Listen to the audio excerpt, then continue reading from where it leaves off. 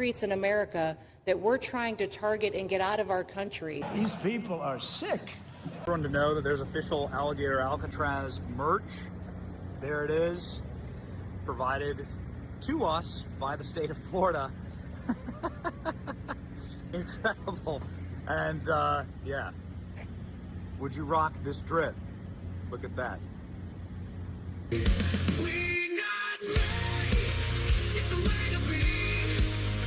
Join the ride, come and see.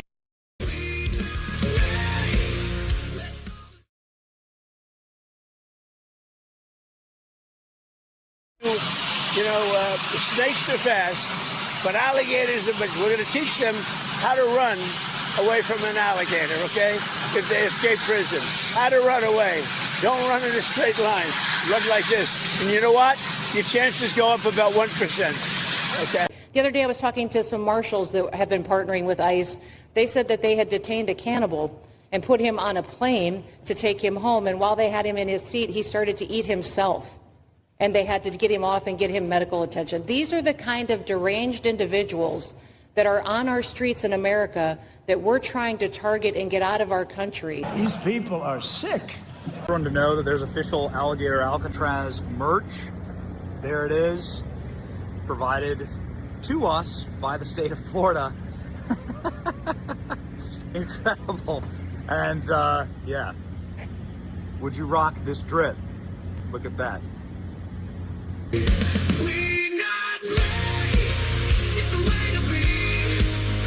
Join the ride, come and see.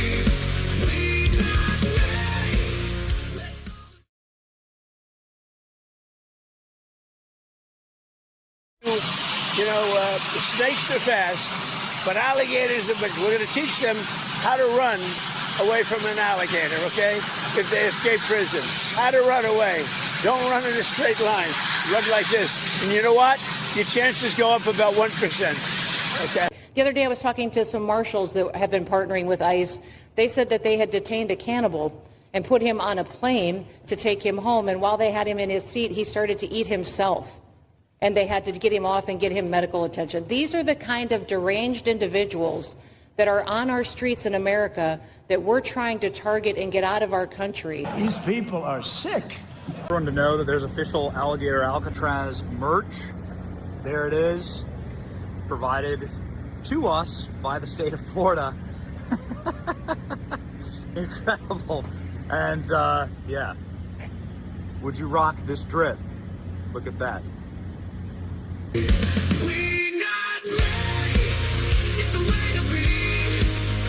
Join the ride, come and see.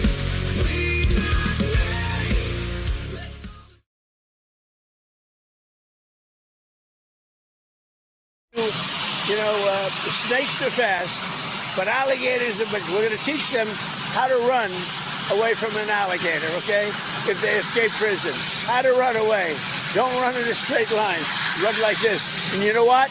Your chances go up about 1%, okay? The other day I was talking to some marshals that have been partnering with ICE. They said that they had detained a cannibal and put him on a plane to take him home. And while they had him in his seat, he started to eat himself.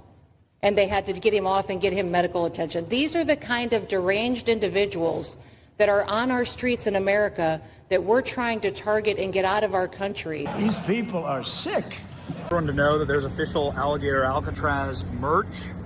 There it is, provided to us by the state of Florida. Incredible. And yeah, would you rock this drip? Look at that.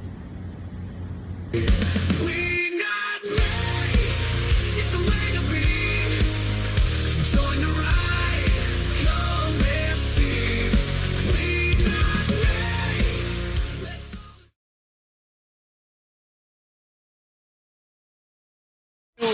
You know, snakes are fast, but alligators are, but we're going to teach them how to run away from an alligator, okay? If they escape prison. How to run away. Don't run in a straight line. Run like this. And you know what? Your chances go up about 1%, okay? The other day I was talking to some marshals that have been partnering with ICE. They said that they had detained a cannibal and put him on a plane to take him home. And while they had him in his seat, he started to eat himself. And they had to get him off and get him medical attention. These are the kind of deranged individuals that are on our streets in America that we're trying to target and get out of our country. These people are sick. Everyone to know that there's official Alligator Alcatraz merch. There it is, provided to us by the state of Florida. Incredible. And yeah, would you rock this drip? Look at that. WeNotMe is the way to be. Join the ride, come and see. WeNotMe. Let's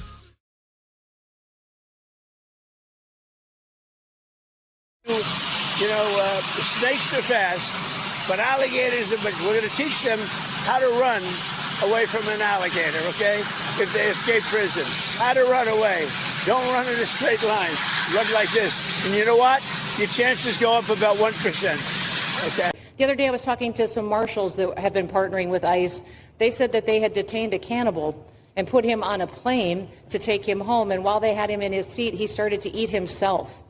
And they had to get him off and get him medical attention. These are the kind of deranged individuals that are on our streets in America that we're trying to target and get out of our country. These people are sick.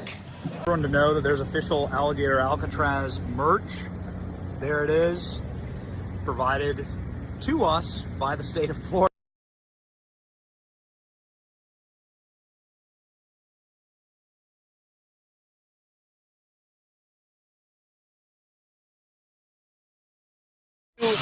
You know, snakes are fast, but alligators are.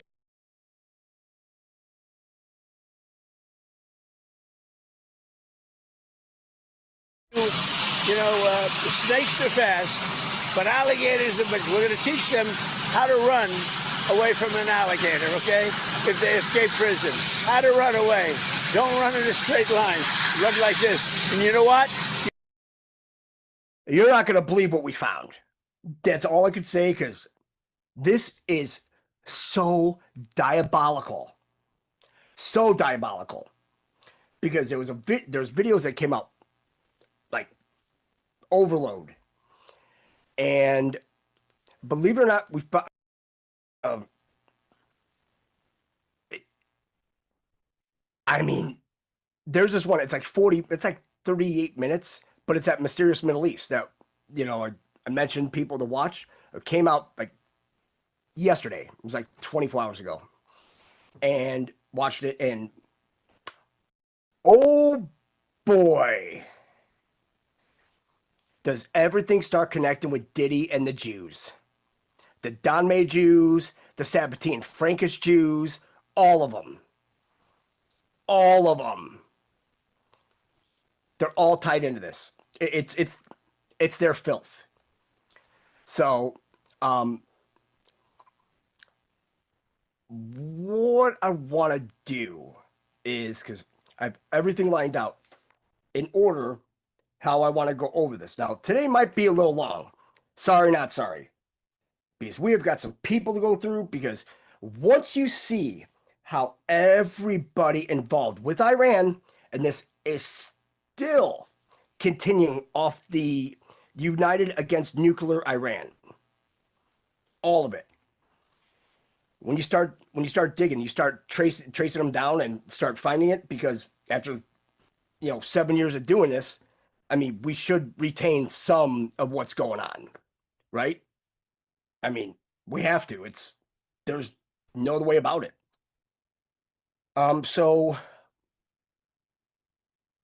I have got let's see, I've got actually a couple videos, but I mean, some of these are like, you ain't gonna believe this. I mean, oh man, one second.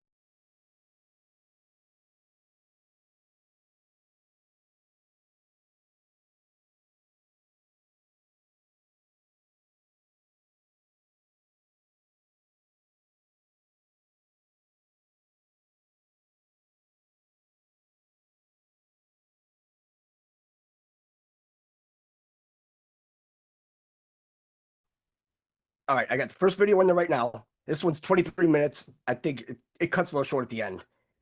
But this is Trump exposes Israel real agenda. This came out 6 hours ago. So I put it in the chat, and I'll have more to put in the chat.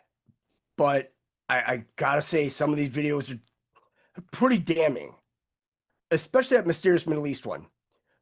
We might just have to do like a special show, like I've been mentioning, because that video right there, it connected all the obscure dots of the Diddy case all into the freak-offs. They did it. It's them. So I'm going to start this video here because I got one more thing to go through, because when you see the people and how the Jews have influenced, you can't say Zionist. I mean, every time everybody's like, oh, you can't say Zionist, it's like, so this whole biblical thing with Israel, right? That was way before Zionism, right? Because Zionism is only a like late 1800s project. Theodore Herzl, first Zionist Congress and all that. But then when you start seeing how all of it from then, and then to lead up to World War I, and then it's like you're starting to see all of it. It gets nasty. That's all I could say is that wanting to throw a couple things. I'm not gonna lie. Just when you see some of this stuff and see how it all goes together, and you're like, you've got to be nothing like being like on target, but that's all of us. Because let's face it, I mean, it's been a long trip for all of us, and yeah. So I'm gonna go ahead and start this. Let's hope this works. It should.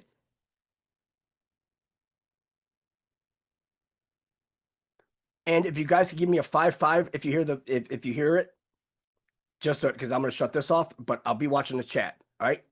Thanks, guys. All of this on one man named President Trump to fix it all is probably impossible to do. We'll see how much he's interested in even trying to do. But what do you do now? You've already, if you're President Trump, you got the bombs to stop falling. You took care of your greatest ally, Israel, and you blew up the nuclear sites, and now you're realizing that, oh, okay, that wasn't what they wanted. They always wanted regime change. So now you can't even get that deal done. You probably assume at this point the bombs are going to start dropping again any day now.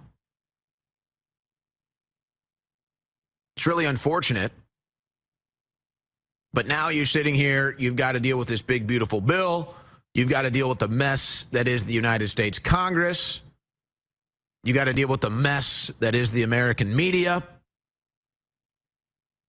And then you have to start engaging in these political tactics that are just disgusting, but it is what it is. Now Trump is a politician. And you've got to tell the American people, if we don't pass this bill, we can't get mass deportations. If we don't pass this bill, we can't get tax cuts. Well, imagine that message. It doesn't feel good. What do you mean? I can't have basic law enforcement? I can't have basic law enforcement, mass deportations, unless I pass this bill? That ain't right. I can't get tax cuts unless I get a 1,600-page bill? There's got to be a better way. There's got to be another way. Where there's a will, there's a way. But no, here it is again. And it's unfortunate what the media has done to Trump, because it's really caused two things now. You have the people that are just totally brainwashed into hating Trump no matter what, so they're just like gone intellectually. But it's also now created this new phenomenon that we see, which is like your Trump cult, which is, how high do you want me to, Trump goes into the NATO and he says, well, the European leader says, oh, Trump is like daddy. Well, they like treat Trump like daddy now. They'll polish his shoes and straighten his tie and comb his hair. Oh, how high should I jump? Well, neither side gets anything done politically to help America. They all end up becoming either yes men or no men. But so, what are we doing to deal with the real issues here? Now, the FBI has arrested already some dozen potential terrorists that are tied to Iran, but there's no way that's every single one that got into the country for 4 years under Joe Biden. And God forbid, after Iranian religious leaders declare fatwa on Trump, inciting radical Muslims that are in the country to commit acts of violence, or potentially whatever sleeper cells, proxy cells, Iranian cells that might have snuck across the border under Joe Biden to activate. Now, God forbid any of this comes to fruition. And I'd like to be hopeful and think it won't. And part of me kind of says, if it hasn't yet, then maybe we're good. Maybe we're in the clear if it hasn't yet. But I'm not that naive. But this is the problem. And it already should have become the approach after what happened in Colorado. We have these pro-Israel demonstrators that show up every week to show support for Israel, and then this guy shows up to try to light them on fire. Right then and there, you should have set the precedent to say, okay, we are now going to use the approach when it comes to law enforcement, when it comes to the Department of Homeland Security. Whenever an illegal alien that is in this country, that came in under the Biden administration, that went through the court system, was set loose in this country, any NGO that was responsible for the commute or the housing of said illegal alien who's now a violent criminal, you are now being charged with aiding and abetting. They should have done that immediately. Immediately. Oh, and then all of a sudden the Democrat Party and the former Biden administration, you don't think they're going to start applying pressure to their friends in the media? You don't think they're going to start applying pressure to their friends in the Democrat Party to say, okay, boy, we better start doing something about all the illegal aliens we let in here, because now when they commit a violent crime, we are going to be charged with aiding and abetting. The Trump administration should have done that immediately. Immediately. Because now, where's the fear from any of the NGOs? Where's the fear from anyone in the Biden administration? Where's the fear from Mayorkas that if there is a terrorist that is in this country that came in under Joe Biden and is about to commit a mass casualty event, or God forbid, go after the president, is there any fear that they're going to be held accountable? Is there any fear that they're going to be indicted? Is there any fear that they're going to be called in and subpoenaed for questioning? I don't see that fear anywhere. And by the time there's some terrorist attack, it'll be too late. But that's what needs to happen. But then they'll say, well, we got to get the bill passed. We got to get the bill passed to do that. So we just can't do it. We just can't do it until we get the bill passed. So if there is a terror attack in this country, which undoubtedly will be blamed on Iran, but if there is an illegal alien that comes in here and commits a terror attack, the calls for every single member of the Biden administration and every single NGO that ran the human trafficking operation, that ran the open border Biden economy, we need investigations, we need indictments, things need to start flying so fast that your head's spinning. Now, I'm not sure Pam Bondi has the capacity or the will to do it, but that needs to be the calls from the American people immediately, loud and clear. Loud and clear. It didn't happen after the Colorado attack when it should have. And the FBI can only do so much. So you have to punish the people that brought him in. You have to punish the people that set this environment up. It's like saying, well, I didn't blow up the bomb. No, you just lit the wick. But yeah, I guess you didn't blow the bomb up. You just lit the wick and then the bomb blew up. Nobody's going to buy that. Meanwhile, Israel strikes kill at least 72 people in Gaza as ceasefire prospects move closer. So I guess when Israel feels there's a potential ceasefire, they just, blow up as much as they can. That was Saturday. Then Sunday, 24 killed in Israeli strike on Gaza Beach. Journalist among dead. Israeli strike on Gaza. The most recent tolls are up to 58. They struck a beach. They struck a cafe. So I guess that means maybe they figure there's about to be a ceasefire that they're going to violate. So, about to be a ceasefire, so let's blow up as many people as possible. Now, Trump is trying to negotiate a deal there too. But see, this is where the Republicans are just completely missing the boat. And this isn't really necessarily as much of a political thing as it is a cultural thing.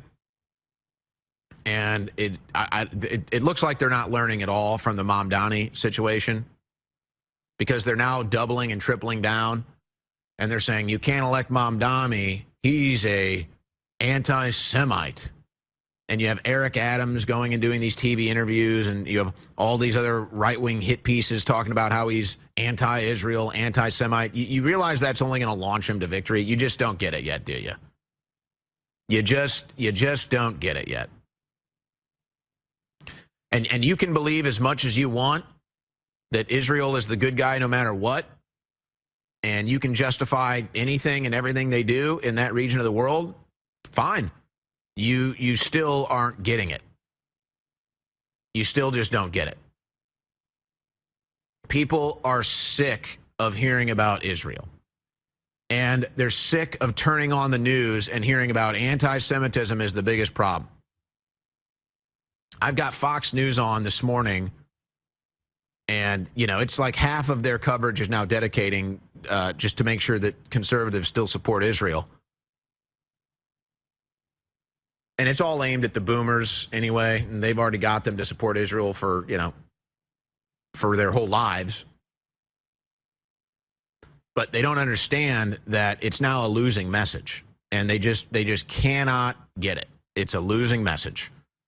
And I'm watching Fox News, and they have all these different Jewish guests on, and they've got huge Star of Davids on their neck, and they want everybody to know. And they're up here lecturing the Fox News audience, and they're saying, you non-Jews don't get to tell Jews how to feel. Non-Jews don't get to dictate what hate speech against Jews is.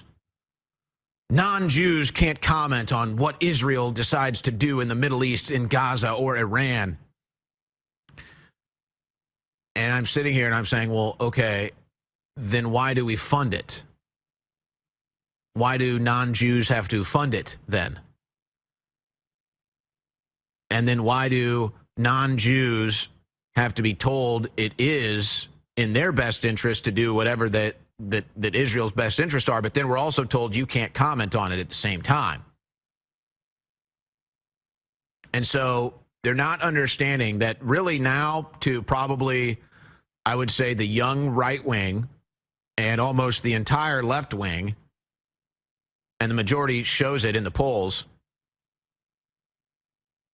Imagine you're a right-wing conservative and you're on CNN or you're on MSNBC and you're listening to some Black Lives Matter activist tell you about how because you're white you can't comment, or because you're this, because you're that, and it's all about, racism in America and black people are victims, and you just roll your eyes and you're sick of it and you flip the channel. Well, it's the same thing now with fighting anti-Semitism on the right wing. It turns people off. They're sick of hearing about it. They're sick of the virtue signaling. They're sick of the victim Olympics. They're sick of being told that some group or some race or some class over here is more important and you have to deal with it. They're sick of it. It's a losing message. And I'm watching them attack Mamdani on the same thing over and over and over. I'm like, did you not just see what happened? Do you really think it's a coincidence that you have literally on the streets Zionists coming up to this guy and harassing him? You really don't think it's a coincidence? They have the debate, and everybody says, oh, I can't wait to go to Israel and kiss the wall. And he says, yeah, I'm not going to go. I'm going to stay in New York. You really think it's all a coincidence? And I guess after this political victory, right-wingers are just stuck with tunnel vision, and they forget that you still have to win elections, and there's still a left wing out there. Like, these people do still exist. They do still vote. As dumb as you may believe they are, or as dumb as they are, they're still there. They still exist. But they're just gonna go right down it. Oh, you can't comment on this. You can't comment how Israel deals with its self-defense. You know, killing tens of thousands of people in Palestine. Hey, fine, I won't comment on it. I don't want to pay for it then. I don't want to send any more money to Israel. I don't want to be involved with Israel anymore. Oh, no. Can't have that. So then you see these polls, and it shouldn't be this way, and this is where the media has really screwed us all up. Free America, anti-Trump protests taking place nationwide on 4th of July. So it used to be No Kings, now it's Free America. The whole thing's a flop anyway, but it's all this divide, it's all this wedge when, you know, we should be uniting behind Trump. That doesn't mean we agree on everything. And now you have these new polls. American pride slips to new low. Americans' national pride drops 9 points to lowest level recorded. That shouldn't be happening right now. It should be the opposite. It should be the opposite, as we're about to have an entire year themed of America's success and prosperity and greatness. Shouldn't be that way as we approach the 4th of July. Hell, I mean, even go back 10 years, 20 years, America drops a bomb on a foreign country, patriotism usually skyrockets. Think about that. You just had this successful mission in Iran hitting the nuclear sites, and patriotism goes down. Normally, that'd be like skyrockets after that. I mean, they did a whole damn movie, Top Gun Maverick, to do predictive programming and build your patriotism up to celebrate this 4 years before it even happened. So why is it dipping? Because Americans are sick of being involved in foreign entanglements. Americans are sick and tired of hearing about more war and death and destruction in the Middle East. They've got problems in their own neighborhoods. They've got problems in their own communities, at their grocery stores, in their downtowns. Dropping a bomb on a Muslim country doesn't excite patriotism like it used to. Standing up for this group or that group in this social caste system, this political culture that people are sick of, it's not winning patriotism points anymore. It's failing on the left and on the right, but they're just not learning. They're just not learning. Now, we can talk about some of the other effects of this, dealing with Mamdani and then this situation that happened at a music festival over the weekend. But, you know, we want patriotism to be high. We love this country, and we do have 4th of July coming up this week. And it couldn't be more obvious. All you got to do is look around, folks. That's all you got to do. Meanwhile, Russia masses 50,000 troops around Sumy, putting Ukraine in precarious position. So it looks like Russia is going in for their own regime change. And now the U.S. is spread so thin, it wasted $300 billion in Ukraine. I mean, folks, it's beyond a foreign policy disaster, what's happened in Ukraine. That's like being kind.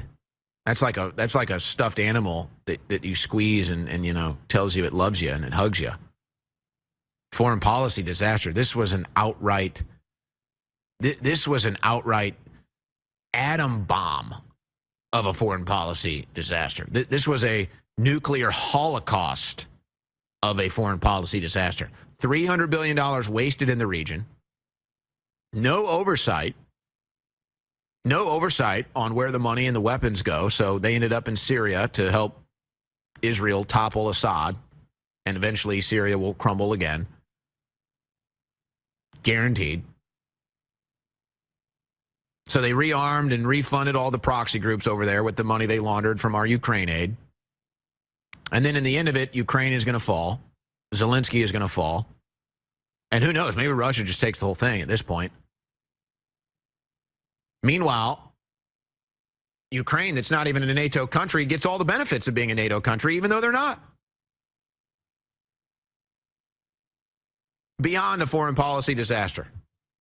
One of the worst, when it comes to foreign funding of a foreign conflict, I don't know if it gets much worse than that. I don't know if you're ever going to see anything worse than that. But, you know, nobody even talks about it. It's barely even a conversation on the Hill. And you're just moving right on to Iran. You're just moving right on to Iran without even blinking about the complete abomination that was our support of Ukraine. And now it looks like the whole thing might just fall. Women can be drafted into the Danish military as Russian aggression and military investment grows. Oh, we're drafting women in Denmark now. Isn't that great? Wow. All to support Ukraine, not even a NATO country. Isn't that funny? So then you had over the weekend, I think we might have the clip. I really don't even care to play it. It's just so obnoxious. Do we have the death to the IDF clip for people that haven't seen it yet, guys, by any chance? I didn't send it. It's probably on the list somewhere. But either way, is it clip 24, or is that just Starmer responding to it? Well, it's fine. I didn't really want to hear it. It's so obnoxious and disgusting anyway. But I mean, just generally speaking, you know, politics at a music festival, politics at a concert, you know, people are sick of it. But with this, it seems to do pretty popular. He got the crowd going. So this was aired live on the British Broadcasting Channel. They had a music festival in Glastonbury. And BBC says it should not have broadcast Bob Vylan's chants against Israeli military at Glastonbury. Yeah, well, you could have done it. You could have, for any other military, for any other group, you could have led a chant and nobody would have even blinked. You could have done an anti-white chant, nobody would have blinked. You could have done an anti-American military chant, nobody would have even blinked. But oh, not the precious IDF that's above everybody else, don't you know? On the victim totem pole, Israelis, on the entitlement, on the victim totem pole, Israelis are taking the crown, baby. They are just reminding you who the real winners of entitlement and victimhood mentality are. It's the Israelis. Feel bad for us as we bomb 7 different countries, and God forbid somebody say something about it at a music festival. Shut them down. UTA, I guess that's his record label. UTA drops Bob Vylan after death to the IDF chant. Oh. He's getting scolded by Keir Starmer. And now his U.S. visas have been revoked. I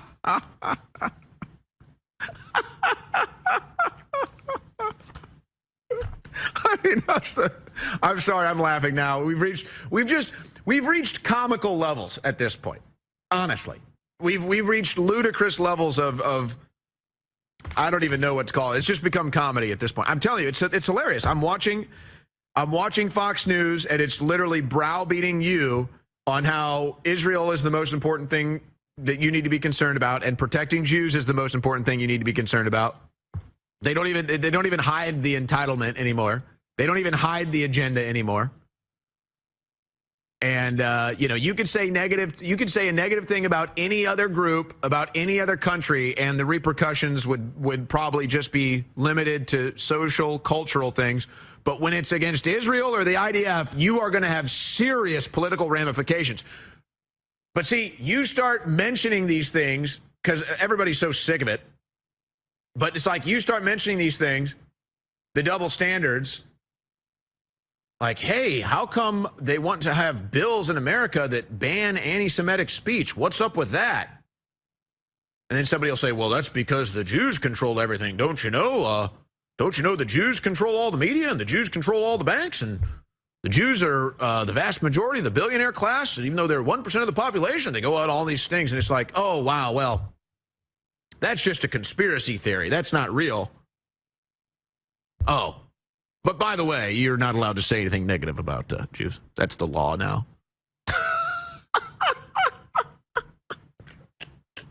It's just so ridiculous. You go on stage, screw the United States military, screw white people, we want reparations. Oh, they'll do abortion things, kill all the babies, we love abortion. It's like, there won't be any political ramifications. Death to the IDF, shut him down.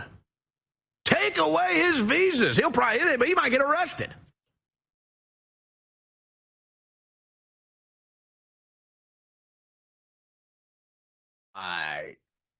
No, let's not. But now let's get into some fun. I don't know how much fun this is going to be, but it is going to be fun for us. When you see this, right now, Yehuda Bauer, just the name alone should just spark a ton of shit. What was the Rothschild's real name? It was Bauer. Nothing to see here. Czech-born Israeli historian and scholar of the Holocaust. Professor of Holocaust Studies at the Abraham Harman Institute of Contemporary Jewry at Hebrew University of Jerusalem. Born in Prague, Czechoslovakia, April 6, 1926. Fluent in Czech, Slovak, German. Bauer later learned Hebrew, Yiddish, English, French, and Polish. His father had strong Zionist convictions, and during the 1930s, he tried to raise money to relocate his family to the British-mandated Palestine. Wasn't theirs, but hey. On the day that Nazi Germany annexed Czechoslovakia on March 15, 1939, the family emigrated at hard E. Let's all settle this now. There's no I, it's all E's. Because they don't go to assimilate with the population that's currently there. Remember, they said it was a land without a people, people without a land. Liars. By managing to get past Nazi officials on a train, which they slipped them over the border into Poland. From there, they moved to Romania to Palestine. His father was an engineer, faced challenge in securing employment, while his mother supported the family by working as a seamstress. Attended high school in Haifa, inspired by his teacher, Rachel Krulik, decided to dedicate himself to studying history. You mean rewriting history? Because as we go further, you're going to see how this is all shit. Upon completing high school, he joined the Pomlock. He earned a scholarship to study history at Cardiff University, but paused his education to serve in the 1948 Arab-Israeli War. Of course, because you just moved there. But hey, you know what? We need to throw all these pricks out, right? There's your war. Now, completed his bachelor's degree in 48 and master's degree in 50.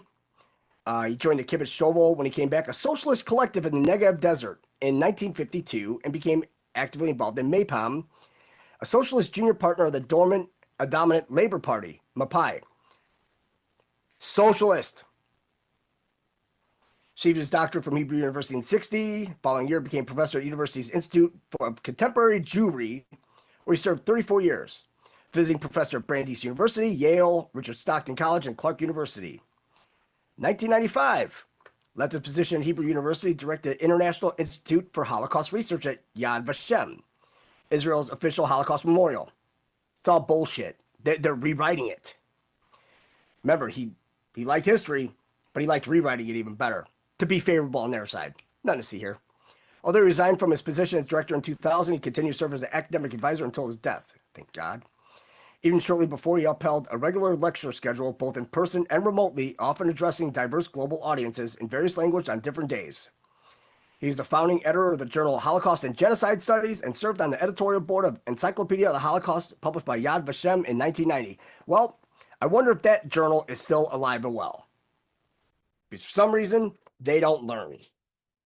He was awarded the Israel Prize, the nation's highest cultural honor, in 1998. His first marriage was a Schulebauer, which ended in divorce. Wonder why? You know, with the same last name, but 93, he married Elena Mirzaz, who died in 2011. He had 2 daughters, including one named Danik Cohen. Because where does anybody see a Cohen anywhere? I don't see it anywhere. As well as 3 stepsons, Isle, and Ron. 6 grandchildren, 6 great-grandchildren. The 6s. He died in Jerusalem, thank God. October 18th. Isn't that funny? 10 days drops. Age of 98, 17. Ah, yes. Here we go. Specialized in the Holocaust. Antisemitism, a word which he insisted should be written unhyphenated, and the Jewish resistance movement during the Holocaust, and he argued for a wider definition of the term. You see where we're going with this. Bauer's view, the resistance of the Nazis comprised not only physical opposition, but any activity that gave the Jewish people dignity and humanity in the most humiliating and inhumane conditions. You played yourself. Furthermore, Bauer disputed the popular view that most Jews went to their deaths passively, like sheep to the slaughter. He argued that given the conditions in which the Jews of Eastern Europe had to endure, what is surprising is not how little resistance there was, but rather how much. You know, the Jews from Eastern Europe. You know, Ukraine. There. He defended Rudolf Katzner and the Aid and Rescue Committee, who had been criticized and allegedly not publishing the Verba-Wetzler report, which documented the deportation of the Hungarian Jews to Auschwitz. Not publicizing it, right? Because how many Hungarian Jews went to Auschwitz? Probably none. I mean, they already changed the plaque outside again. Say, yeah, they were mainly Jews, mostly Jews. It's like, no. According to Bauer, conditions prevented Kastner and other Jewish leaders from publicizing what they knew and prevented Jews from escaping. Not only did Kastner hide what is awaiting the Jews of Hungary after George Mantello obtained a report over 2 months' delay in Switzerland via Romanian diplomat Florian Manelu, who got it is. I'm gonna tell you right now, there's so much misspelling. You could tell that they wrote this. Who got it is Budapest from Moshe. What is this? Kastner by Moshe Kraus. Kastner implored him not to publicize it, which Mantello declined to comply with. And Yad Vashem was chief historian, he writing it. Bauer exclaimed that Hillel Kook saved no one, although the Emergency Committee for the Rescue of European Jewry, aka the Bergson Group, Kook's rescue activist group in America, and you think about Kook, right? Hillel Kook. Also, remember that one, his name's Peter Bergeson. The glasses tell it all, right? So, thing is, remember that Abraham Kook. So, Peter Bergeson, so you change your name, right? Kook's rescue activist group in America kept pressuring President Roosevelt to help the Jews of Europe. It forced Roosevelt to establish the War Refugee Board in January 1944.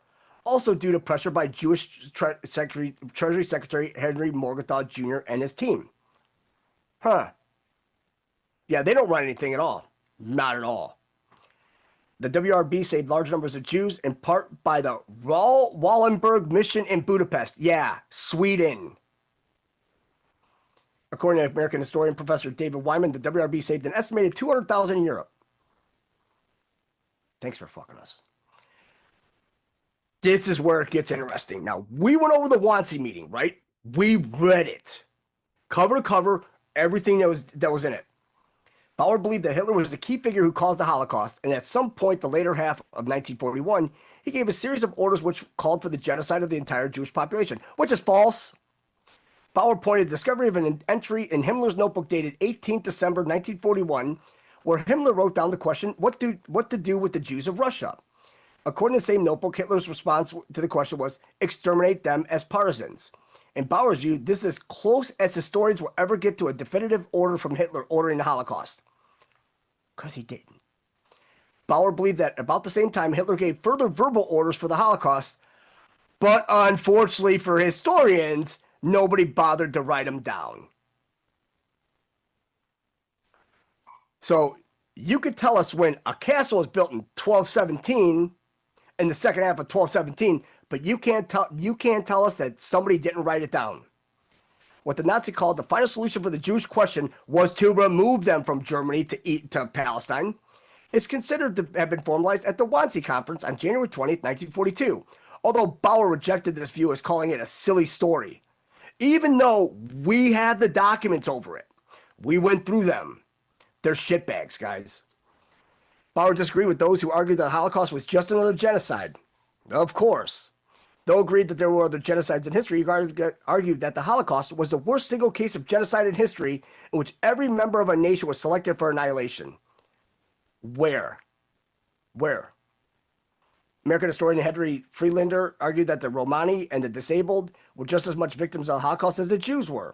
However, Bauer said that the Romani, which are the gypsies, were subject to genocide, just not the Holocaust.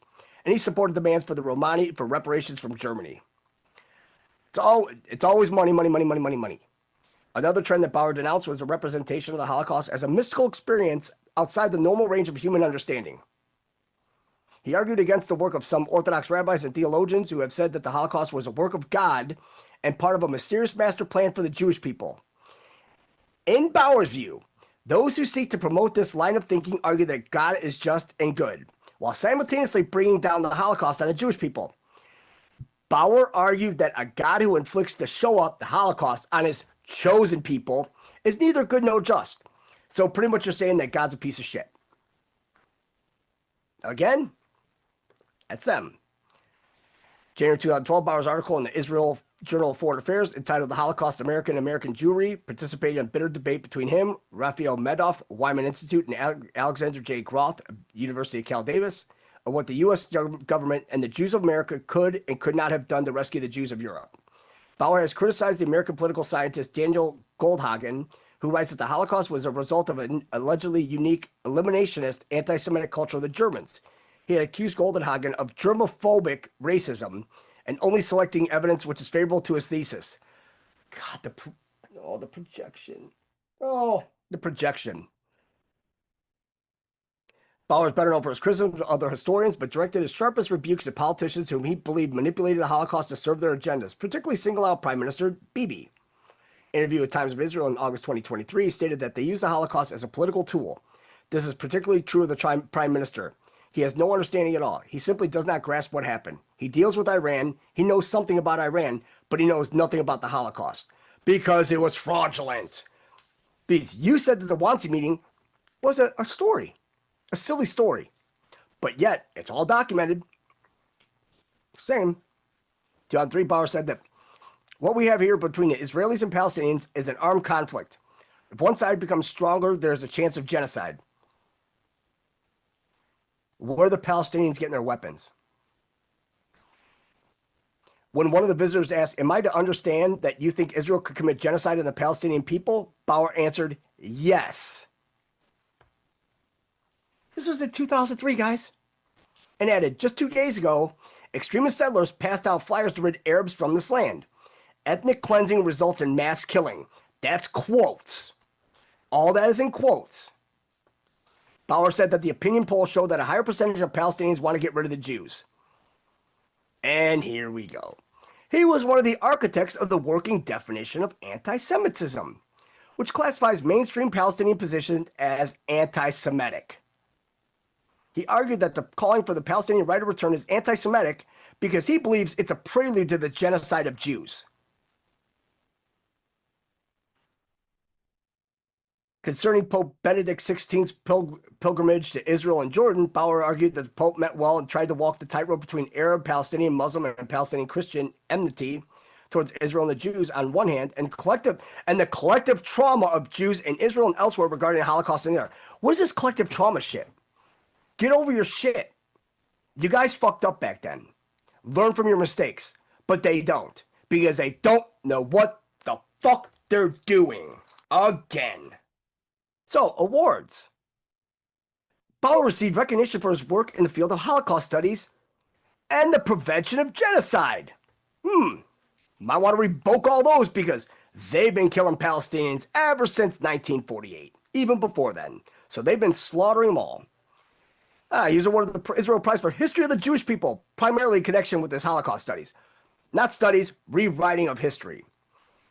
He's elected 2001, elected a member of the Israel Academy of Science and Humanities. 2005, he's awarded the Illis Quorum by the Swedish government. Why? Because he's tied directly to the Jews to Wallenberg. 2008, he received the Worthy Citizen of Jerusalem Award from the city of Jerusalem, which is in the West Bank, by the way, which is not their territory. But hey, you know what? Neither here nor there. In addition, he served as academic advisor to Yad Vashem, academic advisor to the Task Force for International Cooperation on Holocaust Education, Remembrance, and Research, and senior advisor to the Swedish government on the International Forum on Genocide Prevention. Like it worked. Here's all his published works. All Holocaust, all victim. It's all victim.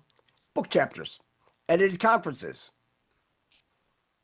But you know, isn't it funny that the dates of the conferences,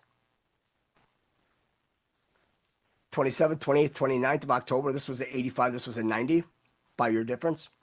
I'd point that out. Oh, English Hawk. Ho, ho, ho. That's in the video. The Jinn. Guys, it's them. Let's just cut the shit. So now, this is where it's going to get dicey. Jesus. Bring this one up.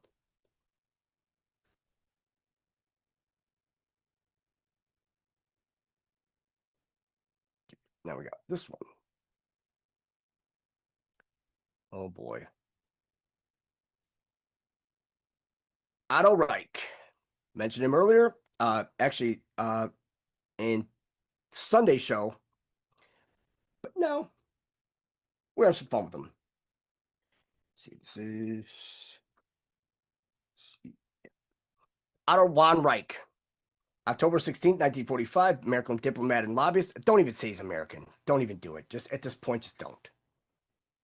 Administration of President Reagan, George H.W. Bush, and George W. Bush. He's born in Cuba. His family moved to North Carolina when he was 15. His family. Now remember the Operation Peter Pan. They only brought the youths over. Or did they? Find out. Graduated from North Carolina in 66 after a 2-year stint in the U.S. Army. Received a master's degree from Georgetown in 73. Of course, because he probably went to one of the foreign schools, one of the foreign service schools. Georgetown's one of them. After graduating, Reich worked for the state and federal governments in Florida and Washington, D.C. 1983, he began leading the Office of Public Diplomacy, which he helped establish. How much diplomacy have you seen at all? At all, besides Trump? Zero. Which he helped establish. The OPD sought to promote the Contra guerrillas in Nicaragua through the techniques described by the Comptroller General in 1987 as prohibited covert propaganda. You don't say. Reich, described as chief spinner of the effort by journalist Ann Bardock, was not accused of illegal activity. OPD was shut down after the Iran-Contra affair in 1987. Go figure. He served as ambassador to Venezuela from 86 to 89 and subsequently worked as a corporate lobbyist for 12 years. Reich was nominated by George W. Bush to be Assistant Secretary of State for Western Hemisphere Affairs in 2001. The Senate did not allow confirmation hearings, citing Reich's role in the Iran-Contra affair and his advocacy as ambassador for Orlando Bosch, then imprisoned in Venezuela on the suspicion of bombing Cubana de Aviación, the plane Flight 455. Bush made a recess appointment, allowing Reich to hold the position for 1 year without confirmation. Think Trump should start doing that? I thought the recess appointments, it's only like 120 days or 210 days. That's it. That's all you get. He subsequently appointed special envoy to Latin America. So, they didn't want to confirm him, but he brought him on his recess appointment, and then he shipped him right to Latin America. He resigned from the Bush administration in 2004 and has since run a consulting firm and advised Republican presidential candidates. This guy's such a shitbag. Born in Cuba to an Austrian Jewish father and a Cuban Catholic mother. His father, who fled Nazi Germany in 1938, traveled to Cuba with the intention of continuing on to the United States. Of course. In Havana, he met and married a Cuban woman and began selling furniture. Always fucking whatever. 1945, most of his father's family had been killed in the Holocaust. Of course. Of course, right? According to the New York Times, his father's experience in Nazi Germany made the elder Reich immediately suspicious of Fidel Castro, prompting him to flee with his family to North Carolina in 1960 when Otto was 15. But hey, let's not take the last name Reich or anything. 1966, he received a BA in International Studies from Chapel Hill, University of North Carolina. Spent 3 years in the U.S. Army from 66 to 69. Didn't it say up here he was just in there for 2 years? Yeah, 2-year stint in the U.S. Army. See, they even get that wrong. Spent 3 years in the U.S. Army from 66 to 69 as an officer in the 3rd Civil Affairs Detachment stationed in the Panama Canal Zone. Irony at its finest. He received a master's degree in Latin American Studies from Georgetown University in 73. After receiving his master's degree, Reich began working as an international representative for the Florida Department of Commerce, the first position he held in government. You're going to see a lot of Florida coming up, and that's a bad thing. He also worked as a staff assistant in U.S. House of Representatives as a community development coordinator for the city of Miami. It's always community developing. If you want to raise hell, become a community developer. There's your activism. Reich was assistant administrator to USAID, in charge of U.S. economic assistance to Latin America and the Caribbean between 81 and 83. This position was first he held under the administration of Ronald Reagan. 83-86, he established and managed the Interagency Office of Public Diplomacy for Latin America and Caribbean, OPD, which sought to promote the Contra guerrillas in Nicaragua. Reich managed a staff including officials from the CIA, the Pentagon, some of whom were personnel trained in psychological warfare. You mean personally changed? God damn it, these fucking people just... Ugh. Reich reported to Oliver North, who then worked at the National Security Council, although the office itself was under the State Department. The OPD sent false information to U.S. media, go figure, such as a claim that Nicaraguan government was involved in drug trafficking. It also wrote Nicaraguan government. You mean the U.S. government. It also wrote opinion pieces in mainstream U.S. newspapers attributed to fictitious Nicaraguan rebel leaders attacking opponents of Reagan's foreign policy. While heading his office, Reich also once demanded a meeting with the staff of the NPR after NPR reported on a massacre of civilians carried out by the Contras and warned the staff that their reports were being monitored. Now you see why NPR, PBS has to be all thrown in the shitter.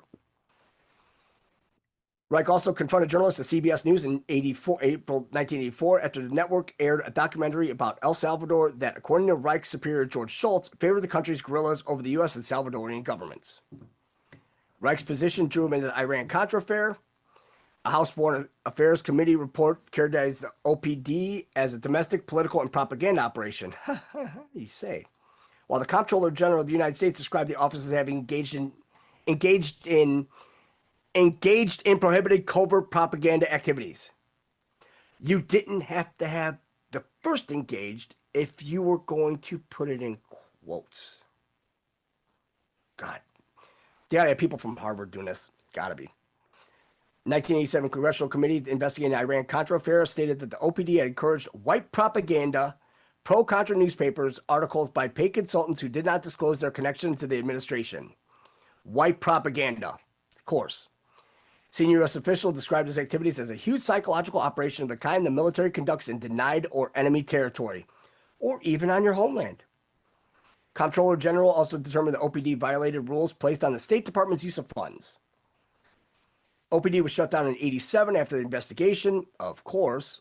Reich himself, described as chief spinner of the Iran-Contra effort by journalist Ann Bardock, was not accused of illegal activity. Of course not.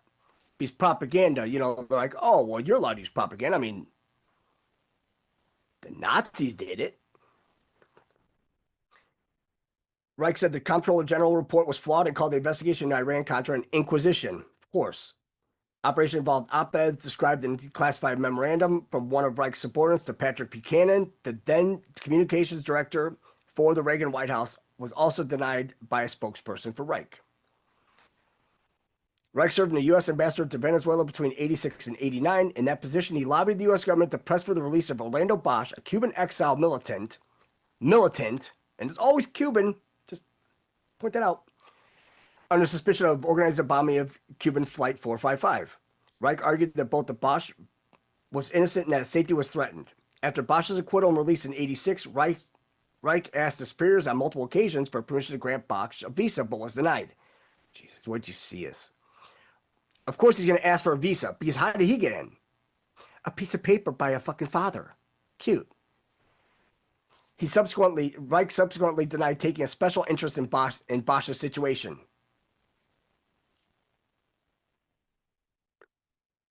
But yet, we just read this. 1989, Reich received the State Department's Exemplary Service Award. You get awards for this shit now. Reich maintained good relations with the government of Jaime Lucchini and received the Order of the Liberator, Venezuela's highest honor, from him. 1989 to 2001, Reich worked as a corporate lobbyist. In 2001, he was president of RMA International, a lobbying and consulting company. In this role, he helped the rum company Bacardi, which wanted to revoke Cuba's trademark protection so it could use a familiar Cuban rum brand name, Havana Club.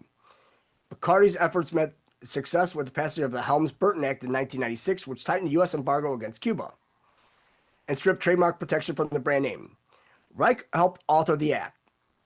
So once again, we have a problem. Who's writing these acts and these bills? It's not even our own government. You have all these lobbyists and all these fucking shitbags doing this. Nope, not anymore. This shit's got to stop. He was also involved in an effort by Lockheed Martin to sell F-16 fighter jets to Chile, which would have been the first time in 20 years that advanced weapons had been sold by the U.S. to Latin American countries. In 1991-92, at the request of George W. Bush, Reich also served as Deputy U.S. Representative of the United Nations Commission on Human Rights in Geneva. Even though, you think about it, the Senate did not even want to confirm him because of his alleged terrorist ties. But hey, you know what? Put him in Geneva at the UN. Reich was co-host of CNN's International Choke de Opinions, a Spanish language version of CNN's Crossfire, on which he represented the right-wing position. Don't do that. 2001, George W. Bush nominated Reich to be Assistant Secretary of State for Western Hemisphere Affairs, the top State Department post for Latin America. The nomination was supported by his brother Jeb Bush, then the governor of Florida, because he was also involved in the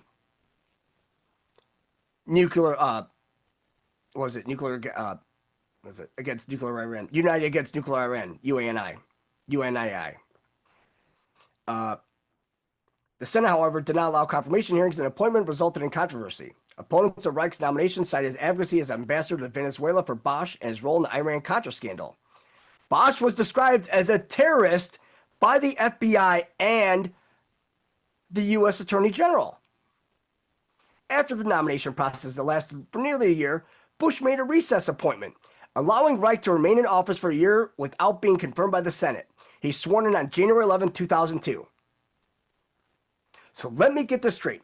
He's described by a terrorist by the FBI and the U.S. AG, but yet they still put him in. Nothing to see here. Reich held the post of Assistant Secretary of State for Western Hemisphere Affairs at the time of the Venezuelan coup d'etat on April 11, 2002. That's a 11-4. That briefly overthrew President Hugo Chavez. During the coup, Reich spoke to the coup leader, Pedro Carmona Estanga, who replaced Chavez as president, and urged him not to shut down the National Assembly. Now you see how all these little weasels, they bring them in because little hats.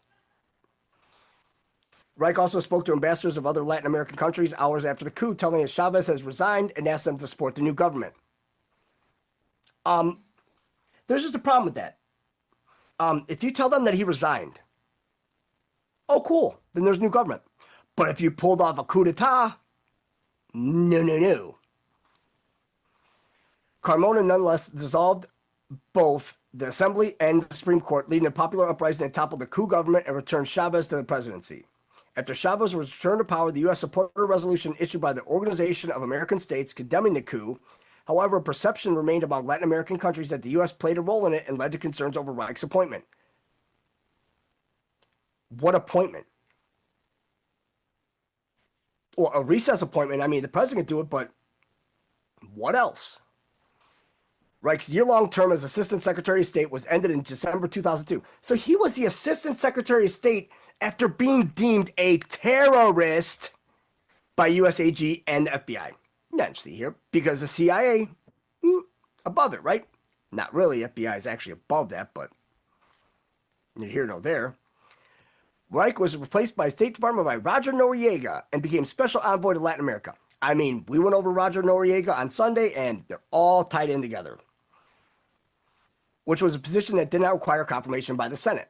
Reich resigned from the Bush administration in June 2004, citing personal and financial reasons. Yeah, okay. During the 2008 U.S. presidential election, Reich served as an advisor on Latin America to John McCain. And he's also, during 2012, he's a spokesman for Mitt Romney.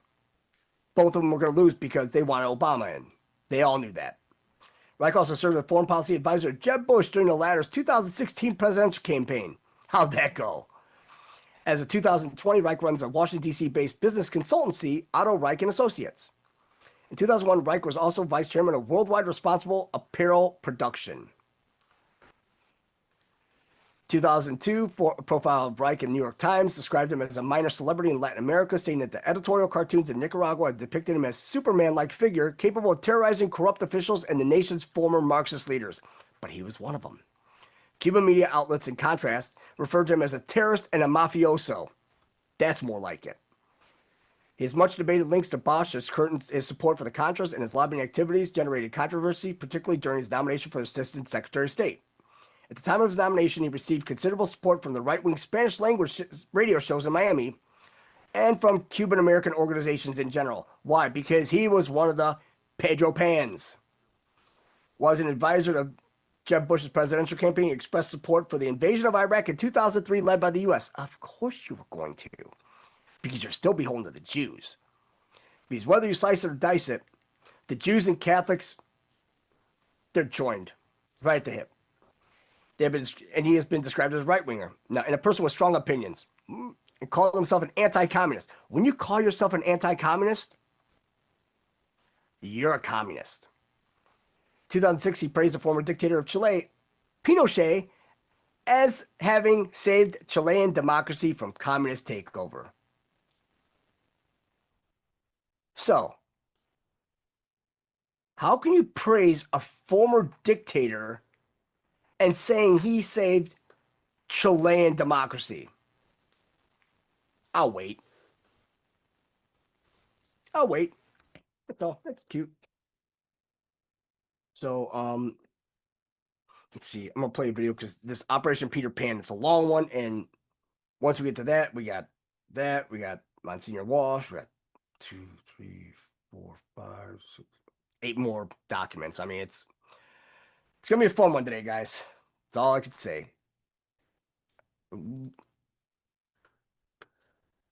Let's see.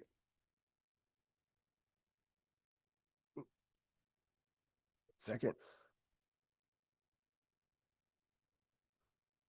All right. Now,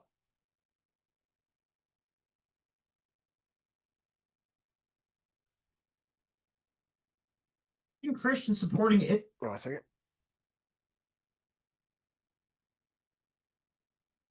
All right. Now I got this one. This one's 20 minutes. But you're going to love this one because there is a specific person in here that I'm going to stop when the picture comes up. And I want everybody in the chat to please tell me who he looks like. Because I think this whole thing just got DEFCON way fucked up. This one is how this Bible brainwashed Christians to worship Israel. Israel because of politics or because they think God will curse them if they don't? Because that's what millions of people believe, literally. So today we're going to dig into one of the most powerful forces in American politics that barely anybody understands. Christian Zionism. So how did a few Bible footnotes change the way that millions of Americans vote, pray, and even push for war? All right, so this is going to be a deep dive. You're about to learn how a mysterious Bible from 1909 rewired modern Christianity and may have changed U.S. foreign policy forever. So let's get right into it. It all starts with a man named Cyrus I. Scofield, a failed lawyer. Now, who does he look like?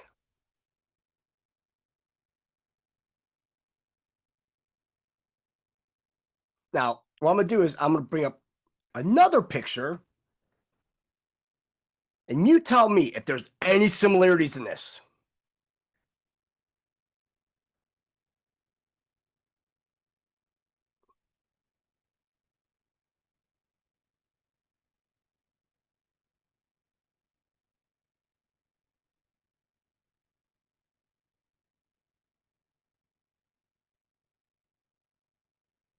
Okay, I'm going to go back to the video so that everybody can get a look at it.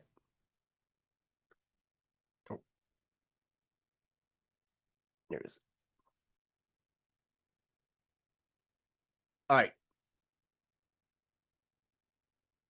Cyrus Schofield, right? Down to mustache, everything. Yeah, Vincent Price. So, what about this guy?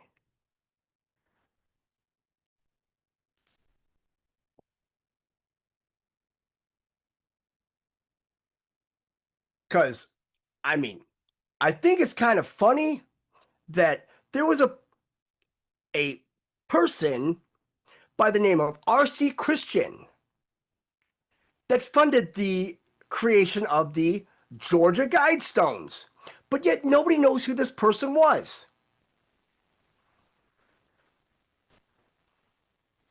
Yeah.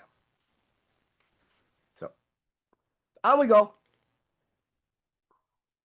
Shady preacher and former drunk who somehow became one of the most influential theologians in American history. So in 1909, he published something called the Schofield Reference Bible. So on the surface, it looked like any other King James Bible, but it came with a twist. It came with footnotes, so interpretations, and there were thousands of them. Schofield added his own commentary right there. So, just want to stop right there. It's almost as if they took the Bible and they put a Talmudic twist on it to favor the Jews. Nothing to see here. Same page as the scripture. And these weren't just helpful tips or definitions. These footnotes completely changed how people read the Bible. Schofield introduced a system called dispensationalism.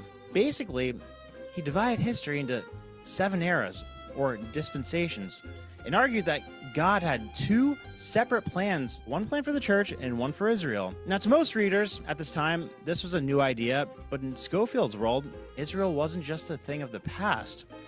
It was the centerpiece of the future.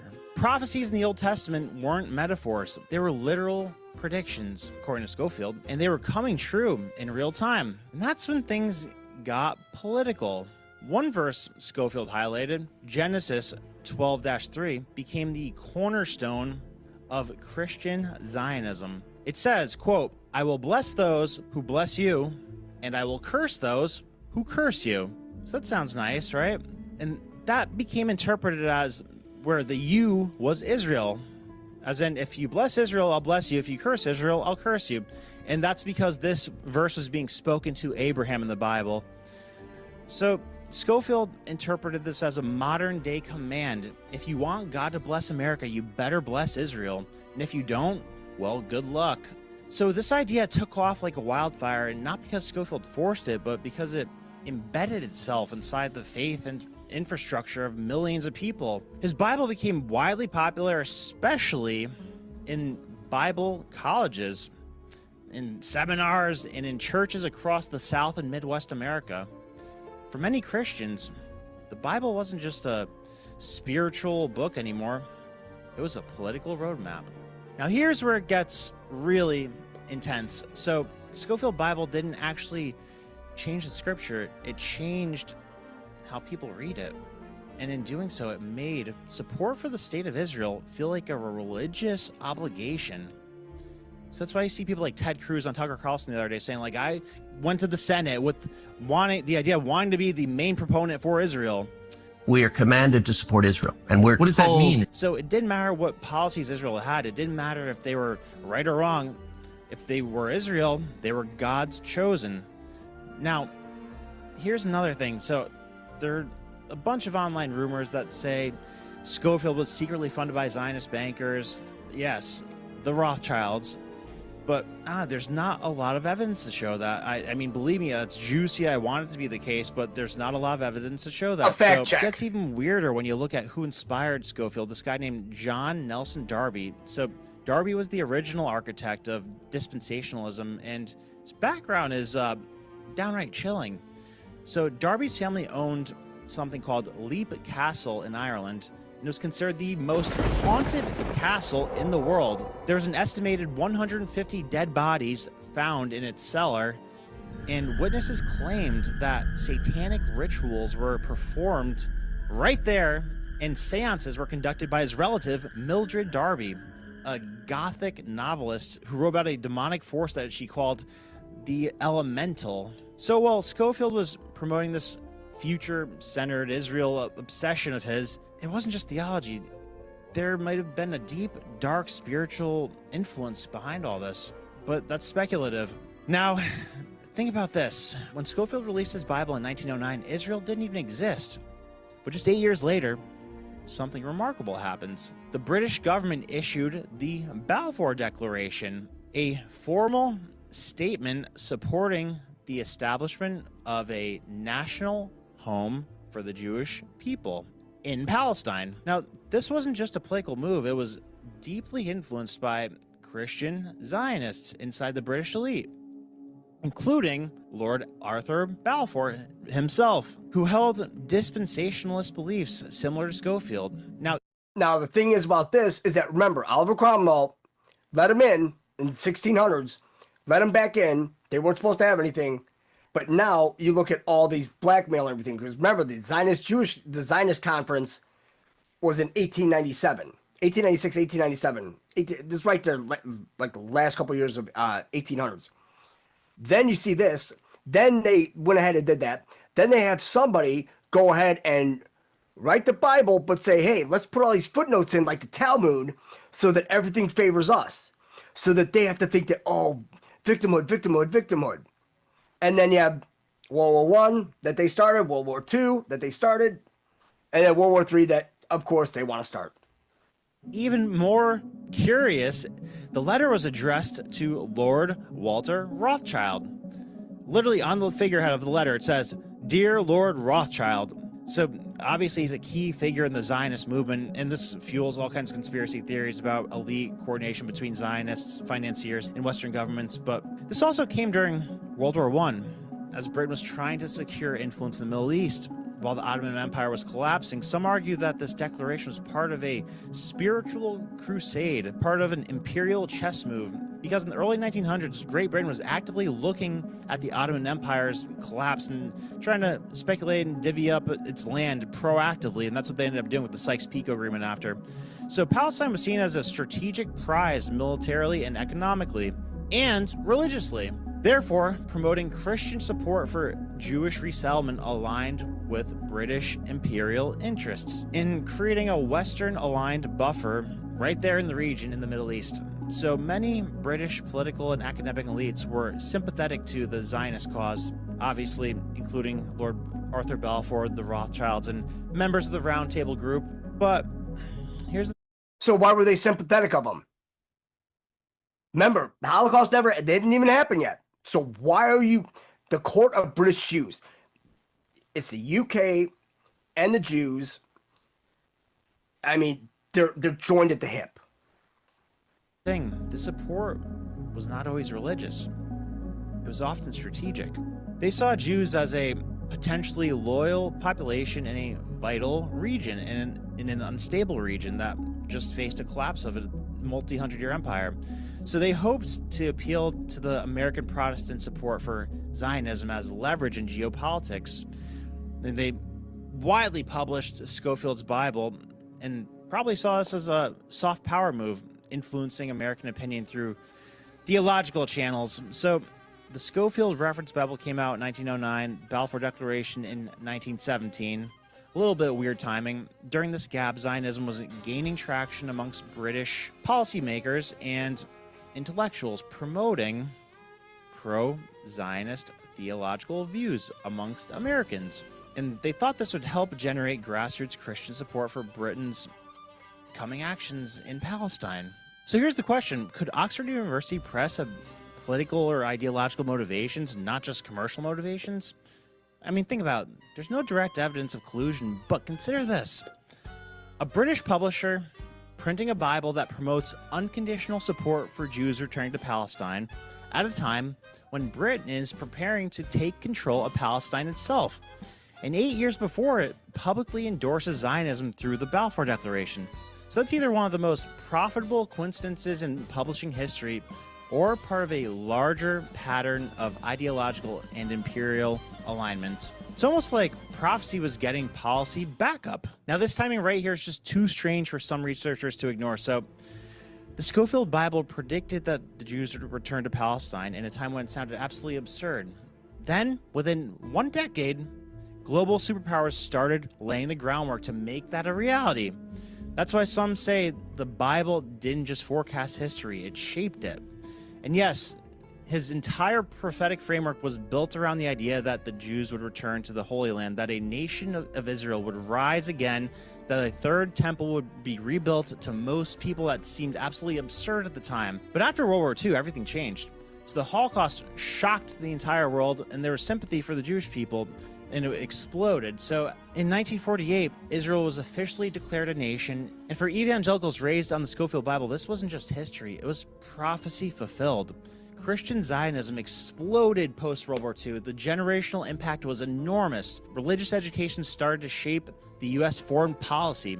Kids were taught that America had a divine obligation to defend Israel or face divine punishment. So there's a quote from the Bible, it's Hebrew 11:16, and says, "But now they desire a better country that is in heavenly, wherefore God is not ashamed to be called their God, for there hath prepared for them a city." And Revelation 2-9 drops a bombshell that conspiracy theorists definitely latch onto. It says, quote, "I know the slander of those who they say are Jews and are not, but are the synagogue of Satan," end quote. So passages like that are... See how they changed all the verbiage, they changed all the words? Who's really good at that? Das Juden. often interpreted by fringe groups as suggesting that they are imposters within the modern Zionism and fueling suspicions that Christian Zionists are supporting something that they don't fully understand. Now, that's why I don't like leaping to conclusions with these Bible verses, but then came the Cold War and America needed allies in the Middle East, and Israel, a democratic Western-aligned state, fit that bill. So presidents began using terms like Judeo-Christian values, in God we trust, and Israel became more than just a country. It became a symbol of moral clarity in a chaotic world. So by 1967, the 60-day war of Israel's military, they were victorious, and it was being talked about in church pews like it was a miracle. Best-selling books like The Last Great Planet, because they were all terrorists, remember? Earth connected every news headline to biblical prophecy, and suddenly Christians weren't just interested in Israel, they were obsessed. And by the 1980s, this obsession got political. Televangelists like Jerry Falwell and Pat Robertson weren't just preaching salvation, they were preaching foreign policy. So groups like the Moral Majority turned pro-Israel theology into a Republican voting bloc. Evangelicals began to see Israel as God's timepiece. Every move the country made was seen as part of the countdown to the second coming. And here's the kicker. This belief system wasn't driven by Jews, it was driven by Christians. Christian Zionists now outnumber Jewish Zionists by tens of millions. And that's why politicians are terrified of them. So they organize massive rallies, pressure lawmakers, and fund trips to Israel for American politicians. Evangelical leaders like Pastor John Hagee say things like, quote, "The day America turns its back on Israel is the day God turns his back on America," end quote. So if you're hearing that every day of your life, starting in Sunday school when you're a little kid, it's going to have an impact on you. So this is why presidential candidates fall over themselves to prove how pro-Israel they are. It's not about Jewish voters, it's about Christian voters. Because here's the math.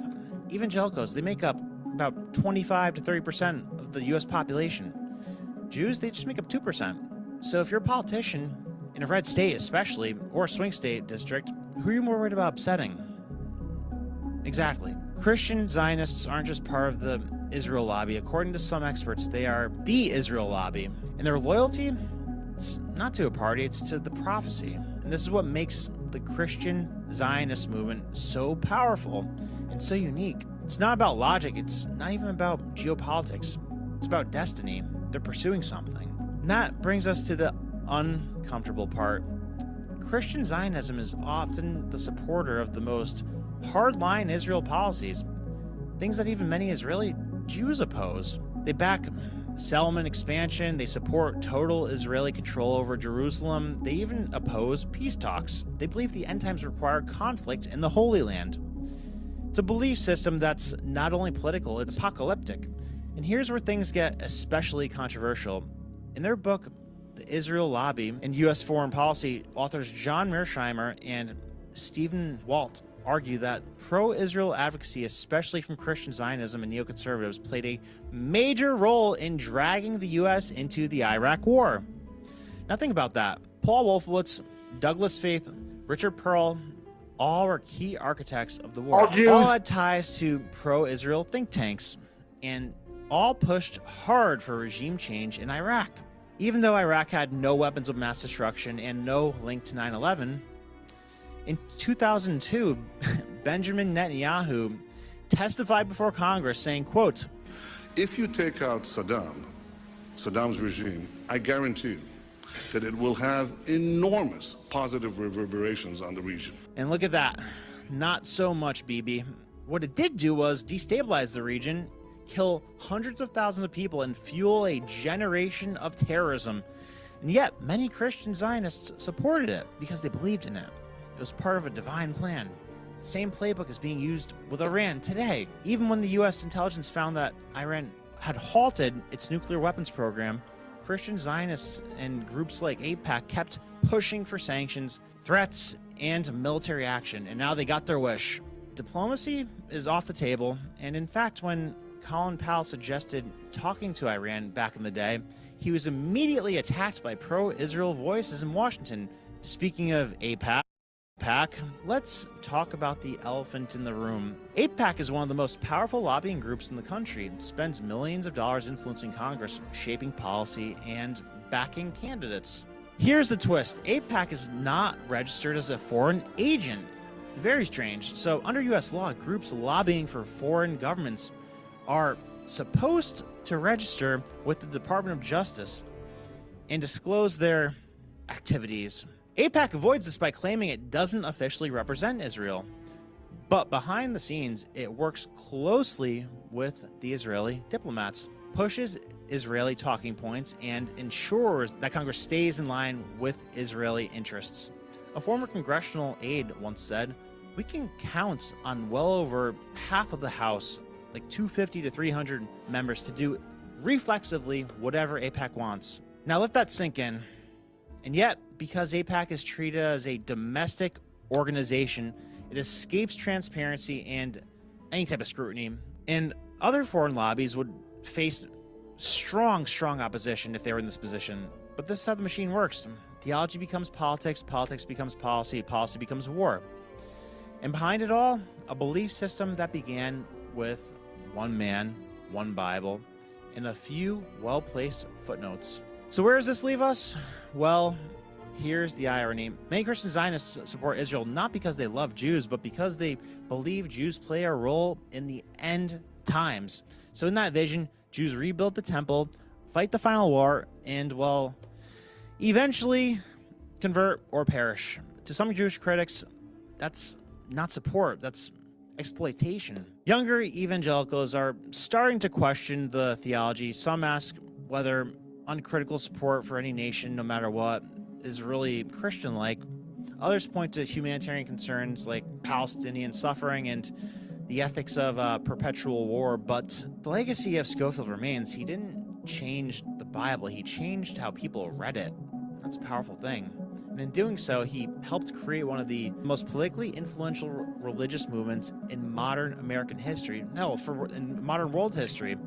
So next time you wonder why American politicians trip over themselves to back Israel, remember, it's not always about oil or strategy or even democracy or even, rich people. Sometimes it's just because someone read the footnotes. I was completely factual with everything I just said to you. Now, there is a side of this where we could be speculative because there is a lot of unanswered questions, and I'm going to do like a 3 or 4 hour video with Connor about this because we were talking about this a lot. We're going to do a podcast style thing, but I am deeply curious what compelled the Oxford Publishing House to push that and distribute it so hard? And what encouraged American Christian preachers to widely adopt the Scofield Bible and widely interpret it the way that everybody else is interpreting it? Why was it so easy to embed that idea into people?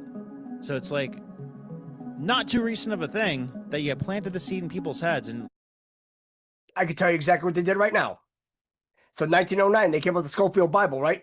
They have to pad the Jews, right? So, remember, IRS came about in 7/11/1933.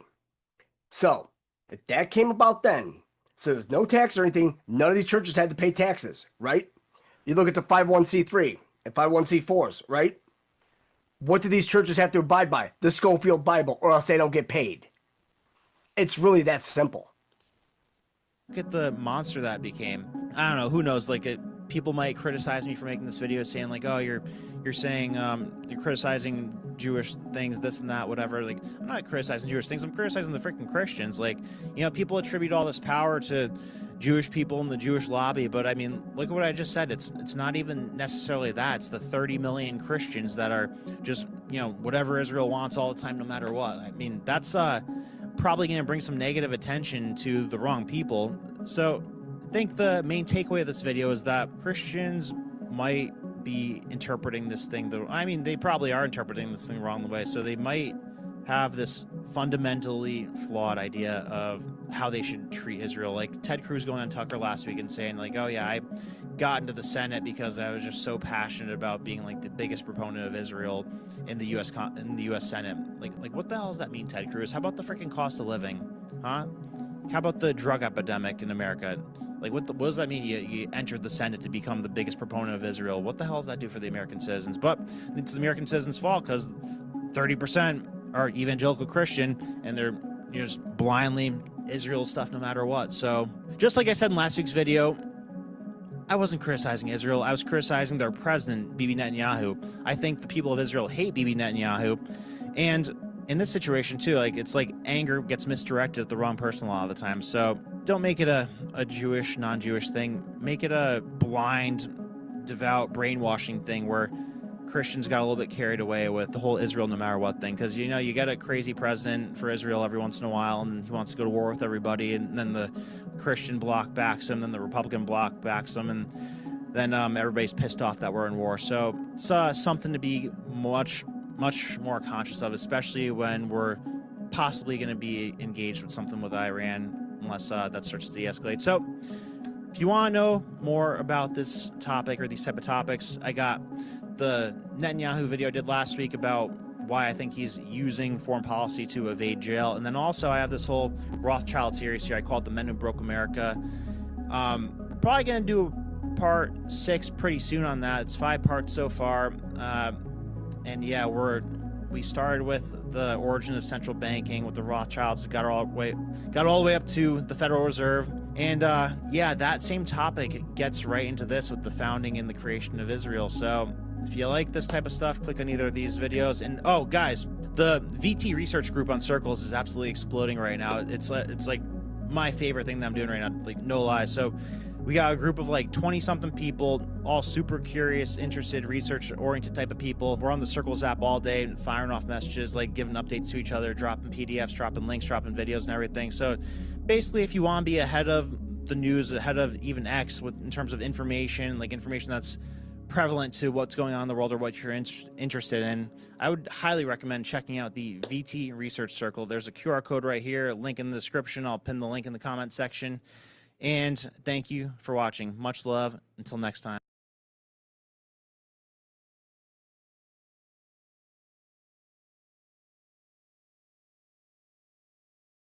So that's amusing. That's weird, right? Get this to the top. 1 second. Yeah.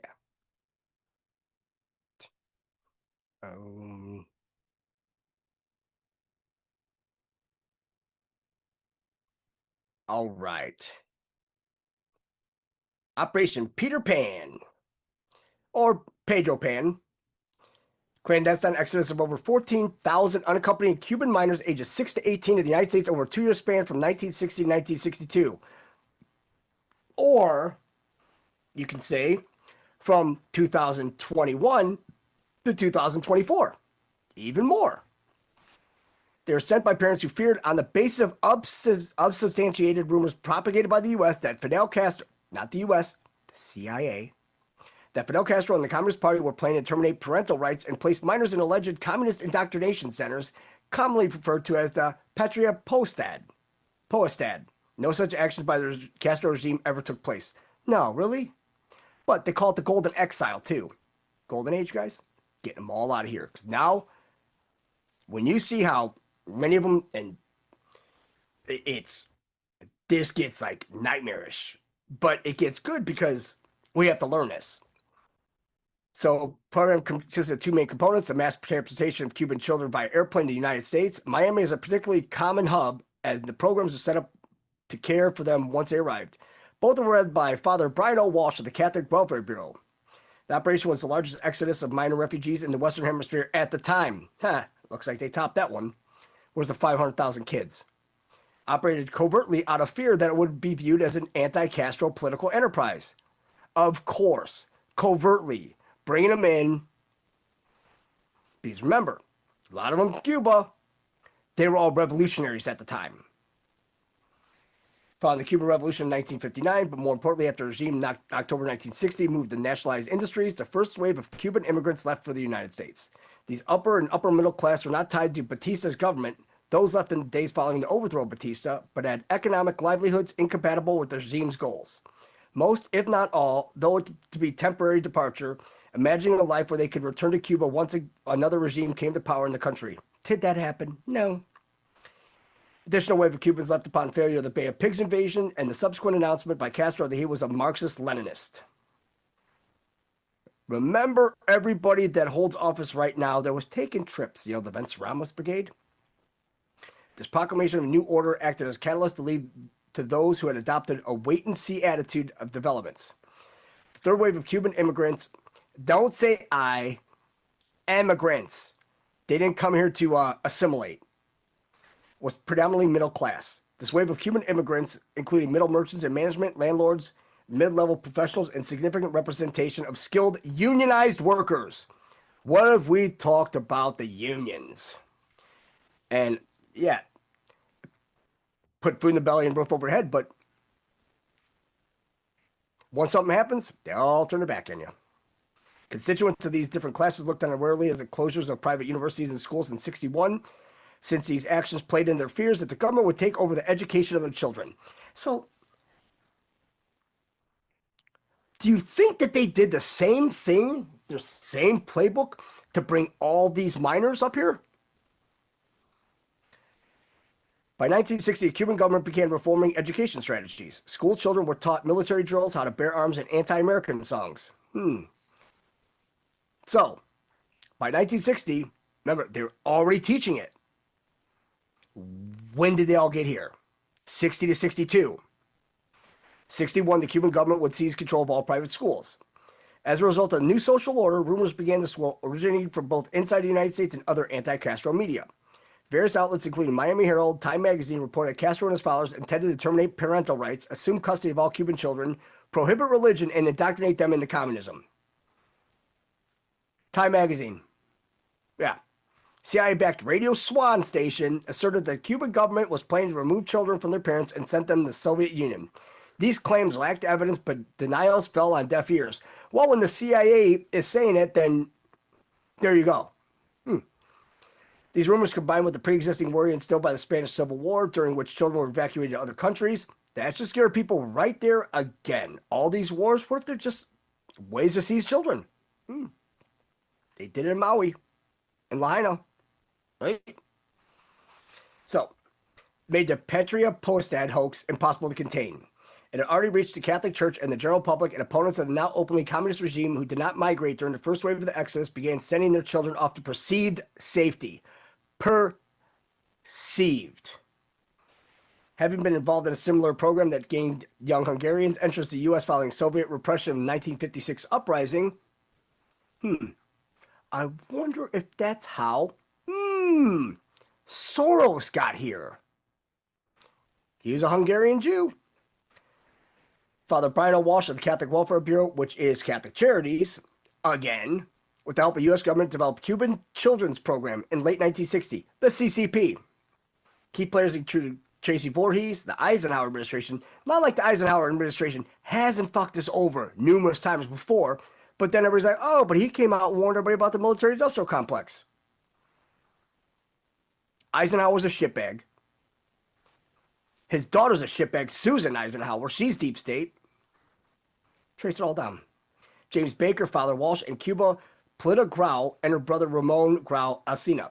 Now, we're going to go over Polita Grau in a bit. Let's see where I have her. Yeah. And after three, it's the third one after this. October meeting brought the influx of Cuban refugees in Miami to the attention of the White House, in particular focus on what appeared to be a high number of unaccompanied minors wandering the city. You can't have them wandering the city. Got to put them to work, right? Shortly after, Tracy Voorhees, a veteran U.S. government official who was serving as the president's personal representative for Cuban refugees, reported that though the issue was not large in number, it had still been highly publicized, and therefore the administration needed to be seen taking action. Up until that time, the Catholic Church had been the largest provider of aid. Through us, of course, USAID. But towards the end of 1960, President Eisenhower approved $1 million to help, with specific funds allocated to the creation of Cuban Emergency Refugee Center. To further their efforts and ultimately further the smear the campaigns of Castro's Cuba, Voorhees recommended the administration further their involvement, this time taking specific interest in caring for the Cuban refugee children. Because James Baker, who was a headmaster at an American school in Havana, had no ties, right? Met with Walsh, who was already invested in helping already arrived child refugees settle into their new life. When you hear about their new life, it's going to make you sick. Baker's original goal was to establish a boarding school in the United States for Cuban refugee children. Both later agreed professional social welfare agencies would be better equipped for the job. The Catholic Welfare Bureau, the Children's Service Bureau, and the Jewish Families and Children's Services were agencies that ultimately agreed to care for the refugee children. Because nothing makes more communist than the Catholics and the Jews. Notice it's not Zionist, it's Jewish family. That's why you have to go right at them. The shit that, oh, well, you know, you can't blame them. No, bullshit, you gotta blame them. How can you not? After everything we've learned, how can you not blame them? Like we said, there are some that are good. But honestly, predominantly, they're shit. They don't care about us. They don't care. They want us all eradicated. Because it's easier having the blacks than it is the whites. You can manipulate the blacks with money, with anything you want, as we've seen. The whites, we're kind of like, you know, that's fucked up. We're not doing that. Which would you rather have? Thus, in November 1960, they appealed for federal funding and followed the earlier recommendation from Voorhees. It was granted. Baker would arrange the children's transportation and facilitate visas. Walsh would arrange for accommodations in Miami. Underground organizations led by the involved parents helped spread information. What involved parents? Because if they don't have kids, if they're unaccompanied, what involved parents? Among those who helped alert parents about the program, Penny Powers, Pancho and Bertha Vinlay, Dr. Sergio and Serafina Giguel, Sarah de la Toro de Odo, and Albertina O'Farrell. To maintain confidentiality, the program's leaders in the U.S. minimized communications with their contacts in Cuba.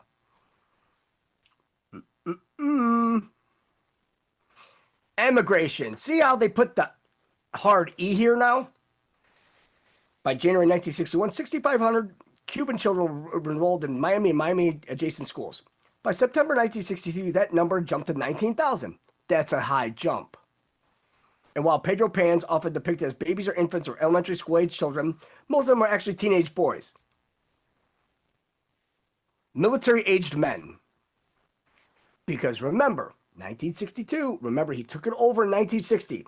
Started teaching them, you know, all the military drills. And then just 2 years later, we got to start bringing them out. Why? Because they already learned how to be radicals. Because this goes along the lines with the whole, later on to be Saul Alinsky rules for radicals, and now you see how this all goes down. But there's more. Lack of limitations placed on how many were admitted coupled with federally funded foster care made the Cuban children's program one unlike any other. It only continued to grow and get more complex. Once things get complex, you know kids are missing. January 1961, the U.S. Embassy of Cuba closed, but Operation Peter Pan persisted. Instead of visas, children received waivers in the form of simple letters signed by Walsh, effectively gaining them entrance into the country. Wow, how nice of you. Airlines were instructed to accept these letters as official documents, and as an added incentive, the U.S. government covered the cost of flights. You tell me, if you go back and watch any of the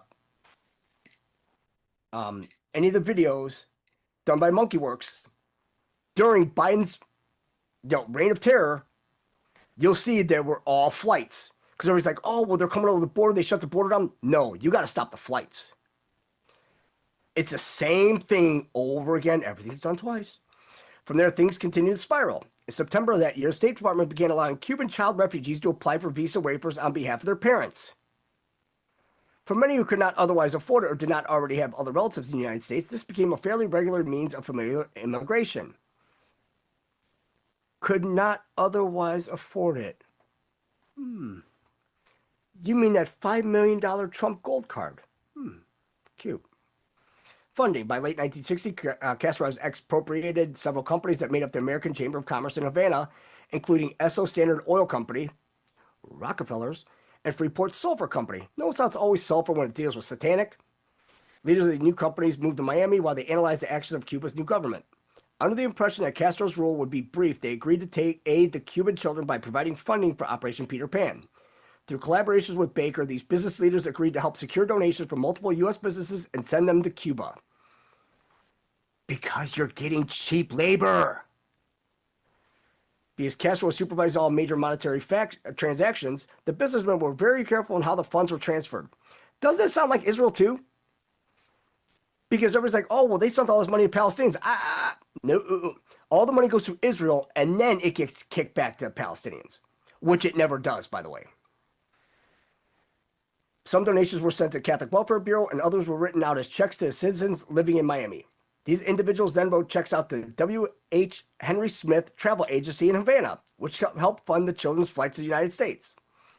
It was necessary to send the funds in American currency because Castro had ruled that the plane tickets could not be purchased with Cuban pesos. So they all knew. He knew they were bringing them in. That was the plan.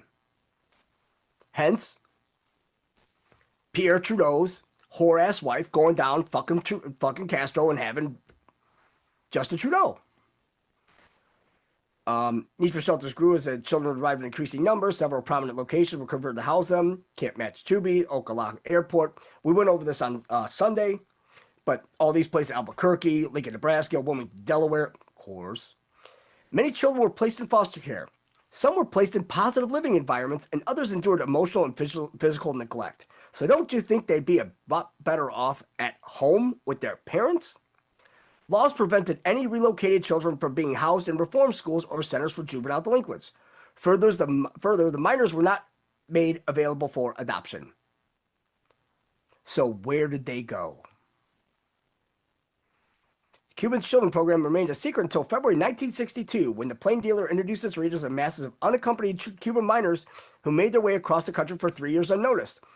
How does that sound like right now? On March 9th of the same year, the Miami Herald's Gene Miller also ran a story about the event in which he coined the term Operation Pedro Pan. Now, you think about it, 3 years unnoticed. They didn't have the internet back then. See, we have the internet now and access to all the information. There's the problem. That's why they didn't want us to have this. American portion of Operation Peter Pan ended when all air traffic between the United States and Cuba ceased in the aftermath of the Cuban Missile Crisis of October 1962. Cuban immigrants were instead rerouted to Spain and other countries following the Cuban Missile Crisis, and Cuban immigrants would have to travel via Spain or Mexico to reach the United States.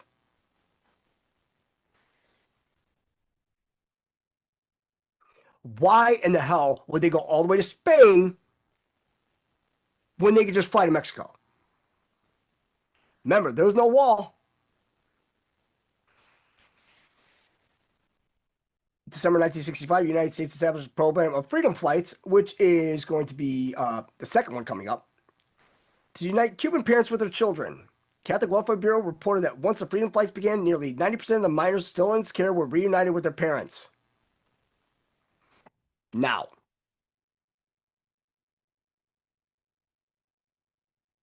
Who went where?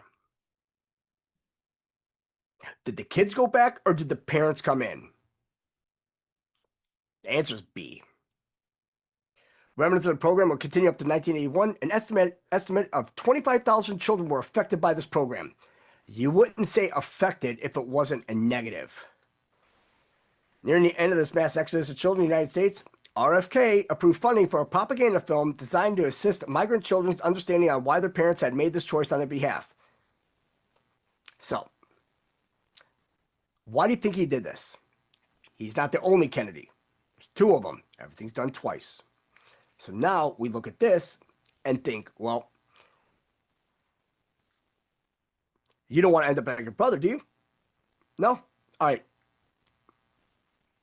Do this propaganda film. The film elaborates on the many things for children to do within their current situation, including but not limited to learning, playing, and attending religious ceremonies. What religion? However, this film was careful not to mention the current events in Cuba.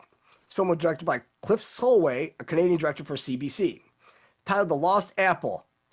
You got the Big Apple, the Lost Apple. Who took a bite out of the apple?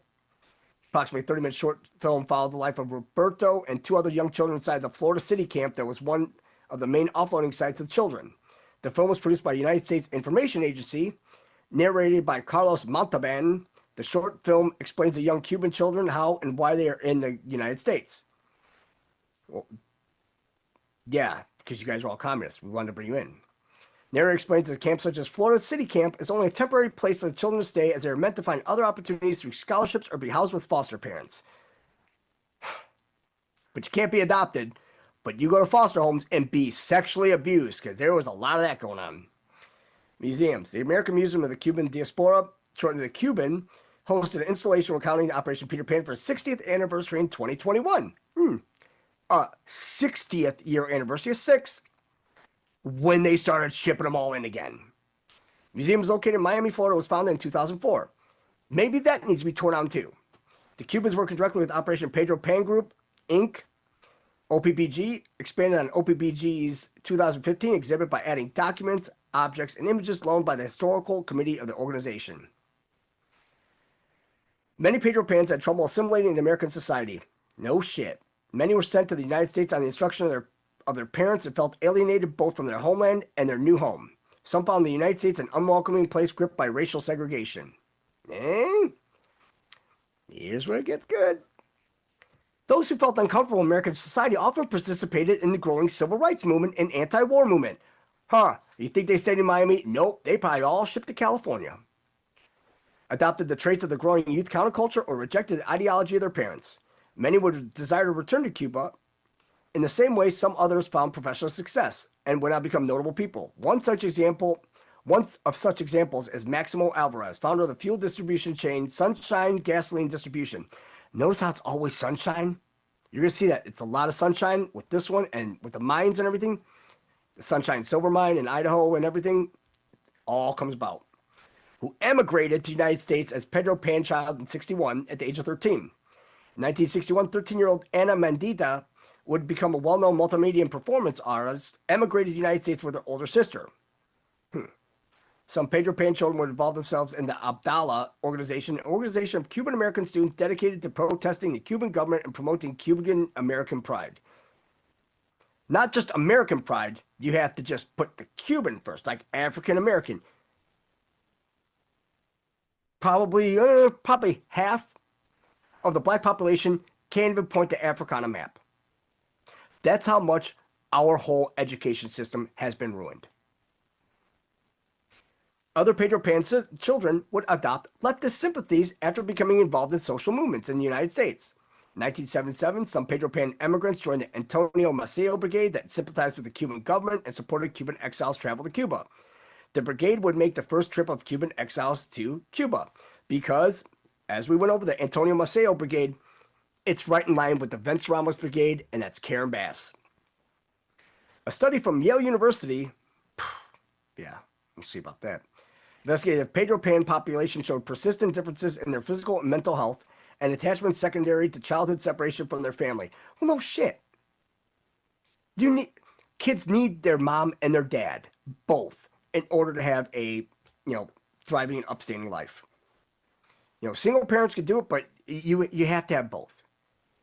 You have to have the nature and you have to have the nurture. These participants were compared against a control sample of Cuban immigrants who had traveled with their families to the U.S. at the same time as Pedro Pan children. That was all kids. 102 adults who were involved in the Operation Pedro Pan Exodus participated in the study. You had 25,000 kids. If it's just by letters and when you it's good. Within the survey, it is reported that no significant differences were found between the Pedro Pan group and the control group. So you're saying that unaccompanied minors and minors that had a family structure are one the same. Stupid. Thanks, Yale. However, the result of the study can be interpreted in many different ways. Since both groups were part of the larger exile, they could have been in similar mindsets about their familial ties and feelings toward the earlier time period. You took them away from their fucking family. You're shitbags. Conflicting narratives that the United States government may have had other than humanitarian motives for allowing Cuban migration. The emigration of Cuba's middle class undermined its economic situation through a brain drain. Yeah, because they brought their brains over here, huh? No. Stories of abandoned Pedro Pans deepened anti-Castro sentiment within the Americas, connecting the rise of communism and the separation of families.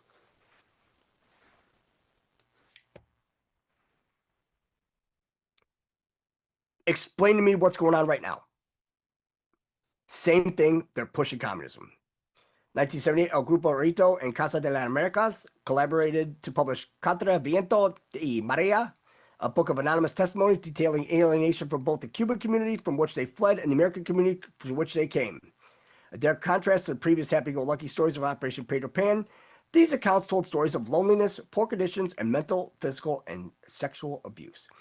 You couldn't have foster care without mental, physical, and sexual abuse. Ongoing political controversy developed around charges that Operation Pedro Pan was not an effort of volunteers and charitable organization, but had been secretly funded by the U.S. government as a covert operation of the CIA. Remember, they were just founded, just what, 12 years before this? Author Maria de Los Angeles Torres, yeah, should probably just change her name to, filed the Freedom of Information Act suit and obtained government files on the program. 1990, ruling by the U.S. District Court of Northern Illinois determined that this evacuation of Cuban children turned out not to be a CIA operation after all. The ruling was based in part on the court's review of 733 pages of documentation provided by the CIA for use in an earlier lawsuit. Because the CIA, it's like, if you're dealing with CIA, it's like dealing with IDF. All lies. Everything. 733 pages, that's a 13, thank you. Despite this, several former CIA agents have admitted to editing, printing, and distributing copies of a fabricated Patria Postad law that stated the revolutionary government was about to abolish parental rights. This, along with fake news about threats to Cuban family broadcast on CIA-operated Radio Swan, helped fuel the exodus of unaccompanied children. Here's a list of some of them. This one, I just have a problem with. Because if he was born in 1945, right, Mike, employer ExxonMobil. So, if he was born in 1945, right, Amazon's founder's stepfather who raised him since he was 4 years old. Well, let's see. Bezos was born in Albuquerque, New Mexico on January 12, 1964. Biological father is Ted Jorgensen, who was a bike shop owner. Jeff's parents divorced when he was very young, and his mother, Jacqueline Geese, later married Miguel Bezos, who adopted Jeff and played a significant role in his upbringing. So, if we... if we look at this... So, since he was 4 years old. So, he was born in 65. Right? So that means it was 61 when he was born. If he was born in, was it 45, I believe? 64. Well, he was born in 64. And then his dad, well, stepfather, was born in 45. So you got 19 years. So how old was the mom when they had him, and then how long was the marriage? Because you would have had to still meet this person, because it's not like all the shit that's been going on they had access to the internet or anything like that. Hell, they still had phones with cords. So how did they all get linked? Right? And in culture, here's all the books and everything like that. And I mean, this shit gets deep. So now we have got to go over. Let's see, where you at? Somewhere.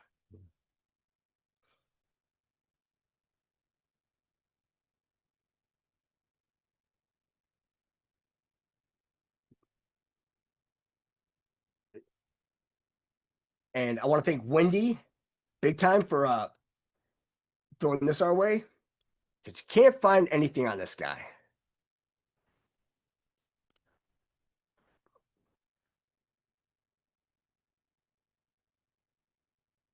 I have a printer right here with much bigger font. So it says Monsignor Brian L. Walsh was born in 1930 in Port Arlington, Ireland, in a middle-class urban family. He attended Jesuits preparatory schools and colleges. Crescent College, SJ, which is Supreme, it's the Jesuits. Whenever you see SJ, it's Jesuits. Began his studies for the priesthood at Mungo College, SJ, Ireland, and then entered St. Mary's Seminary in Baltimore, Maryland, where he received his licentiate in theology and was ordained for the Diocese of St. Augustine, Florida in 1954. St. Augustine of Hippo, the same one that, good old J.D. Vance is all about. Received a Master of Arts degree in Sociology at the University of Northern Colorado and another Master's degree in Latin American Studies at the University of Miami. During the 1970s, he served as an adjunct professor at Berry College School of Social Work. He received honorary doctorates from the Universidad Católica de Puerto Rico, Mercy College, New York, University of Miami, Berry University, and St. Thomas University. In 1955, he was appointed as Assistant Director of Catholic Charities in the Archdiocese of Miami by Bishop Joseph P. Hurley in 1958. He became director. 1960 to 1981. Monsignor Walsh directed the Cuban children's program Operation Pedro Pan, which brought 14,000 unaccompanied children in Cuba to escape communism.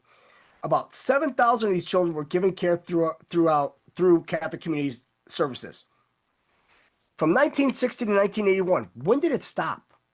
65. Why did it go to 91 or 81? Good question. During the 1980s, under Catholic Health Services, Monsignor Walsh developed nursing homes, congregate living facilities, independent living complexes for the elderly, a home health care agency, a hospice program, and a residence for homeless people with AIDS. So, let's just ask this quick question. Right?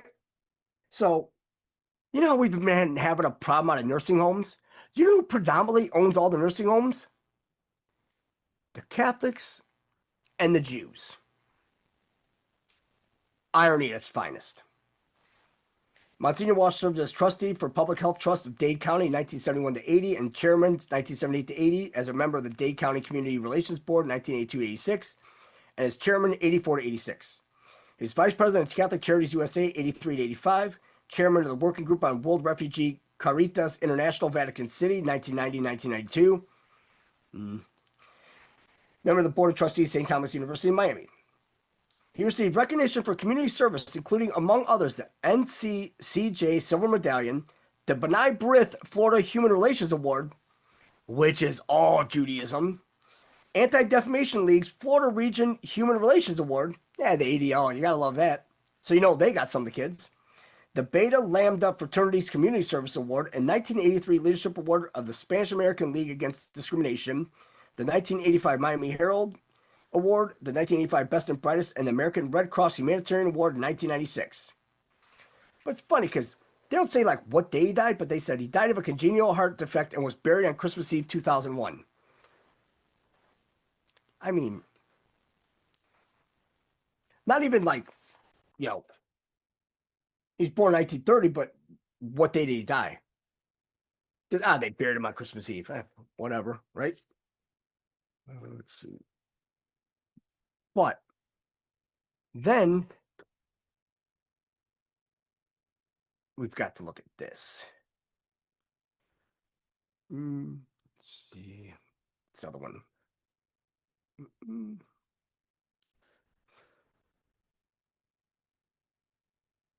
Nope. Nope. Are you there? Oh shit. Let me see. Right here? It might be here. Come on.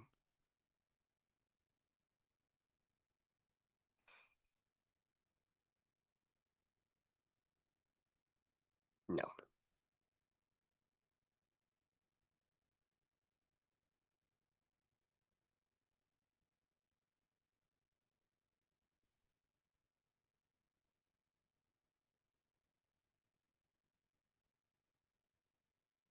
So we'll put another list in here that is on Infogalactic list of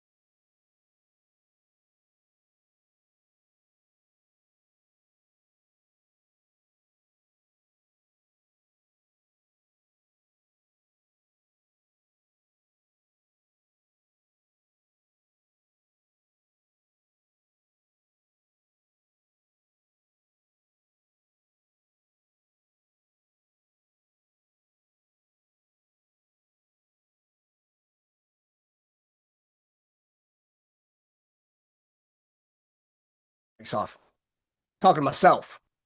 So with this, right now we go from that. Shit. So you guys missed all of it, right? All right. So basically, what it is that if you see that Monsignor, right? The Monsignor was tied directly to Dade County. And where was one of the Pedro Pans, the first Hispanic judge, district judge? Not like we're having a problem with district judges now. Not at all. I've got the sound on. Oh, there's a delay. Sorry, guys. But yeah, it was muted before because I was trying to find this one. So we go to freedom flights.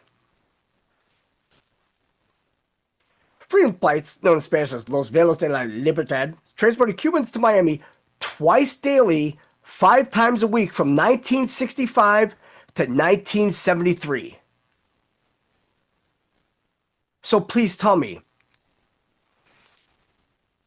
if in 60 and 62 that Castro was starting all this shit, right? So they had them all radicalized. So how many were born in, I don't know, Colombia and Cuba? How many judges do we know? A lot of judges have been dealing Trump all these massive wins, but they took the L's. Yeah, I think they're a part of this too. They destroyed our whole entire judicial system, is what they did. Give me 1 second. I have to blow my nose.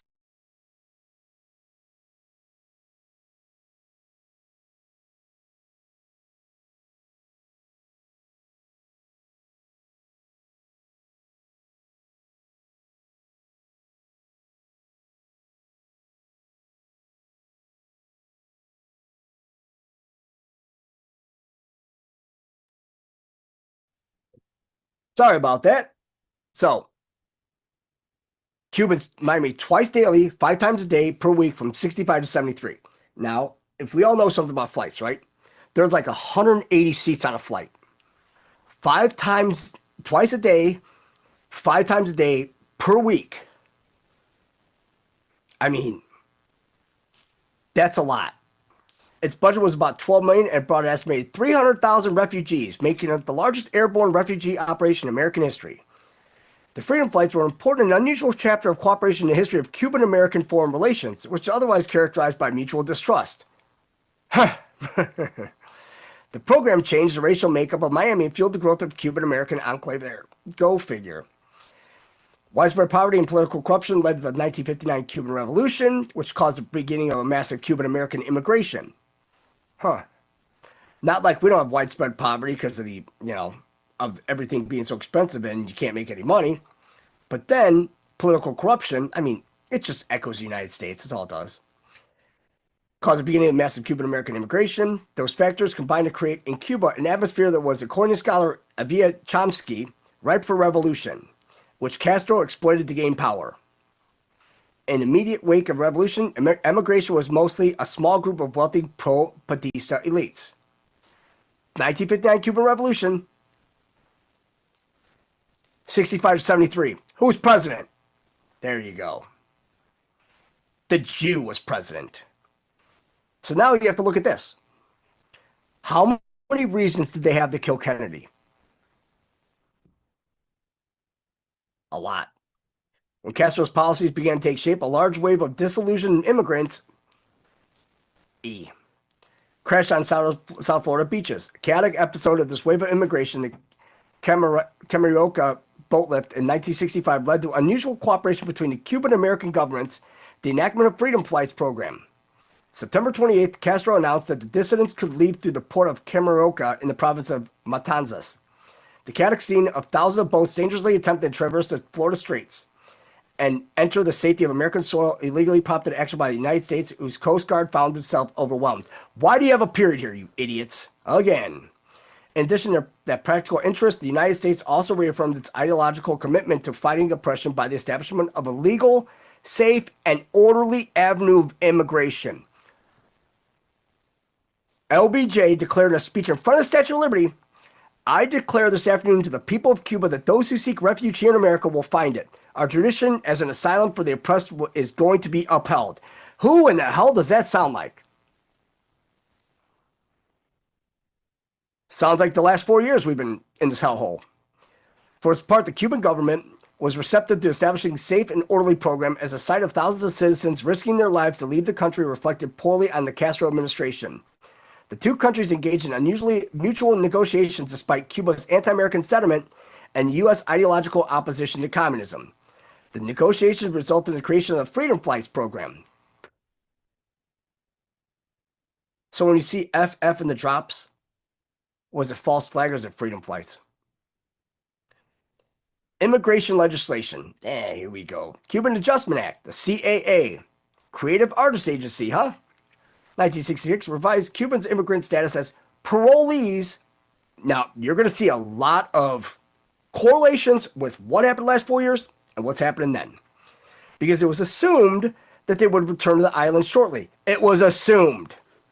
Assumptions don't work. It soon became clear, however, that return would not be forthcoming, causing the United States to offer Cubans a path to permanent residency.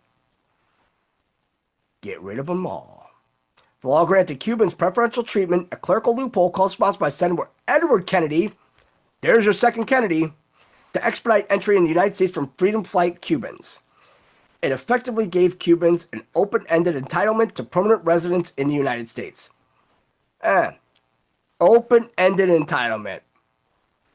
Cubans were given preferential treatment in the United States for four main reasons. Not like Americans are given preferential treatment because we live here and this is our home. Cold War politics that they created. Remember, Johnson was the VP. This whole Bay of Pigs, it was his idea too. Reduction of administrative burdens for immigrants, humanitarian concerns, and Cuban professionals' potential impact on the United States economy. How'd that go? Funny, because when you look at Pedro Pan, you got a list of what? 10 people, 12 people that actually did something? I wouldn't call that a success. The United States government was concerned that Cuba would serve as a model for leftist revolution. I mean, they shipped them in. They shipped the communists in, is what they did. It was also concerned that the Soviet Union would exploit Cuba's strategic location.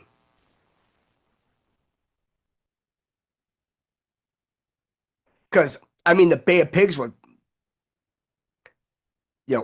hey, let's make a deal. Hey, we'll let the bygones be bygones. Hey, we'll take some of your communists. You want to infiltrate America. Infiltration over invasion. By facilitating a mass exodus from Cuba, the Cuban Adjustment Act effectively created a brain drain of human capital that destabilized the Castro regime, undermined the legitimacy of an oppressive government, and fostered anti-communist public sentiment that would garner support for massive Cold War spending programs.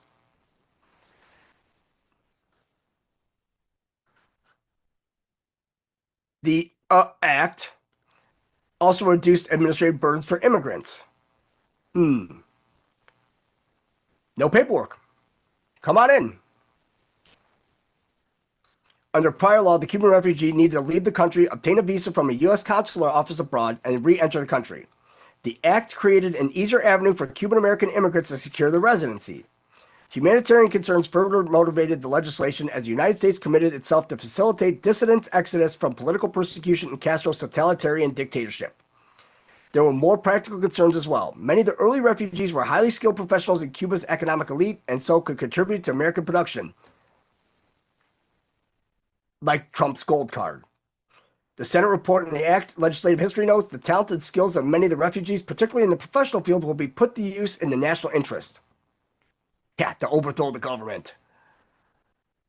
Although the Castro government initially allowed citizens to leave, it would eventually discourage emigration by harassing and humiliating Cubans who signed up for the program. The program quickly gained popularity. By March 1968, why?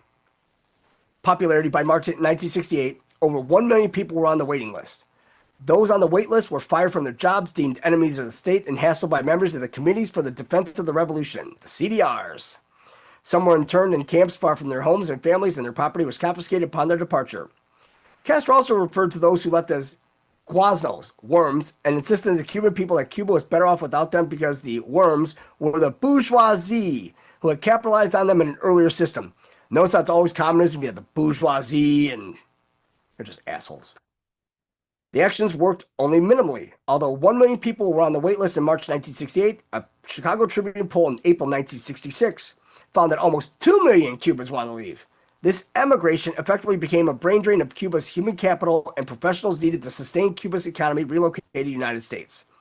The effects were so severe that Castro repeatedly complained about them, and in May 1969, as the economic effects intensified, Castro stopped accepting applications for exit visas. The effect also caused Castro to suspend the program from May to December 1972, and on April 6, 1973, the last freedom flight touched down at Miami International Airport. So here's a big question I've got. So if Castro, was saying that, hey, they're all worms and everything like that, then why were Americans going to Mexico to fly to Cuba to go on, sabbaticals in these sugarcane fields? Because what weapon do they use in sugarcane fields, guys? Machetes. See how this is going. Immigrants' perspectives. Many Cubans were eager to leave the country in pursuit of freedom. Yeah, you ain't gonna get it here.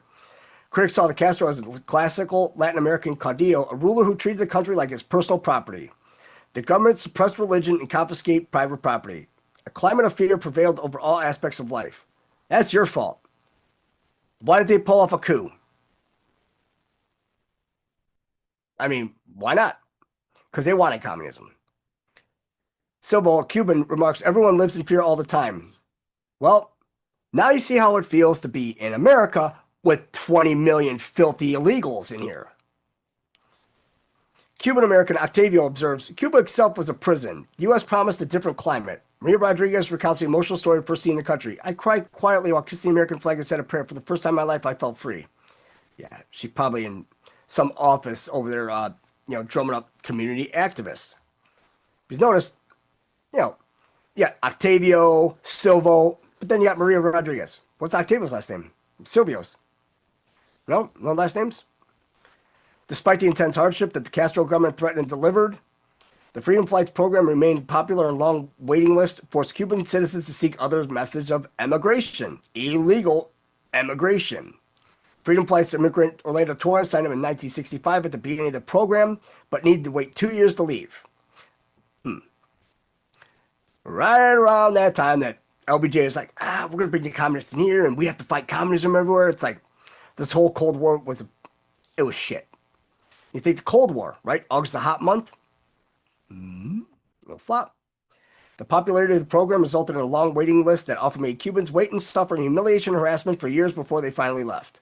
By September 1970, Cubans grew desperate as wait times grew longer and some tried to emigrate through the corridor of death, the Florida Straits. When the Cuban Americans arrived in Miami, they were processed at the Freedom Tower. Funny thing is, so they have a Freedom Tower in Miami.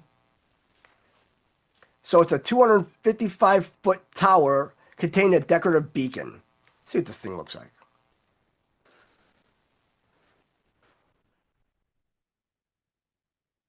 Yeah, who made that? We didn't.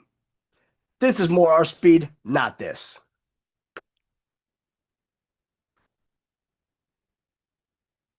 Also, you have that too, right?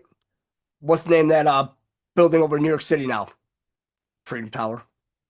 Which came to be known as Ellis Island of the South. Today is a National Historic Landmark and Cultural Education Center, a testament to the important role it once served. Thanks. That's like saying a completely open border. We should be thankful for an open border because, well, if these people are having a hard time there, why didn't they just go to Spain and stay there? Why didn't they go to Mexico and stay there? Why'd they have to come here? As communities settled in and faced intense discrimination and difficult language barrier. No shit, Spanish and English, a lot different. Immigrant Luis, and see how they put the I's in here? It's the hard E. They illegally came here. Some resented us because we spoke Spanish, we would talk too loud and took jobs away from them. Yes. He recalls signs read, no pets, no children, and no Cubans. Some of them fucking made up soon. Letters to editor. We should have no pets, no pets, no children, no illegals. How about just no illegals? Letter to the editor of the Miami newspaper complaining that Cubans were sacrificing our welfare and security. Like they are now. Popular bumper sticker lamented, will the last American leaving Miami please bring the flag? Funny thing is what other big group is down in Miami? The Jews.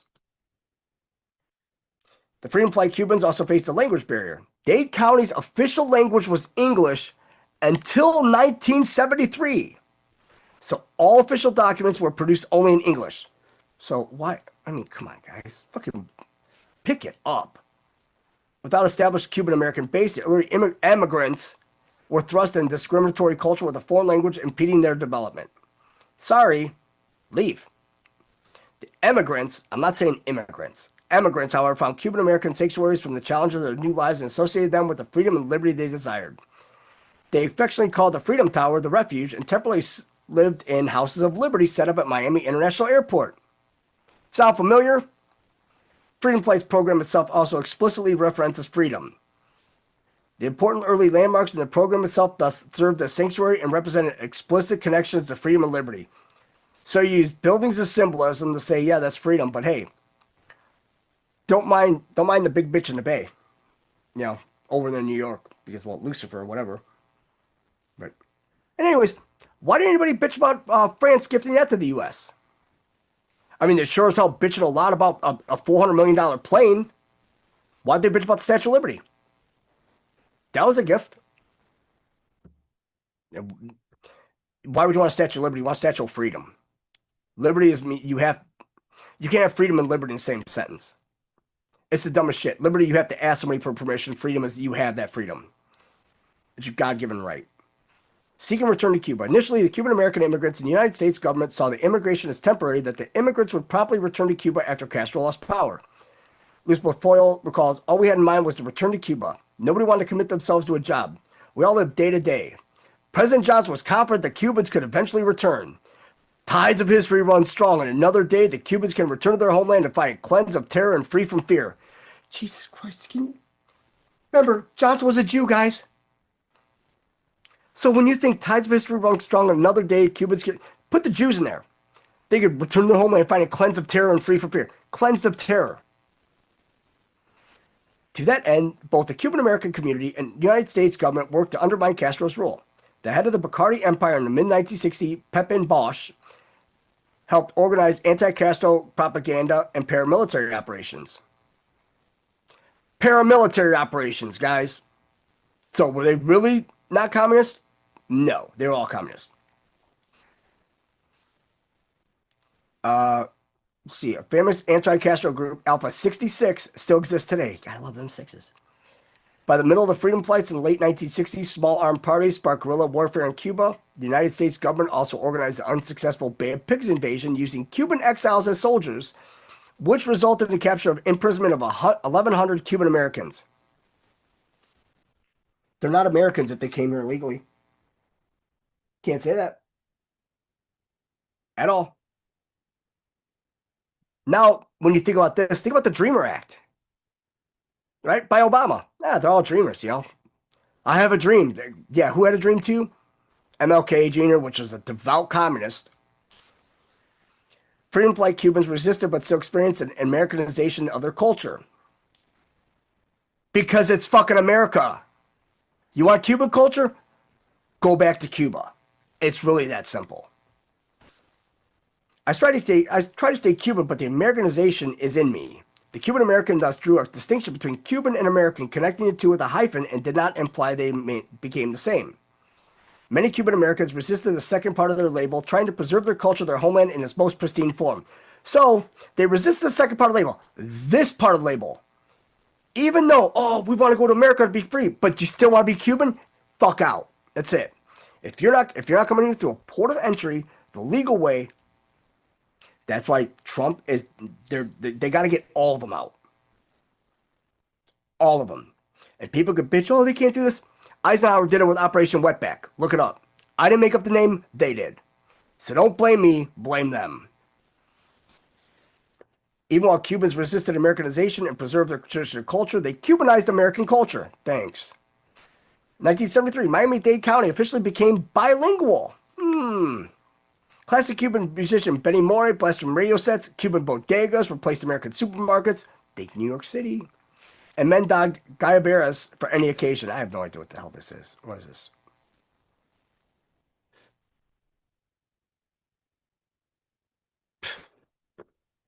Wow. Guys, the men don shirts for any occasion. I know. It's a lot. But they actually put shirts on. Additionally, private schools focused on Cuba's history and culture, ensuring that younger generations would appreciate their heritage. So you come to America without wanting to learn the language, without wanting to assimilate and without wanting to learn the American history. So you're going to learn history and culture from Cuba because, well, it's all communist. So you think if it's there, then it's here.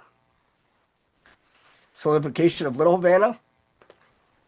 Freedom Flight solidified the formation of Little Havana, an area of 4 square miles densely populated by Cuban immigrants that preserves an authentic Cuban culture. A distinct subculture, Little Havana provides space for Cuban immigrants to congregate and reproduce life as it used to be. Men and men, huh? Contemporary newspaper articles attribute Little Havana with a distinct Cuban feel. Freedom Flight Cubans congregate in Little Havana, seeking to celebrate their culture, solidifying its formation. You want to celebrate your culture? Go back home. Little Havana was a concentrated microcosm of the Greater South Florida Cuban American Committee, that an enclave secured by the Freedom Flights that facilitated Cuban American growth. The enclave, a self-contained economic sphere of self-promoting Cuban influence, Cubans employed and bought from other Cubans, stimulating economic growth. Just like the Jews do. The Jews always buy from Jews, not the Goyim. And it was begun by the first wave of the post-Castro Cuban refugees in the early 1960s, but solidified by the Freedom Flight Cubans of late 1960s. I thought the problem was just in 60 62. Now you gotta look all the way to 75, huh? The enclave accelerated the growth of Cuban-American economic and political clout. Elaine Condon remarks, their overwhelming success in the span of one generation has been virtually unprecedented in American history. Because you didn't assimilate. It's a lot easier when you don't assimilate and you just take your same values and mores that you had in the shithole that you left. By securing the enclave, the Freedom Flight Cubans provided a community that would facilitate early lives of most exiles. Cuban-American immigration expert and sociology professor Juan Clark observes that the Freedom Flight Cubans turned Miami into the epicenter for all Cuban exiles. A Cuban-American immigration expert and sociology professor, Juan Clark. Yeah. So now I have a song I'm going to play because it is so fitting for this. So give me 1 second. And Dina, I think you'll have to mute this for YouTube.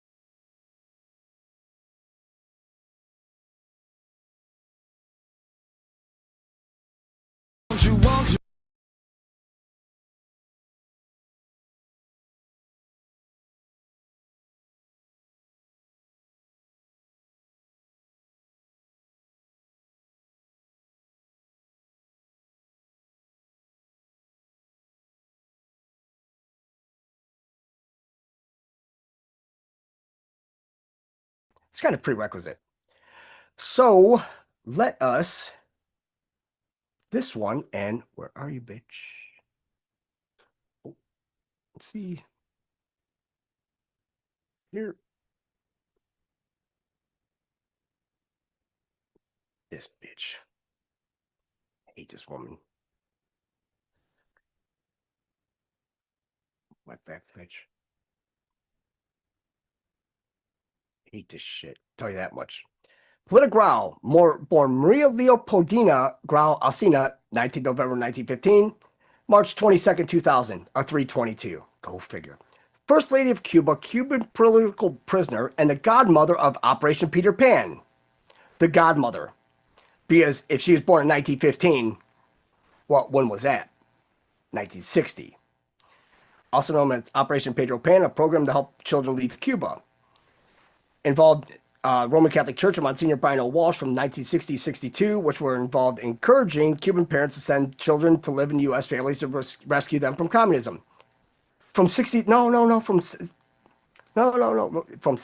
to, I think it's 73, because of course LBJ, you know, once you put the Civil Rights Act in and you want to kick up communism, and they still think that Biden was worse than this. When he said Biden's worse than the 10 worst presidents, if you have LBJ, Carter, and FDR grouped in it, and then you have Obama, and then you have Clinton and the Bushes, come on, man. On. Daughter of Paulina Alcina and Francisco Grau de San Martin, who died on November 30th, 1930. Siblings were Paulina Grau. One's a senator from Cuba, one's a representative from Cuba. Her uncle, Dr. Ramon Grau San Martin, was Cuba's president from 33 to 34. See, it's all that 1933, 1934. Her uncle gave Polita the ceremonial title of First Lady during his presidential term. That's not creepy at all. Your uncle called you the First Lady. Ramon Grau San Martin was elected as president of Cuba for a second term in the year 1944, in which he served for 4 years. He's replaced by Carlos Prio Sacares in 1948. In addition, Ramon Grau was one of the many students who had organized protests going against the administration of General Gerardo Machado. Shortly after he was sent to prison for his involvement in activities, he was released only on the condition that he would leave Cuba. To go where?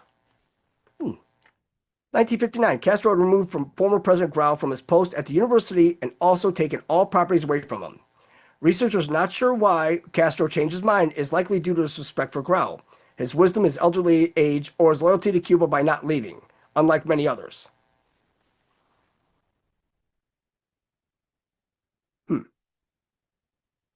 Castro had now you think about it, they took all away the properties, and it's like, oh, that not why they, his respect for him, his wisdom, his elderly age, but he still sees all the shit. Castro had given Grau the opportunity to return to his university post. However, he declined the offer. As Polita sent her children to the U.S., she had also sent her husband, Pepe. She sent her husband because he was a high risk for underground activities that Polita was engaged in.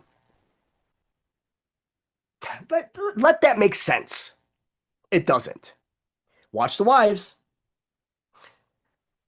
Polita and her brother had seen Pepe outraged and yelled to a group of people, "Go on conspiring, you're all going to end up in jail." Later in her life, Polita retells a past moment of her life when she was walking in downtown Miami when a woman asked her, "Aren't you Polita Grau?" She also tells that Polita had helped her bring her son to the United States. Moments like these make Polita proud of what she had accomplished despite the consequences. Polita admits that she would do everything all over again, however, a bit more secretly. Polita Grau's brother later died in 1998, 17. Arrived in Miami from Havana for the first time during her senior year in high school. Grau completed her high school education at St. Patrick's Academy in Miami Beach. She attended Teresian School in Vidalo, Cuba. So she got an education here, high school education. Then she jumped back to Cuba, where it was all getting heated up. Was involved in radical campus movements to weaken the Gerardo Machado regime. At that school. So what they do? They just came here. Reason Grau turned against her support of Cuba's 1959 revolution was after Castro began to nationalize industries. Sure. You just want to bring communism here. Married twice. First to Roberto Lago Pereira, and then in 1938 to Jose Aguero Cairo. She has a total of 2 children, Ramon Francisco and Hilda Maria Aguero Grau, and 6 grandchildren. It's always 6s. You notice that? Always 6s. First husband Roberto died in 1935 of appendicitis at Jackson Memorial, located in Miami, Florida. You would think that would be an easy surgery. Years later, in 1939, Polito married her second husband, Jose Aguero, Pepe, whom she had 2 children, son named Ramon Francisco, also known as Manchi, and a daughter Hilda, known as Churi. I mean, you literally list them up here. It's redundancy. They're probably just getting the word count in. She's commonly known as Polita, but in this particular name never appeared on any official identification document. Before her post-prison arrival in the United States, post-prison arrival in the United States, I might add, Grau had the name of Maria Aguero, which was taken from her second husband. After Polita became a U.S. citizen, she adopted the new name of Paula Grau, which was named on her naturalization certificate. See, I just change your name however you want? That's cute. First exile. There's exiles. Grau San Martin and Grau Alcina family went to exile in Miami, Florida in 1931. Once they had arrived in Miami, they joined other Cubans who opposed the Machado government. When Machado was removed from Cuba in 1933, the whole family had gone back to Cuba, which was Polita's uncle that became president of Cuba. And remember, they called her the First Lady. Probably a dude. I have a hard time thinking that any of these things are... No. I have a hard time with this now. Second exile. The family had gone again into exile in 1933, but this second time was to Mexico and later on in Miami. 1934, returned to Cuba as she gone into exile and married Pepe Lago, who was the leader of a student movement. Do you see where we're having all these problems in California with all these student movements and everything? Just, you know, because they know the most. Third exile. She was exiled for the third time in 1935 to Miami due to her political involvement along with her husband Roberto Lago, which was Pepe. So, 33, 34, she returned. Next year, they kick her out. Fourth exile, 1952, which is 17. Batista organized his coup d'etat and established his dictatorship. Polita Grau joined the resistance to him. She left Cuba to join Antonio Verona, who played a significant role in the anti-Batista movement. Antonio Verona was an exiled politician associated with her uncle in Miami. Polita Grau had stayed in Miami for 5 months after the dictator's overthrow, as she was doubtful of the moves of Batista's successor. Polita Grau was also frightened by Castro's belief in communism, therefore became a part of an underground movement that had planned to overthrow the Cuban government. You sure that this is all about the Cuban government or upending the American government? Verona had a counter-revolutionary group that Polita had later joined, famously known as the Revolutionary Rescue Movement. This group had to find a safe place for underground operatives to attempt the assassination of Fidel Castro. And we let him here for exile. Why not, right? Since Polita was a women's coordinator, she was able to create a spy ring that was able to see Cuba in its entirety. When Polita Grau and her brother Ramon Grau arrived in Miami, they were received by many who admired her, particularly for assisting in bringing thousands of children out of Cuba through Operation Pedro Pan.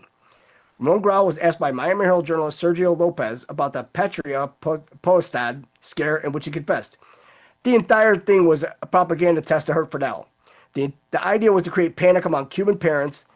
It was hoped that this would foster unrest and rebellion against him. Did it? No.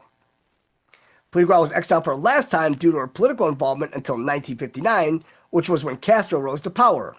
Polita's exiles did not stop her from doing what she believed was morally correct. What a bitch.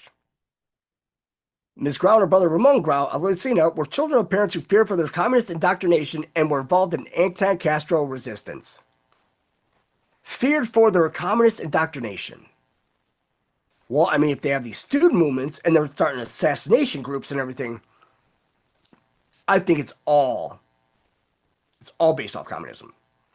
During her adolescent years, Grau was majorly involved in politics, which resulted in her spending many of her later years in exile. Dr. Ramon Grau St. Martin, Polita's uncle, had given her the title of being the First Lady of Cuba at only 17 years old in 1933. You got your 17, you got your 16. Throughout her life, she opposed the Machado regime and the Batista regimes. Go move somewhere else. 1952, Fulgencio Batista led another coup d'etat. Polita took this opportunity and became actively involved in the opposition led by Prio Sacares. It's a PS. In the beginning, Polita supported the Cuban Revolution, but after obtaining more knowledge, she opposed the Castro regime. How many people get this? Later in life, Polita Grau had gone to the White House more than once to be interviewed with former President George W. Bush. Miss Grau had gone to ask for help specifically for her brother Ramon Grau to be able to migrate to the United States from Cuba. Because we needed more revolutionaries. Polita was engaged in attempts that were unsuccessful against the life of Fidel Castro, which included Operation Peter Pan. No shit, because he's still alive. 61 is the year where Polita Grau first caught the attention of the operation when a group of women, possibly sent by Penny Powers, had gone towards the brothers' involvement in Operation Pedro Pan. Mongo, Polita's brother, had agreed to helping out as well as Polita, who was actively handing out exit papers and airline tickets.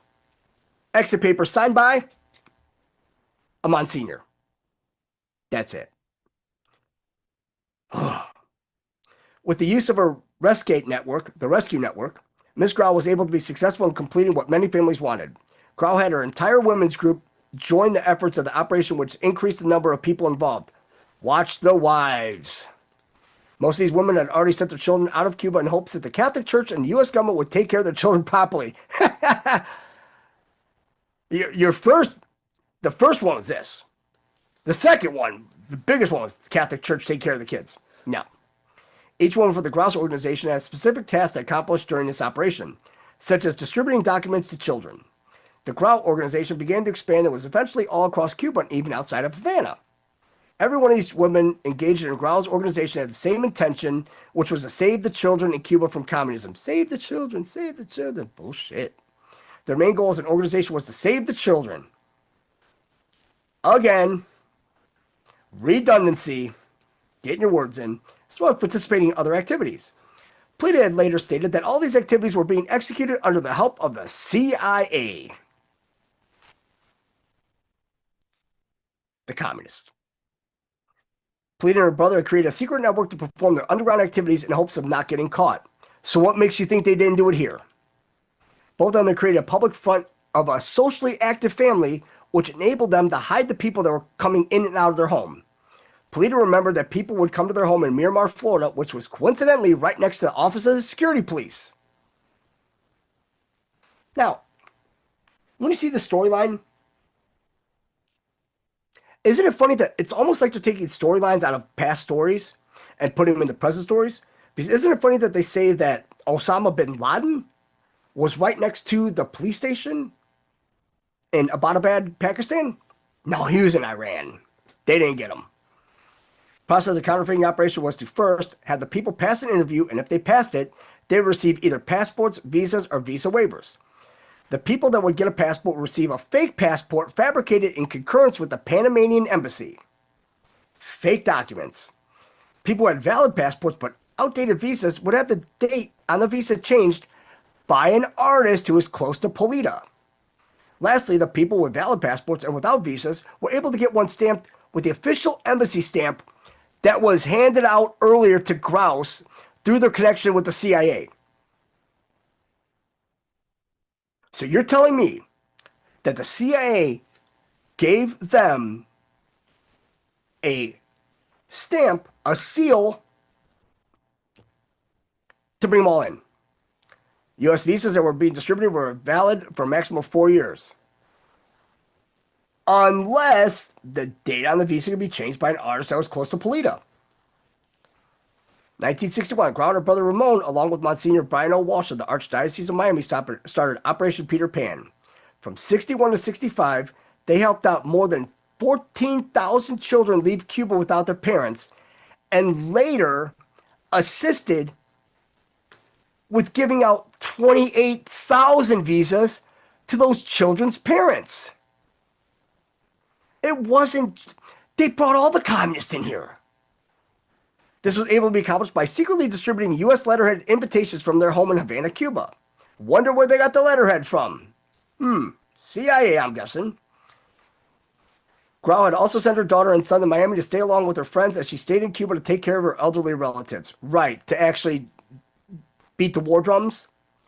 Polita Grau gave shelter to multi-anti-government activists and had also assisted them to obtain a political asylum in Havana.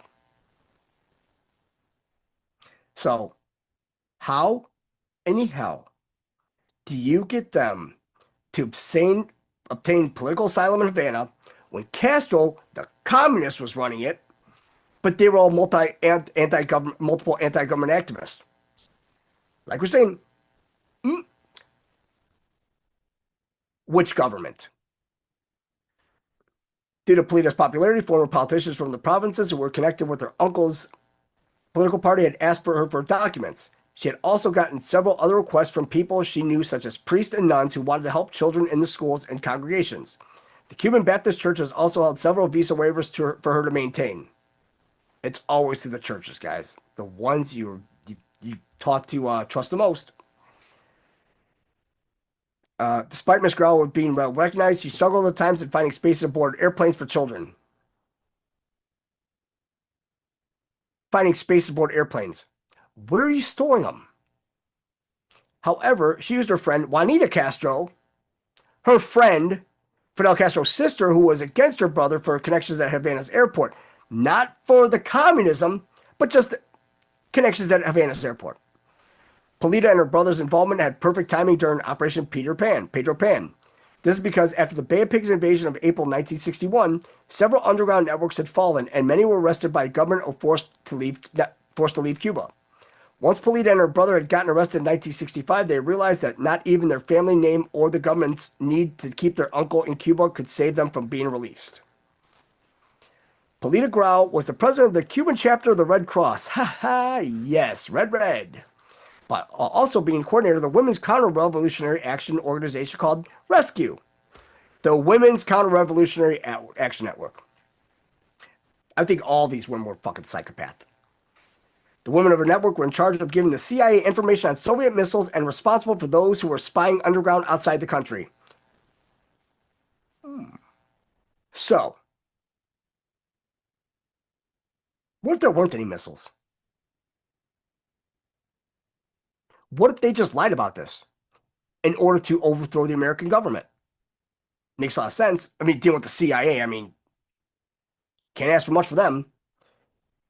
Rescue, that's Restate, was engaged in a comprehensive propaganda campaign that wanted the discontent, particularly with the middle class, from the Cuban Revolution. If it's a propaganda campaign, do you think they were given CIA information on Soviet missiles? No. Rescue had worked along with CIA-backed activities such as Radio Swan. They can't even spell Swan right. In which Rescue distributed leaflets and had anti-government writings. A consequential activity that began to cause panic among the citizens was to spread the rumor that the Cuban government was going to remove legal parental authority. Which is a lie, which is the same lie that they told everybody that they sold the 500,000 kids from. Remember, hey, give us your kids and we'll make sure they're safe. Where are the kids? Jews and Catholics, got to blame them both. Specific rumor was mentioned in 1961 and once again in the late 1960s. Of course, you have to get the propaganda out there. They traveled across Cuba to distribute copies of the law that was not true, but people were convinced it was to churches and other places.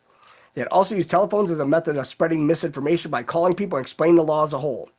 Polita Grau and her brother Ramon Grau had distributed thousands of visa waivers right after the Bay of Pigs invasion. 1965. Her and her brother Ramon were accused of being CIA spies because of their work of helping thousands of children leave Cuba under Castro's regime. CIA spies, no shit. You can't even accuse when they were giving the CIA all the information and then they had the stamp.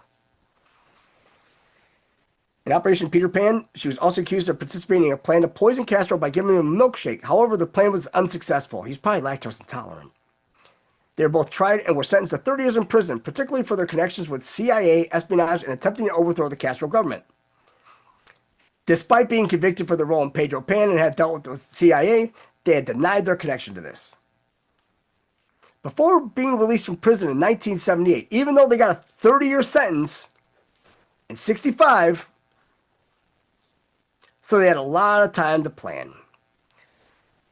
Political Growl was interviewed by a Cuban journalist, Luis Baez, who questioned her about the supposed threat to patria potestad, which means taking away legal custody of your child. She admitted to having encouraged the rumor that the communist government was the absolute owner of the muchachos, the kids, and that the parents would lose their rights over their children, that they would be sent to Russia. So send them to America so they could overthrow the American government. Ms. Grau further explained that a false revolutionary government law relating to this topic was being printed out. In one of Polita's interviews, Polita Grau had mentioned that she did not believe it was entirely right, but she felt she had to do something to undermine the government. Because remember earlier she said it was morally correct. Polita believed that by doing so, the people would start their faith and hopes in a revolution.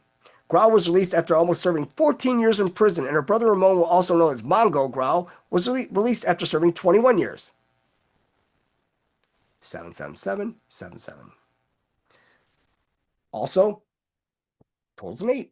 She was released during the wider release of political prisoners in 1978 dialogue between exiles and Castro due to Bernardo Benes' influences. Bernardo at that time was a Miami businessman who described Polita Grau as being a brave woman who was not afraid of anything. Ms. Grau was also free due to the encouragement of President Jimmy Carter, who had convinced Castro to release a significant number of political prisoners in Cuba. Let that sink in, guys. Mr. Habitat for Humanity. Oh, Jimmy Carter was a shitbag. His wife, shitbag. Their kids, shitbags. Their grandkids, shitbags. The whole Carter family, shitbags.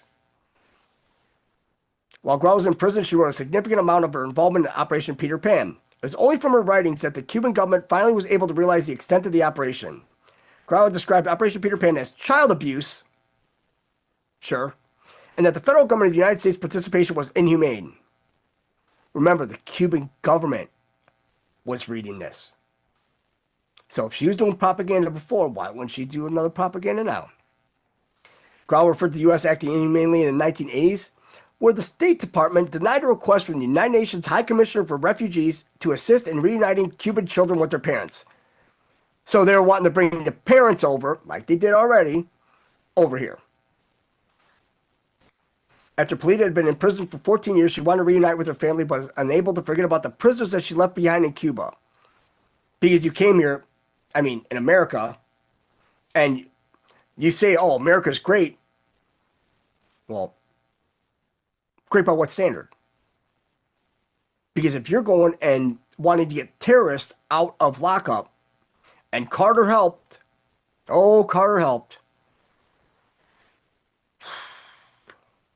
However, she says it is a miracle that she is out of prison and she feels resurrected. Yes. Bring Christ in this because you're a Satanist. Polita was excited to see her husband, Jose Aguero, and her children that she hasn't seen for 18 years.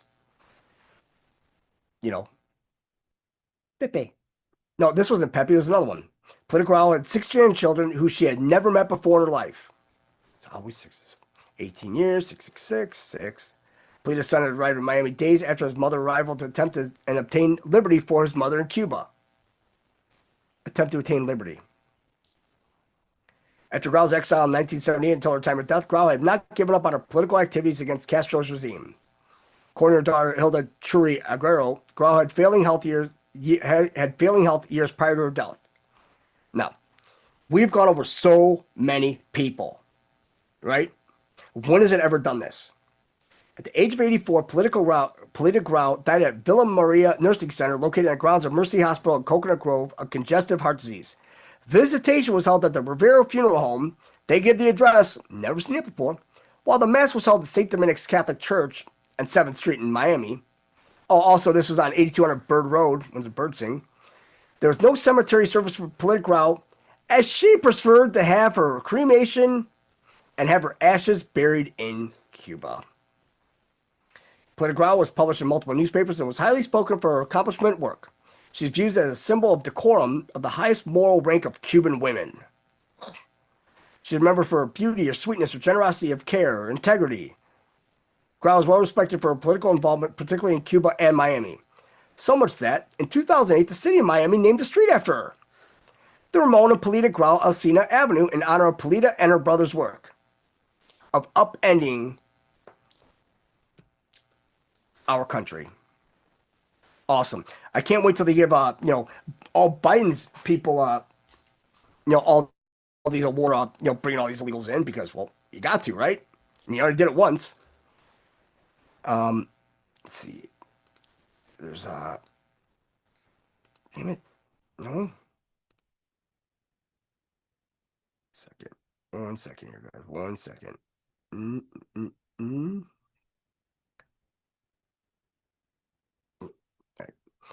All right. I've got one more video here, then we got a couple more to go through. So 1 second.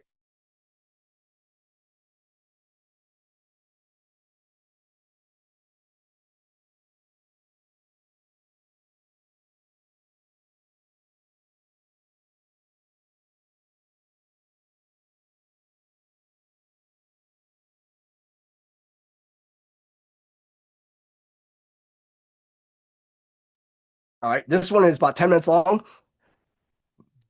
Our girl, Karlin Borisenko. Now, I know everybody's like, oh, she seems like communist. Like, no, she actually infiltrated all these people. And this one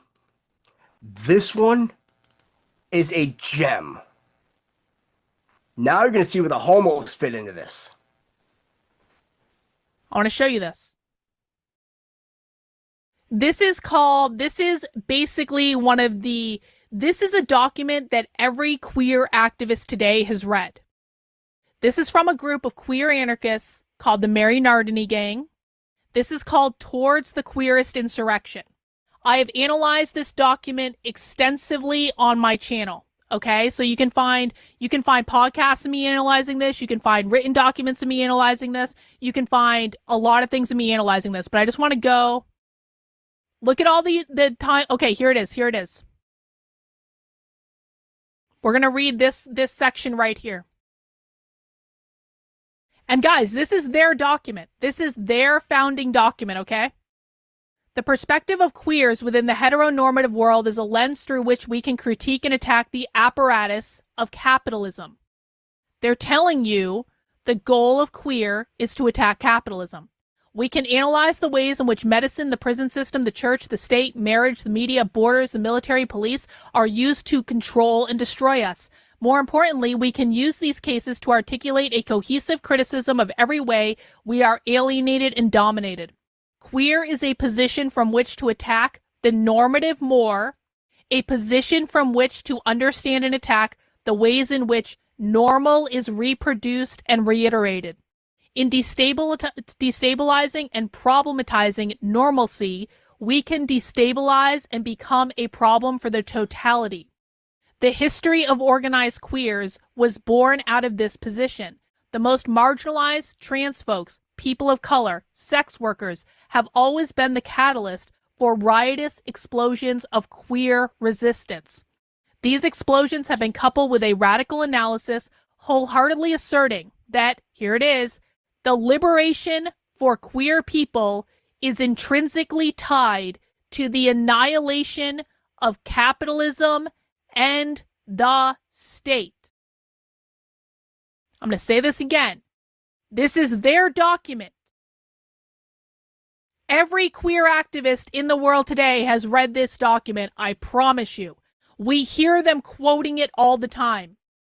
The liberation for queer people is intrinsically tied to the annihilation of capitalism and the state. It is no wonder then that the first people to publicly speak of sexual liberation in this country were anarchists, or that those in the last century who struggled for queer liberation also simultaneously struggled against capitalism, racism, and patriarchy and empire. These are four words that all mean the same thing. This is our history. Again, this is a document called Towards the Queerest Insurrection from the Mary Nardini Gang. I have analyzed this document extensively. We've done podcasts about it. We've done videos about it. We've done streams about it. This is what they believe. Does anyone have any questions about this? Nope, that's not what they're doing, bro. They want to abolish capitalism. Stop repeating conservative propaganda in my stream. Stop it. No, I have the correct perspective. You've been misinformed and you refuse to listen. You come in all my chat all the time and you refuse to listen. You're going to end up getting banned eventually because you refuse to listen. This is the document driving queer activism. This is effectively the queer Marxism manifesto.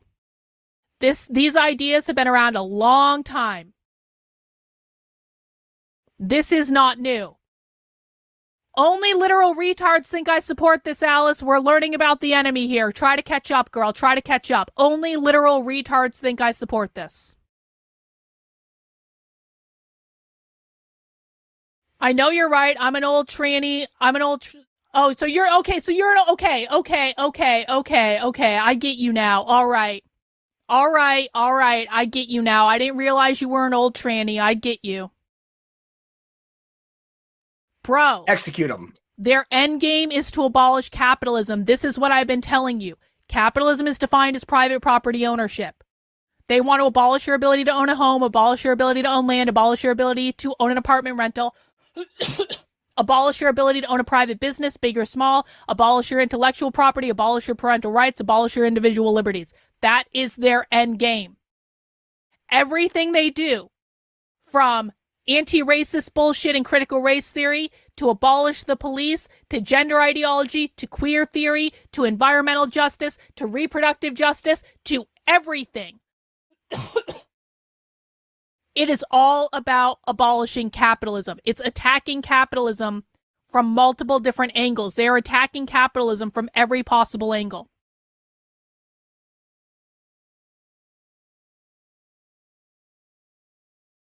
Well, girl, I have a bio in my Twitter feed, but I appreciate you're here from someone from a post about me being harassed on the internet. Yeah, I got a whole horde of people screaming about me right now because they're upset that I'm a better teacher than they are. But if you want to learn about the radical left, sit down, take a seat, grab a drink. We'll teach you some stuff, okay?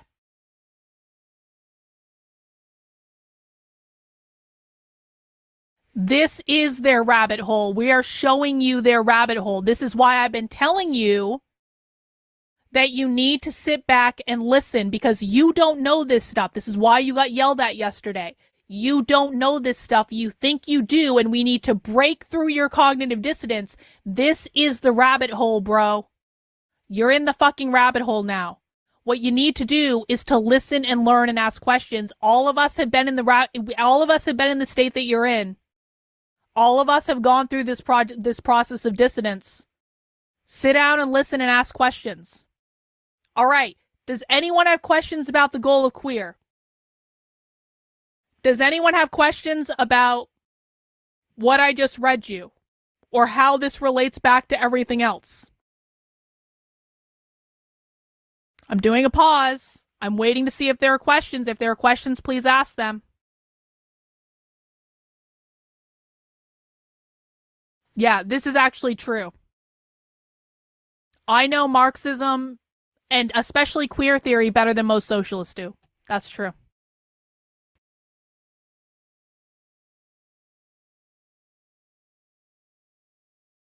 We're going nice and slow tonight. All right. Let's go back to our presentation. We have taken 2 hours to analyze 16 minutes of a presentation. That's okay though. Are people learning stuff? Is everyone learning stuff tonight? Okay, Trendlin says, still confused about where the push is coming from regarding transing kids. It's not actually about transing the kids. It's about queering the kids. And this is an important distinction. They don't actually want the kids to be trans. They don't want the kids to transition from man to woman or woman to man. They want to convince the kids that gender is fluid, that gender is a performance, that changing your gender is as easy as changing your outfit, That's what Drag Queen Story Hour is all about. It's about putting basically a cartoon character in front of kids to say, look, kids, gender is a performance. You can change your gender by putting on a sparkle dress. That's what Drag Queen Story Hour is actually about. It's not about sexualizing kids. That's conservative bullshit propaganda. I'm not saying that doesn't happen, but it's a different problem, okay? It's a different problem. I'm not saying it's not a problem. I'm saying it's a different problem. What they're trying to convince kids is the gender binary is not real. You can change your gender as easy as changing an outfit. And if they can convince the kids that the gender binary is not real, that's how they abolish the gender binary over time. That is what the goal is.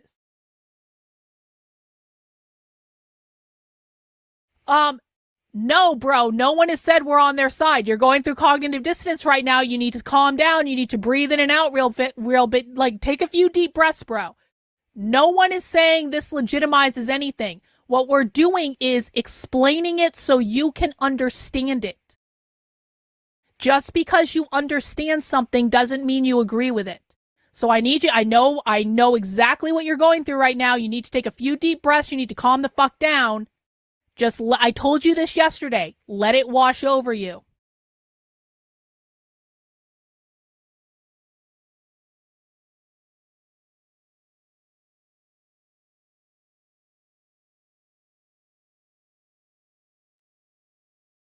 And that was the end. So isn't it funny that, they keep on saying that being gay is genetic.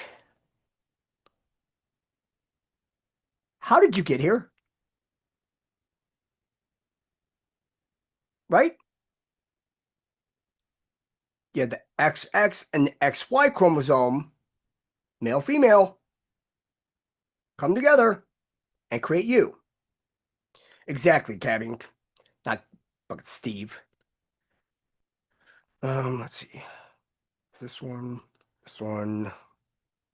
Oh, Jesus. Oh, and I have a clip here because this, oh my God, when you hear this, and we're gonna do the numbers. All right. And this is a short clip. This one was was it like a short. So why this is so big? Because we're gonna point out a couple things. When you see the popes that are involved in all this, we know them. We've gone over them. Though, in 1884, Pope Leo XIII, they were doing mass at the Vatican Chapel, and then all of a sudden he just froze. They said that his face went white as a ghost, and he stood there in terror for 10 minutes. But he said he just received a vision. There was two voices that were speaking to him, one being Jesus and one being Satan. Oh my gosh. And this is how the conversation went. The guttural voice, the voice of Satan, in his pride boasted to our Lord, I can destroy your church. The gentle voice of the Lord said, you can? Then go ahead and do so. Satan said, to do so I need more time and more power. Then Jesus said, how much time and how much power? 75 to 100 years, and a greater power of those who will give themselves over to my service. Then Jesus said, you have the time, you will have the power, do with them what you will. It's like a Job situation. Yeah. God. So that was the last Pope Leo who got that vision. Interesting. I thought that was weird. Here's some spooky though. In 1884, Pope Leo XIII, they were doing mass at the Vatican Chapel. Why is that spooky? Oh, by the way, that was Pope Leo XIII. Which pope do we have now? Leo XIV. Isn't that just ironic a little bit? Also, it says 1884. So he gave Satan up 7,500 years, right? What do you get in 100 years? 1984. Also, this is the 141st year of this. Yeah, real nice. Let me see here. I do want to put the video. Man, I'm tight. This one, for some reason, I want to watch this with you guys. I mean, it's 40 minutes long, but it makes complete sense of what's going on in the Middle East right now. Because isn't it funny that where's the highest concentration of homos? It's in Israel, guys. Pedophilia and all that. You know what the funny thing is about homosexuality in the Middle East? Ha ha! It doesn't work. It doesn't. That's all they've been doing. They're like, oh, we're the only democracy out here. No, you guys overtook the whole place and decided to turn to shit. I mean, this is... Oh, hold on a second. I had this in Nuclear Iran in bold. Let me pull this one up.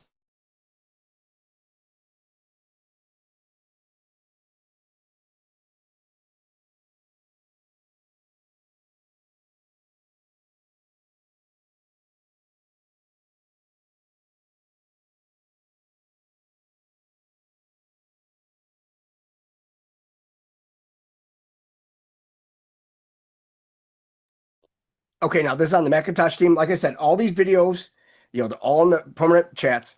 You definitely want to subscribe to all these channels because you are not going to believe the information that's coming out. This one's only 5 minutes long, but this disgusting man actually said this about Jewish people. Some of these quotes might surprise Who it you, is. others might make you laugh, or maybe even think twice. I've put together a mix that really got me thinking, and now I want to hear your thoughts. Who do you think is behind these words? Drop your guesses and opinions in the comments. I'm really curious to see what you come up with. Laat me weten of je het wat mysterieuzer, grappiger of persoonlijker wil maken. In connection with the Jewish question, I have this to say. It is a shameful spectacle to see how the whole democratic world is oozing sympathy for the poor, tormented Jewish people, but remains hard-hearted and obdurate when it comes to helping them, which is surely, in view of its attitude, an obvious duty. The arguments that are brought up as an excuse for not helping them actually speak for us Germans and Italians. For that is what they say. 1. We, that is the democracies, are not in a position to take in the Jews. Yet in these empires there are not 10 people to the square kilometer, while Germany, with her 135 inhabitants to the square kilometer, is supposed to have room for them. 2. They assure us we cannot take them unless Germany is prepared to allow them a certain amount of capital to bring with them as immigrants. For hundreds of years, Germany was good enough to receive these elements, although they possessed nothing except infectious political and physical diseases. What they possess today, they have by a very large extent gained at the cost of the less astute German nation by the most reprehensible manipulations. Today, we are merely paying these people what it deserves, when the German nation was, thanks to the inflation instigated and carried through by Jews, deprived of the entire savings which it had accumulated in years of honest work, when the rest of the world took away the German nation's foreign investments, when we were divested of the whole of our colonial possessions. These philanthropic considerations evidently carried little noticeable weight with democratic statesmen. Today I can only assure these gentlemen that thanks to the brutal agitation with which the democracies favored us for 15 years, we are completely hardened to all attacks of sentiment. After more than 800,000 children of the nation had died of hunger and undernourishment at the close of the war, we witnessed almost 1 million head of milking cows being driven away from us in accordance with the cruel paragraphs of a dictate which the humane democratic apostles of the world forced upon us as a peace treaty. We witnessed over 1 million German prisoners of war being retained in confinement for no reason at all. For a whole year after the war was ended, we witnessed over 1.5 million Germans being torn away from all that they possessed in the territories lying on our frontiers, and being whipped out with practically only what they wore on their backs. We had to endure having millions of our fellow countrymen torn from us without their consent, and without their being afforded the slightest possibility or the existence. I could supplement these examples with dozens of the most cruel kind. For this reason, we ask to be spared all sentimental talk. The German nation does not wish its interests to be determined and controlled by any foreign nation. France to the French, England to the English, America to the Americans, and Germany to the Germans. We are resolved to prevent the settlement in our country of a strange people which was capable of snatching for itself all the leading positions in the land, and to oust it, for it is our will to educate our own nation for these leading positions. We have hundreds of thousands of very intelligent children, of peasants and of the working classes. We shall have them educated. In fact, We have already begun, and we wish that one day they, and not the representatives of an alien race, may hold the leading positions in the state, together with our educated classes. Above all, German culture, as its name alone shows, is German and not Jewish, and therefore its management and care will be entrusted to members of our own nation. If the rest of the world cries out with a hypocritical mien against this barbaric expulsion from Germany of such an irreplaceable and culturally eminently valuable element, we can only be astonished at the conclusions they draw from this situation. But how thankful they must be that we are releasing these precious apostles of culture and placing them at the disposal of the rest of the world. In accordance with their own declarations, they cannot find a single reason to excuse themselves for refusing to receive this most valuable right in their own country, nor can I see a reason why the members of this race should be imposed upon the German nation, while in the states, which are so enthusiastic about these splendid people, their settlement should suddenly be refused with every imaginable excuse. I think that the sooner this problem is solved, the better, for Europe cannot settle down until the Jewish question is cleared up. It may very well be possible that sooner or later an agreement on this problem may be reached in Europe, even between those nations which otherwise do not so easily come together. The world has sufficient space for settlements, but we must once and for all get rid of the opinion that the Jewish race was only created by God for the purpose of being in a certain percentage, a parasite living on the body and the productive work of other nations. The Jewish race will have to adapt itself to sound constructive activity as other nations do, or sooner or later it will succumb to a crisis of an inconceivable magnitude. One thing I should like to say on this day, which may be memorable for others as well as for us Germans: in the course of my life I have very often been a prophet and have usually been ridiculed.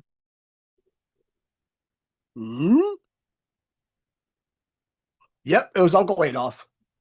It was him. Oh my God. Let me see. I really want to go through, but this, man, there's a lot to this one. Because yeah, we'll probably save this one for Thursday. Because Das Juden, we have got a supreme problem with them. And we're talking Thomas Kaplan, Sheldon, Miriam Adelson, all of them. I mean, fuck. Shit. Oh, Uncle Adolf was more than right. Shit. Let's see. 1 second, guys. To get.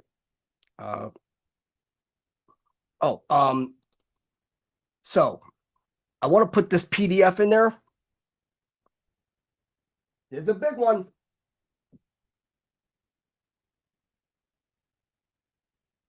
All right. This one is 156 pages. I think you're going to like this one. So this was in 2009. Cute name, cute time, right? Under Obama. Which path to Persia? Options for a new American strategy towards Iran. From the Brookings Institute. Yeah, Martin Indyk. Yeah, do you know that this? Yeah, like I said, it's 156 pages. So, and it's, you know, of course it's double column, and you know, but yeah, I put that in there so you guys can have that. So it's on record. So if we do ever return back to that, it's actually in there. And if people want to read it, please do. Damn it. Yeah, if you guys want to get your songs in too, feel free to. Because man, this Kaplan. Let's see. I'll blow my voice too. But yeah, I think the Thomas Kaplan one we're gonna have to go over Thursday, because there's a lot of stuff that, you know, led up to, you know, the beginning of the show that we still found. And well, let me see. You know what? Let me see this real quick. Sorry, guys. Now, you know what? We'll go through somebody. We'll go through the bitch. That's what we're gonna do. And then that will lead to everything else. And then when you see how this actually works out, oh boy.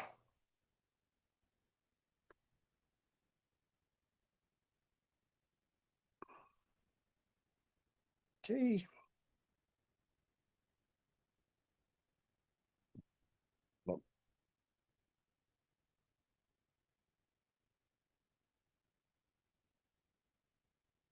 Yeah, dig right into this. Why not? Mir Mandelson, born October 10th, 1945. Isn't that funny? That's also a 10-7, 7-10. Israeli-American physician, businesswoman, philanthropist, conservative political donor. She's married to Sheldon Adelson until his death in 2021. Thank God. As of May 2025, estimates place her wealth at $29.5 billion. As of 2024, she's the 58th richest person in the world.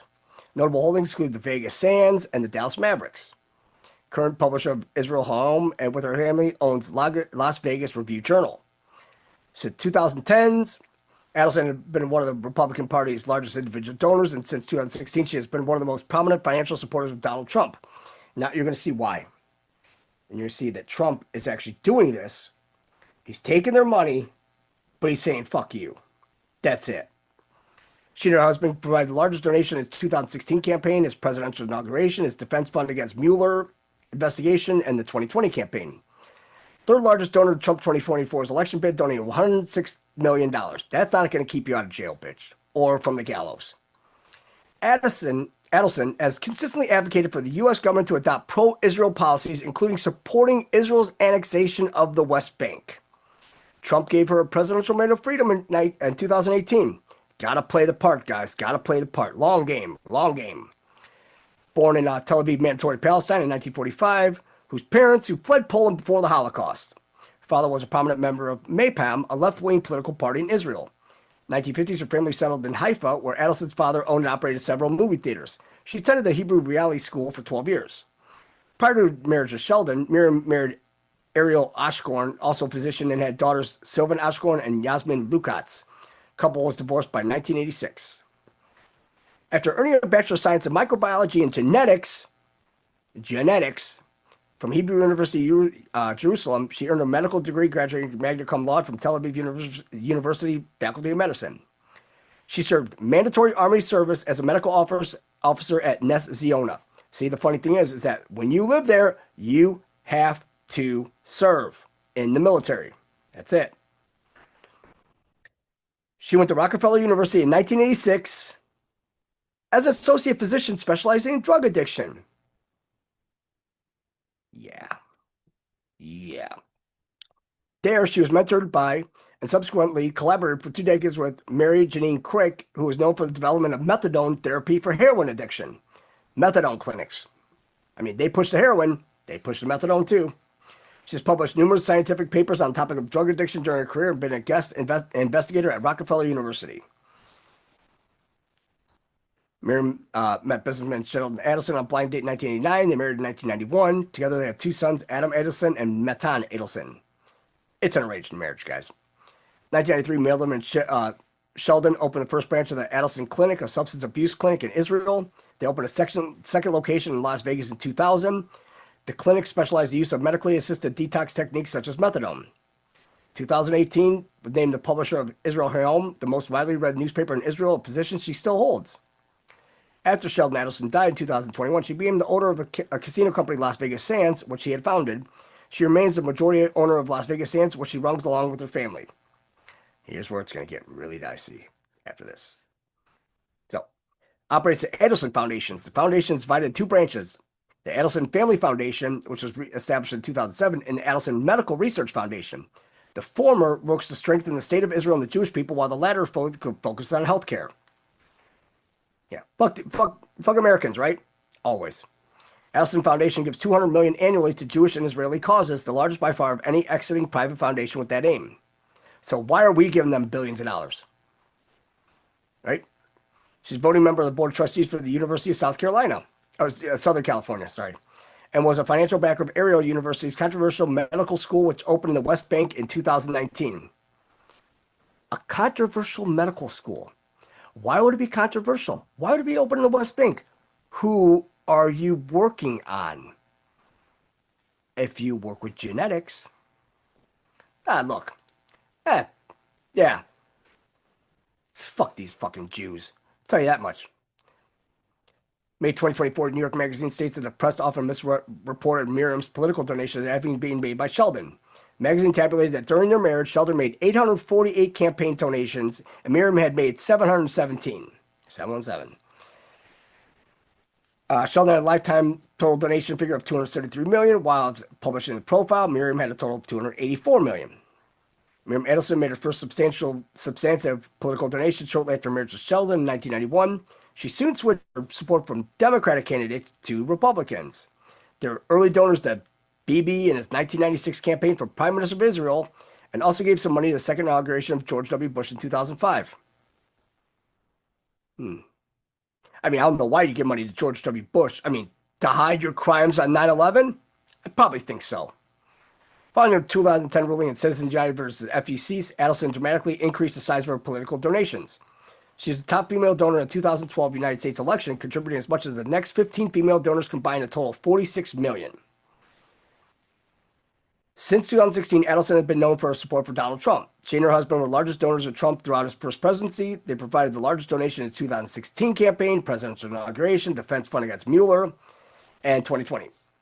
She has written that Trump should enjoy sweeping support among U.S. Jews and Israelis, and that Trump deserves a book of Trump in the Bible due to the support of Israel.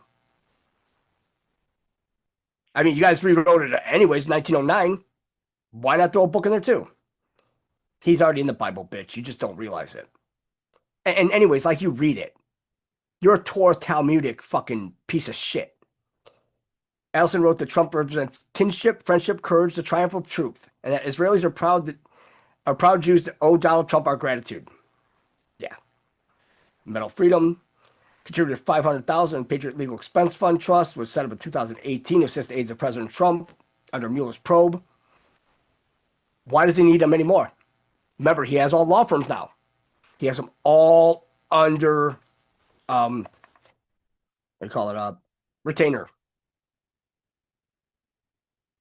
Served as one of the finance vice chairs for Trump's inauguration. During 2024, she initially declined to take a side early in the presidential primary. She was quoted by DeSantis and Haley. She ultimately supported Trump in the 2024 United States presidential election, contributed $106 million. So, she initially declined to take a side, right? But before, she was like, oh, Trump, I mean, they should put a book of the Bible in it, right? During the 2024 campaign, Adelson sought support from Trump for Israel's annexation of the West Bank. A spokesperson for Adelson denied allegations that her donations were made in exchange for support of the policy. No exchange. Michael Wolff's 2025 book, All or Nothing, and that same fucking jagoff that wrote a book about Trump before, discussed the relationship between Trump and Adelson. In his book, he claimed that Trump had 2 dinners with Adelson prior to receiving an initial donation in the 2024 election cycle, after which he described her as boring and long-winded and shared a hesitancy to take further meetings as he did not believe she was going to donate. The White House communication director denied the claims. And that would be that one, is it Stephen Chu or that big dude? That really big dude. Subsequently, the relationship faltered after the RNC when Trump learned Adelson had hired staff known to be critical of him to operate her super PAC devised to benefit him. Reportedly further irritated by Isaac Perlmutter telling him Adelson was unreliable, Trump dictated a text message to Adelson claiming that she was his enemy for hiring unsupportive staffers. See? Adelson has said that her heart is in Israel and she got stuck in America after meeting her husband. Stuck. Credited with influencing Sheldon Adelson's political views on Israel and inspiring him to donate large sums of money to Zionist causes. Adelson is a financial supporter of the Zionist Organization of America and the Yad Vashem Holocaust Museum and Memorial in Jerusalem, and various U.S. groups that fundraise for the Israeli military. Execute this bitch. Adelson backed Trump's January 2021 pardon of Avim Sela, an Israeli spy who had fled the U.S. in 1987 after being indicted on counts of espionage against the U.S. government. We can't find him, right? What if they're hunting him down? So you're pardoned the first time doesn't mean you're pardoned under the Republic. Adelson had been an influential voice in calling for deals with Hamas that facilitate the release of Israeli hostages taken during the October 7, 2023 Hamas-led attack on Israel. Of course, it's Hamas-led. Even though there were more cars destroyed than people killed on October 7th. Explain that one to me. Jewish space lasers? Probably. Because what they do? They stacked them all, and then they just dug holes, and they threw all the cars in there. Why? Crime scene. Following the attack, published an op-ed in Forbes, Israel and Israel Hayom, where she stated that radical Muslim and Black Lives Matter activists, ultra-progressives, and career agitators should be dead to us. Because, I mean, you created the Black Lives Matter activists and ultra-progressives. You created them. Hello, Zionism. Adelson and her husband cut off contact with Bibi and his wife, Sarah, around 2019. Adelson had interpersonal strife with Sarah, whom she believes has an undue influence over political decisions on Bibi and regards as being psychologically ill. No shit. Adelson testified at his 2024 corruption trial that Sarah Netanyahu exerted pressure on her to provide her with gifts and favorable media coverage. But here we go. Involvement in Birthright Israel. Prominent supporter of it, the program that brings young Jews to Israel for free. With her husband, she is the program's largest donor. The couple have given more than $250 million to Birthright Israel by 2015. She has stated that she wanted more young Jews on the trip to have more Jewish babies because assimilation is decimating the diaspora. Then go back to lobby governments and sway public opinion. So, she's literally telling you how to insurrect the U.S. government. Go back, have more Jewish babies, and then go back and lobby governments to sway public opinion. Go back where? Oh, go there and have Jewish babies, and then come here because you're stuck here. You're not stuck. You can get the fuck out anytime you want. We really don't need any of you. Support for the annexation of the West Bank. Aslan donated $25 million towards Area University's medical school, which opened in West Bank in 2019. Stated that the gift would help strengthen the settlers in Judea and Samaria, terms that implied that the West Bank was promised to the Jewish people by God. So it's controversial because it's not for anybody, any Palestinians or anything like that. They throw them to the side. She donated $6 million to Hashomer, I don't know, a volunteer militia that puts volunteer security guards and agricultural workers on settler farms in the West Bank via the Adelson Foundation between 2019 and 2022. Critiques of the organization are referred to as a militia. It's a militia. So you have all these people out there trying to farm their crops because they can't eat. So you have your own militias out there shooting these people. Cute. 2020, Adelson was named as a defendant alongside Bibi, Trump, AIPAC, and others in a lawsuit filed in the Washington, D.C. District Court alleging the denationalization and dehumanization of the Palestinian people and the installation of an apartheid regime in the occupied Palestinian territory. Her husband was not included in the lawsuit. This case was dismissed in 2021. Why was it dismissed? What's going on right now? You can bring that trial right back. Here is where it gets up.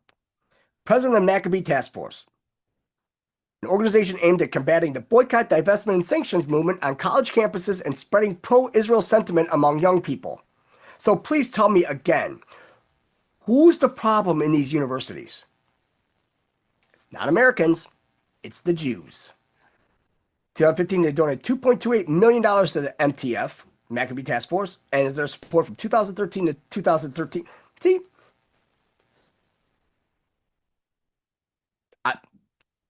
they're retarded. 2013 to 2023, total more than $70 million. Adelson is the organization's president, but does not list on the organization's website. Of course not. Critics of the organization hypothesized a connection between the organization and the crackdown on participants in pro-Palestinian demonstration on college campuses in Trump's second term. Oh, do you mean like the Canary Project, where you're doxing everybody that says anything about the Jews? Ownership of Dallas Mavericks. Adelson and his son-in-law, Patrick Dumont, purchasing, controlling ownership and interest in Dallas Mavericks, December 2023. Then they turn on, and I'll break it down. So what they did is, they created legalization of gambling in Texas, but they wanted to build a casino in the state. But they said she could not be the governor for the team because of her political reputation, because she's a fucking diehard kike Zionist. But allowed Dumont to be the governor and said, because the son-in-law, yeah, but who's he taking orders from? Her. That's when that Luka Doncic, that trade to LA Lakers, and saying that, oh, he's not taking care of his body well enough. Well, they traded him so they could dump the Mavericks, and they can move the Mavericks to Las Vegas. It's exactly what they wanted to do. Here's all the riches and everything, presidential matter of freedom, all this. But, yeah, we need to go to this Maccabee Task Force. conservative Zionist organization operating within the aims of countering boycott, divestment, and sanction movements on college campuses and promoting pro-Israel beliefs among young people. It was founded by the Adelsons. Founded in 2015, the Campus Maccabees Summit organized by Sheldon and Haim Saban.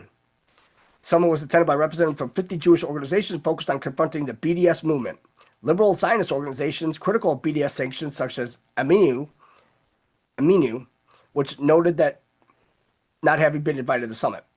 Initial organizers funded Adelson, Haim Saban, and Adam Milstein planned 3 components of the Campus Maccabees. Donors for funding, on-campus activists to advocate on college campuses. On-campus activists, guys.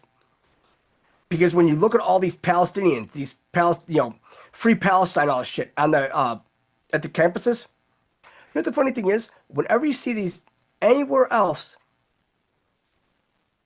but here, you see here the ones with the fist on it, which we know the fist was copywritten by the Jewish Defense League under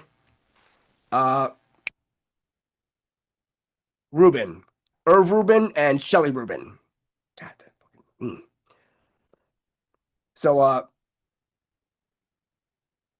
researchers to investigate pro-Palestinian groups and identify opportunities for legal challenges. Yeah. The Canary Project. Canary palm tree and drops. Focus on key groups in BDS movements such as Students for Justice in Palestine and Muslim Student Association. But hey, let's not talk about all those filthy Jew camps you have here to radicalize them. Programming varied across campus, but generally involved trips to Israel for mostly non-Jewish student leaders to get blackmailed, activities to promote their objectives, as well as coalition building with other organizations. Because you wouldn't be sending non-Jewish student leaders over there because you hate Goyim. You only have them going over there for one reason and one reason only. Because they go over there and they party it up, and hey, you might end up screwing a kid. We don't know.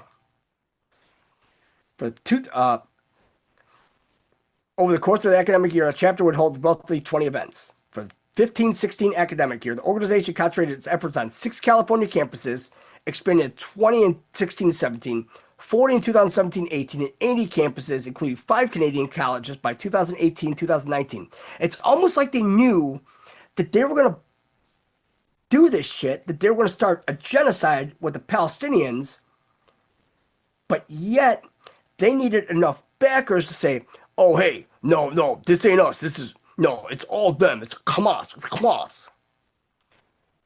Ball announced by the end of 2018-2019 school year that MTF would expand over 100 schools. 2019, MTF announced that it would expand internationally in 2020, though it did not specify to which countries. By the 2020 school year, MTF was planning to expand to approximately 100 college campuses in the United States. It is active on around 100 campuses in the United States and Canada. Wonder how many campuses are having uprisings and all that. They're funding it. Remember, the money's coming from somewhere. The bricks, everything. Them. Let's see. It's when she started all the donations and everything. David Brogdon, founding director of Christians United for Israel, was chosen as MTF's first executive director following the Campus Maccabees Summit in 2015. Christians United for Israel, as a Christian Zionist organization, was started by John Hagee, the same guy we saw in the video. That fat fucker right there. About these shitbags. Brog is often considered a protege of American philanthropist Miriam and Sheldon Adelson, but people have expressed surprise at his selection because his background indicates a political position far from the mainstream of pro-Israel activism. He attended Harvard Law School and practiced corporate law in the U.S. and in Israel prior to his involvement in Christians United for Israel. He is Jewish. I don't think you had to put the last part in there. I think it's pretty much there. So, during MTF's first 2 years of operation, the organization made donations to averaging more than $100,000 to more than 40 Hillel chapters in the U.S. and Canada. As a condition for receiving donations from the MTF, money from the organization cannot be used to fund activities associated with J Street U, a liberal Zionist organization politically to the left of the MTF. You know what the funny thing is? With J Street, not all Jews, but J Street, they wanted the two-state solution. They do not. Funding of travel to Israel for students and celebrities. The Maccabee Foundation has partnered with media productions companies like Rova Media and 8 Productions to fund trips to Israel for celebrities with the ends of creating pro-Israel promotional materials. These trips have begun occurring before the October 7th attacks, before which they brought influence here on visits to show the appropriate target audience there are things to do here that is fun, like slaughtering innocent people. Fun. According to MTF's media department co-director Uriel Disson. Since the conflict began, Disson said the goals have changed and that they wish to turn participating influencers into something akin to wartime ambassadors. So you can look at Tim Pool, you can look at all these wannabe Schlylocks that went and met with BB under Channel House rules. Fuck them all. Dave Rubin, all of them. Get rid of them. Bye. Because they're all coming after Candace and shit like that. And you're not going to disrespect Candace because I'll tell you what. And saying, oh, Candace Owens is white. Yeah. Yeah. Like the Pope's Jewish, right?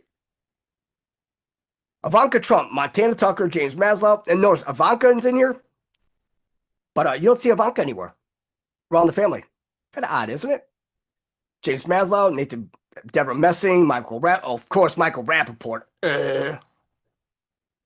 Since at least 2018, MTF has been organizing trips to send primarily non-Jewish undergraduate student leaders to Israel. These trips are usually run out of campus hallels, tend to be vaguely named, and usually obscure their connection to MTF while marketing these trips as being progressive in nature.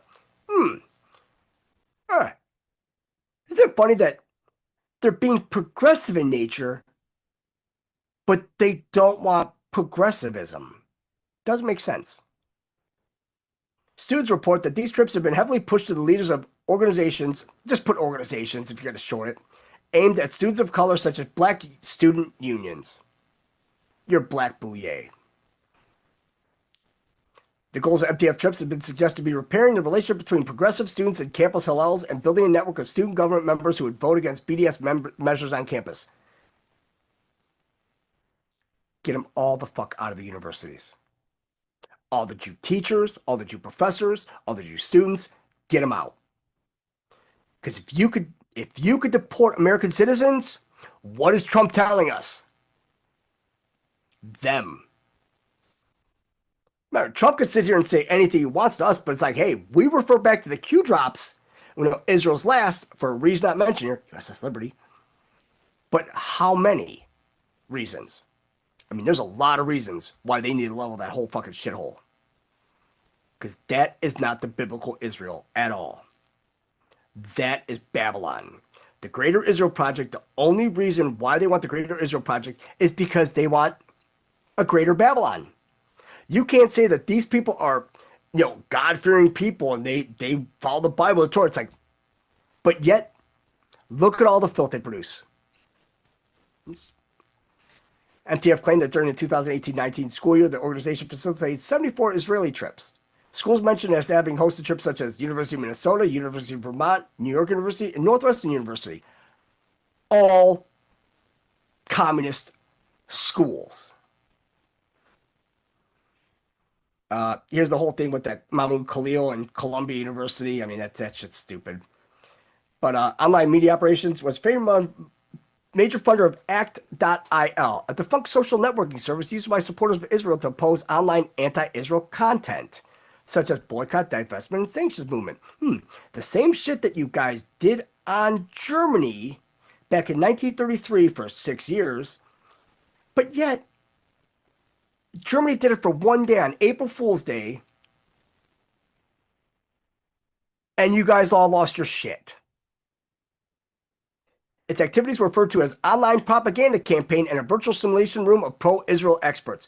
So, if you want to see why we're getting kicked off all these platforms, you can blame that fucking cunt, and I'm going to say the word C-U-N-T, Miriam Adelson. She should be joining her fat-ass fucking sweat hog of a fucking dead husband at the bottom of a lake. The fucking fish and crabs eater. Or the crabs that she has. I mean, they all got diseases. You're not going to find a Jew without a disease, guys. Just letting you know. Oh, there's some. But they're the more Americanized. And they're like, it's like, yeah, I'm Jewish. But it's like, whatever. It's not like they're the fucking synagogue banging their head against the wall and shit. But it's funny that they talk about this false idolatry. But yet you see a bunch of them over there humping a fucking wall. And everybody's like, oh, but Trump Trump put a note in the wall too. I wonder what that note said. It said, fuck you, this place is mine. Act.il directs users to missions to like, comment on, and share pro-Israel material on social media. It also asks users to flag, report, and respond to criticisms of Israel. Do we see what the problem is now? Users were guided on how to respond, which might entail writing a reply using provided talking points or sharing the most upvoting and allied comment. The app also provides users with ready-made memes. You guys can't fucking meme. Let's get it. Promoting Israel's perspective for them to share. Let's see those memes, Jews. Let's see them. I would love to see them. By completing missions, users earned points, unlocked badges, and had their scores displayed on leaderboards. The forward referred to it as a pro-Israel human botnet. MTF is one of the largest donors to PragerU. Fuck Dennis Prager too. Conservative visual media site. That's what they said. Be careful who you follow. Because all these shitbags, they're the ones doing it to us. Because you have the Christian Zionists, and then you have all these pricks like Dennis Prager and all them. They're all shitbags. PragerU's videos habitually contain misleading or factually incorrect information and climate change denial. Well, there is no climate change. Historians and political scientists also criticize PragerU's videos for containing misleading or inaccurate claims about topics such as slavery and racism in the United States. What, did the Jews brought them here? I mean, that's common sense now. Immigration and the history of fascism. Fascism, let's always go back to fascism. I mean, guys, when we look at it, they're like, oh, they're fascists or fascists. Like, well, the fascists was because the fascists, remember the bundle of sticks. What are the sticks called? They're called faggots. Don't blame me. It's right in there. PragerU has been accused of promoting fascism, racism, sexism, and anti-LGBT politics. Despite the name including the word university, is not an academic institution and does not confer degrees. PragerU has promoted at least 5 videos featuring the MTF.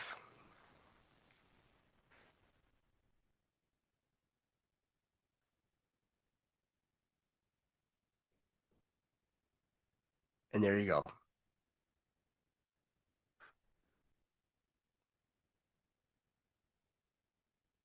Dear Mr. President, I think you should take Miriam Adelson out behind the shed and just beat the living shit out of her until she's damn near dead, and then nurse her back to health, and then beat the shit out of her again.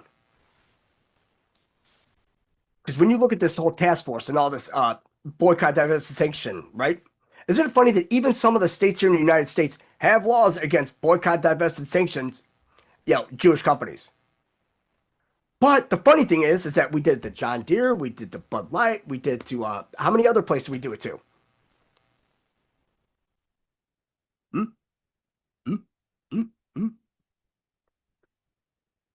Yes. Marco Rubio confirms USA. I'm sorry I haven't been looking at the chat much because, well, we're rolling balls deep in this. So, because and I know people are probably like, why do you always go after that? It's like, it always goes back to them. Every damn time. I mean, even down, oh my God, even down to the whole London Bridge, the whole deal with the London Bridge. London Bridge is falling down. Yeah. Take the keys and lock her up. Yeah, because they had cells underneath the London Bridge in England. And when they moved it over to Arizona, they had cells in which they would, every year, they would have to put a child in there and lock them up. No food, no water, anything. It's a sacrifice to keep the bridge there.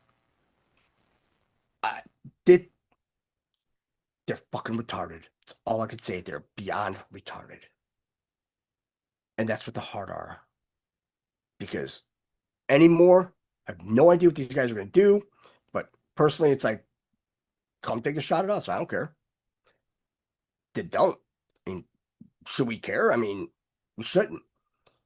And then, of course, the CDC autism study shows 1,135% elevated risk in vaccinated children. Yeah, so aluminum, you know. The funny thing is they put aluminum also in glitter. Now you have all these pricks doing glitter bombs on these ICE agents saying, oh, well, you can't get glitter off. Oh, it's ha ha ha. You know, then you could trace them back home. They need to just say, that's it. Throw the Insurrection Act in, make them all enemy combatants, and start rounding them up. Throw them in Alligator Alley, Alligator Alcatraz, whatever, and just start tossing them in. I say you put all the politicians in Alligator Alcatraz. Perfect place from a swamp. Let's see. Damn. Second here. I got. Yeah. Lockdown was awesome.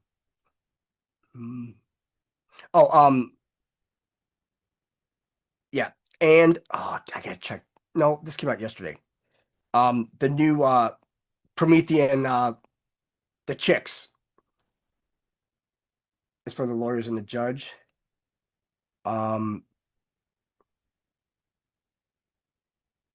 You're gonna need a bigger swamp. Much bigger swamp for that. I mean, these people are just dirty.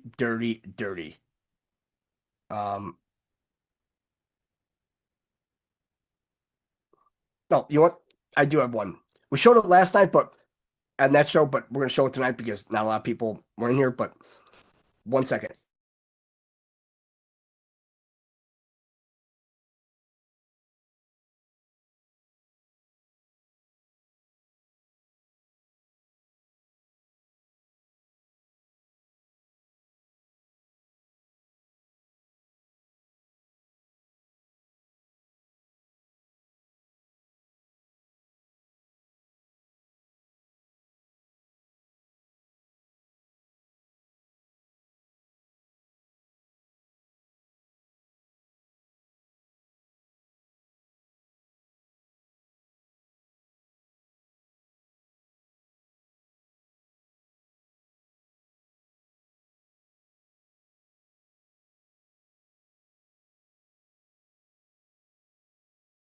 This one right here will top everything.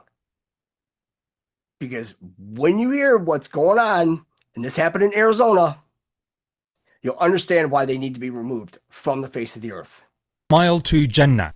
So, ladies and gentlemen, today's main news is that an individual called... He doesn't mention it, but confessed to gruesome murder and crucifixion of a pastor. Adam Schiff, who is a Jewish Zionist individual, killed a pastor, it's like a Christian imam, and planned to kill 13 more. Why? Because his Jewish beliefs commanded him to do so. He had no regret.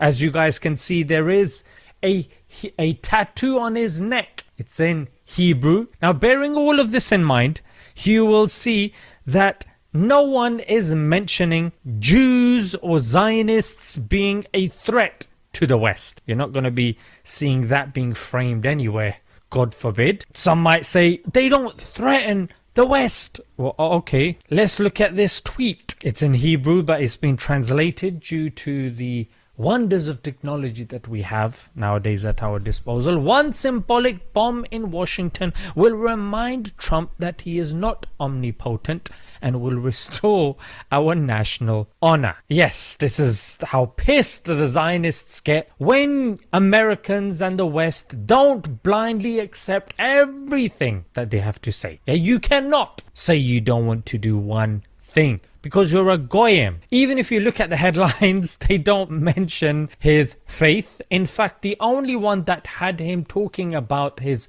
religious motivations was TRT, a Turkish-owned channel.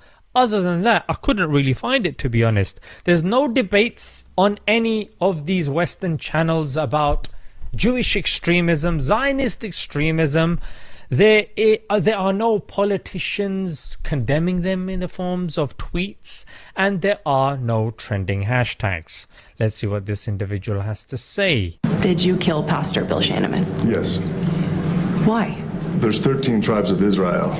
So what I wanted to do was execute and crucify 13 priests and put one of the tribes of Israel in each of their right ears, which I did with this priest. I put the tribe of Benjamin. So when did this plan come to fruition? She just brushed over that very quickly, yeah? He's literally mapped out his ideology from the Old Testament. You're thinking about this, you want to carry out this hit list? Yes. A hit list. Sure. Okay, yep. Just confirm it's a hit list from him, yeah? Because that's what people want to know. You get him to admit a hit list? Sure, it's a hit list. Okay, yes, it's a hit list. Aha! I got you there. Yeah, but his faith, I mean, why he thinks that's okay? Where did he learn it from? Can we track down those synagogues? Who is he learning from? Those extremist priests? We'd like to know. But what we do get to know is hit list. That's been confirmed. In case there was any doubt, hit list. 14 pastors. That's right. Around the nation, to surround the nation. 14 pastors. Use your words, your mother would say. 14 pastors? Do you not see that as religious extremism?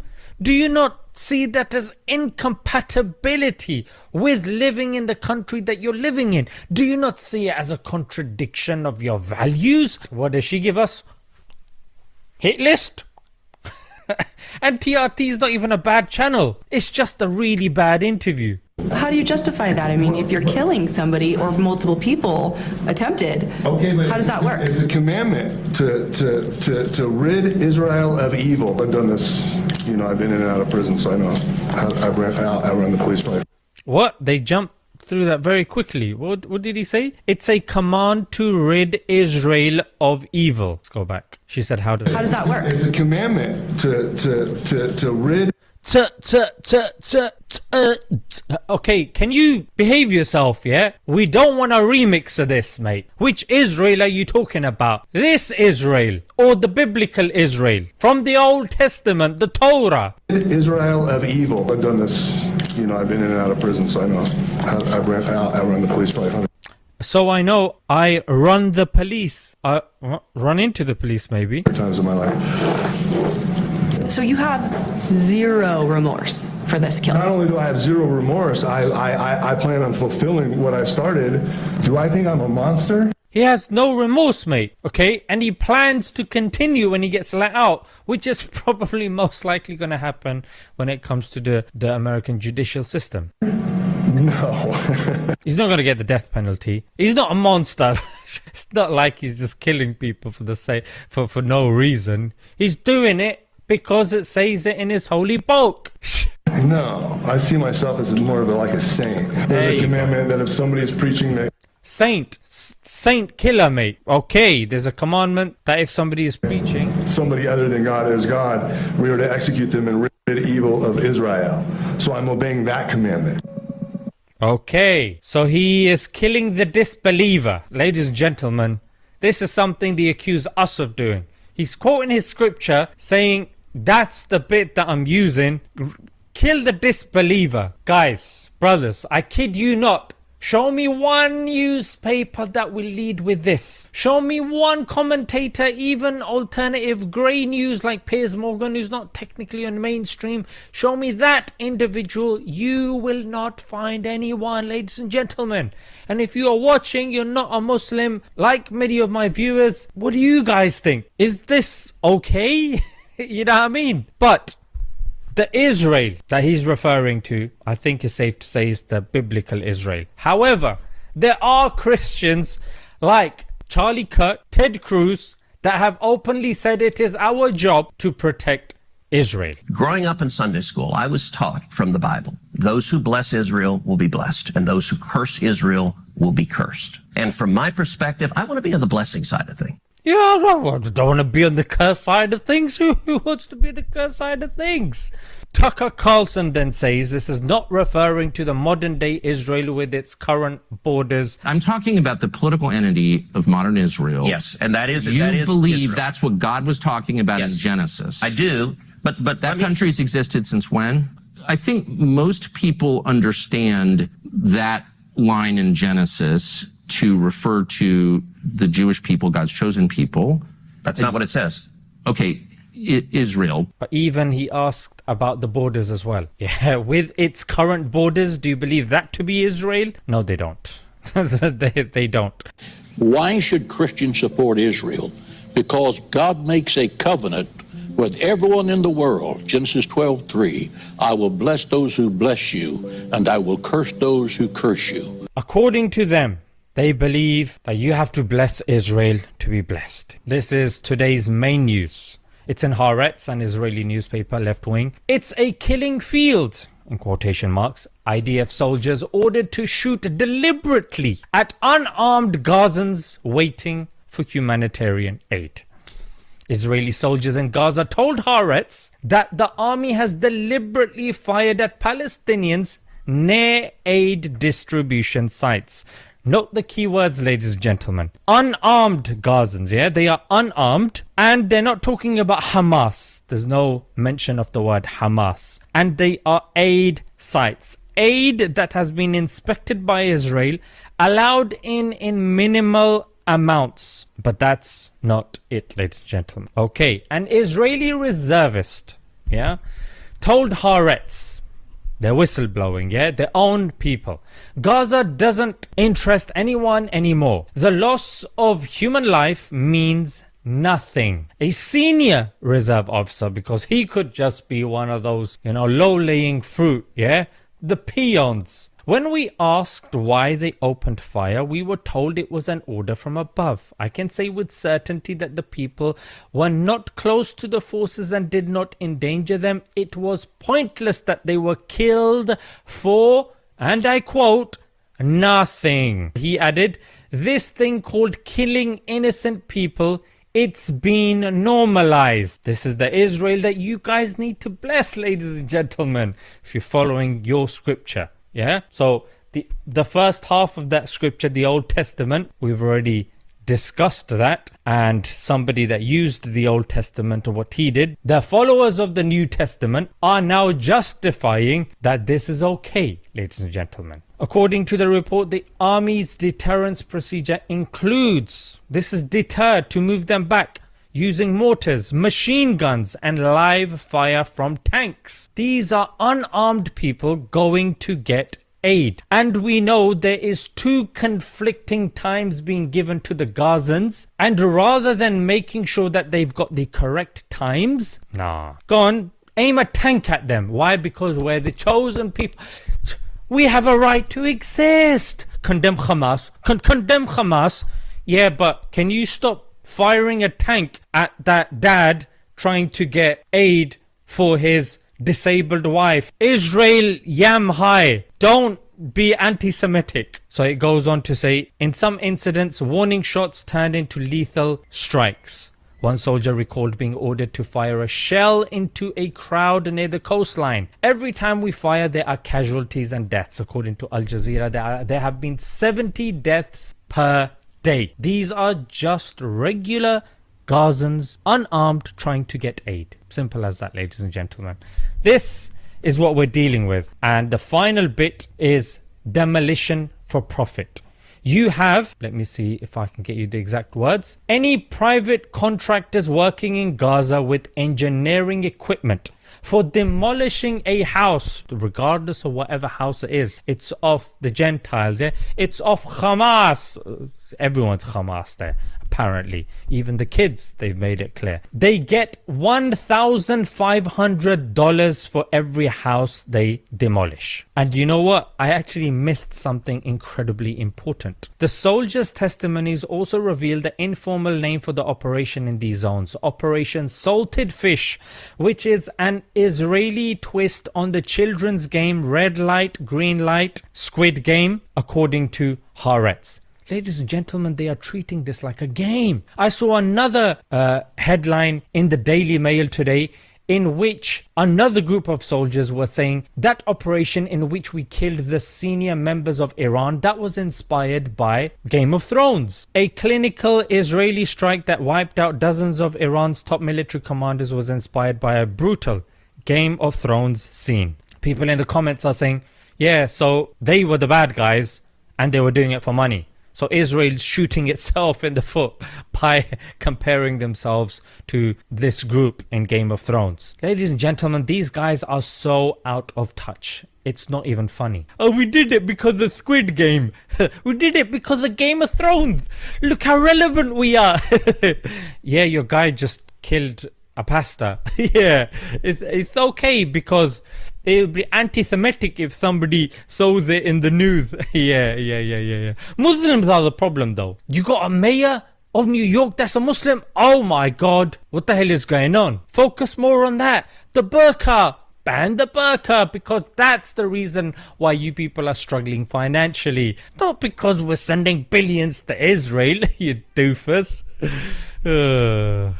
That's what's happening, ladies and gentlemen. This is the gaslighting that takes place. But it's very important for you to know such case studies and examples, because the worst thing is when somebody does initiate a conversation and you have a conversation and a potential to bring someone round and help them understand what's going on, and you freeze because you haven't really been paying attention to videos like this and you've been wasting your time on make-believe shows like the Harry Potter rebooted series. Yay! Some kid going around going Expelliarmus in some fiction world. Okay, how's that gonna improve your life? Come on, you know what I mean?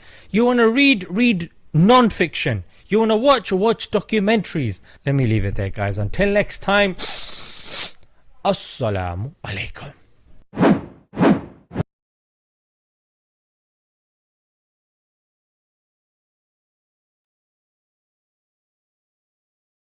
The most moral military in the world, huh? I mean, you've got to be kidding me. I mean, this is getting to be just stupid. Stupid. Oh, you know what? I do have one more. 1 second. This one's good.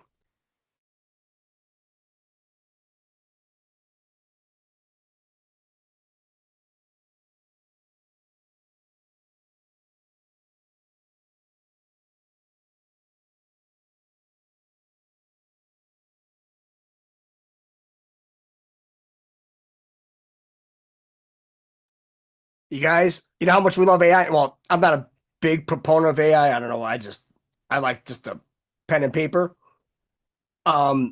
This one's 8 minutes long, but make sure you save that link because this one is a doozy. Gator Gitmo. Some build walls. We nurture ecosystems of freedom. Is it true you use live predators for security? We prefer the term patriotic volunteers with a unique skill set. And this is our state-of-the-art, 100% organic biological filtration system. It also doubles as our welcome committee. Oh my God!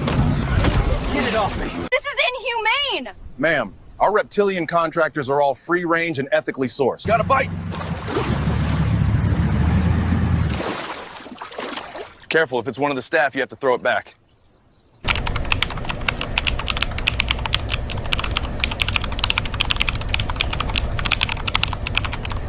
This place is a supervillain's lair! Thank you. We've been working very hard on the branding. Warden, critics say holding people in tents in this heat is inhumane. It's an immersive, authentic Everglades experience. We spare no expense providing that authenticity. This very land was saved from a jet port in the 60s. It's a protected treasure. And look at us now, turning yesterday's failures into today's freedom. Gator Gitmo is a concentration camp! Sir, this is a wetland.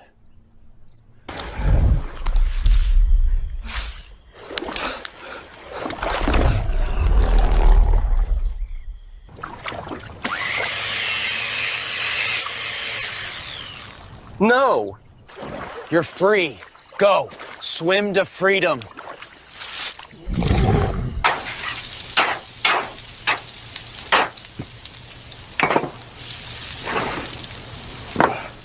No! You can't use the Python airdrop card on my protester piece. That's an illegal move. This one's got a rattle in the tail again. Just put in a maintenance request. They'll get to it.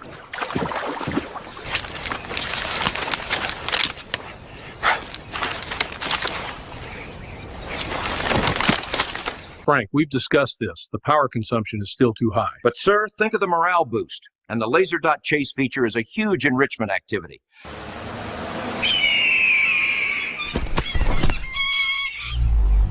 Can you respond to Germany's claim that Gator Gitmo violates international law? Germany should focus less on our reptile security and more on their NATO spending. It's a brilliant jobs program. We're putting America's alligators back to work. They're not alligators. They're amphibious government drones. The pythons are the charging cables.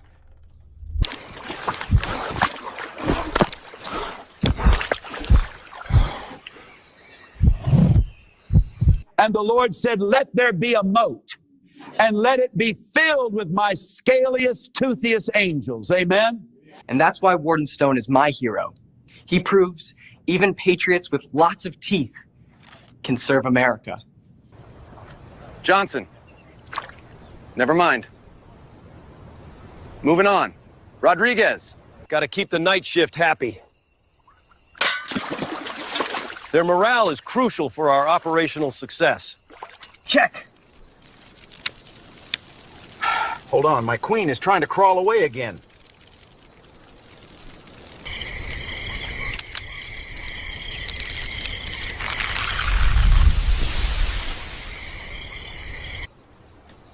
Wow, Hector. Such passion. I love how you've captured the team spirit. The targeting matrix is still in its calibration phase, sir. I see.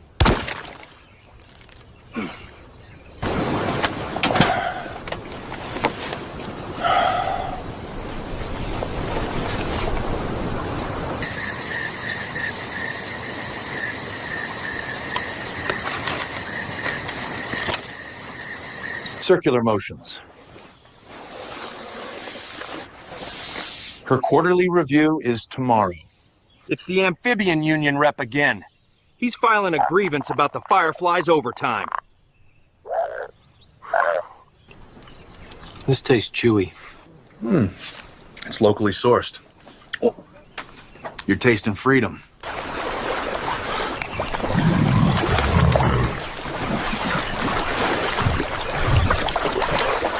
They'll think I'm one of them, a new recruit.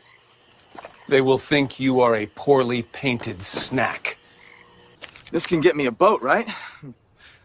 That couldn't even buy you one of Sergeant Snappy's baby teeth.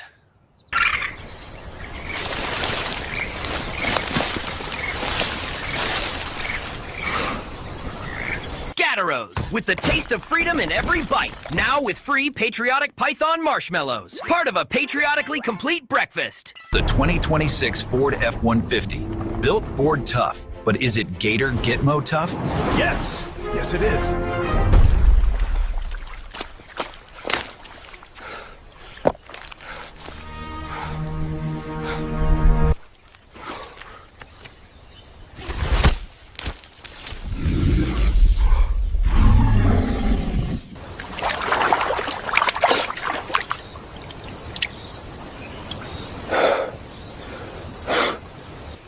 Which way is north?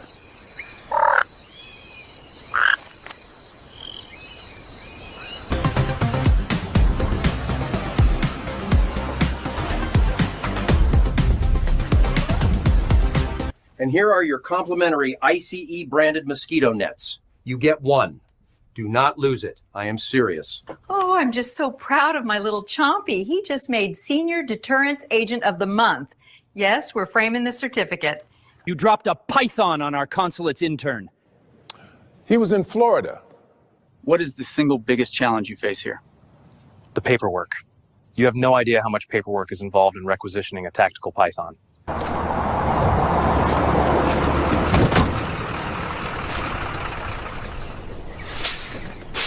Warden Stone. Your critics call this facility cartoonishly evil. I call it the American dream, with more teeth. We're sending a message. There's nowhere to run, nowhere to hide. Only patriots with scales.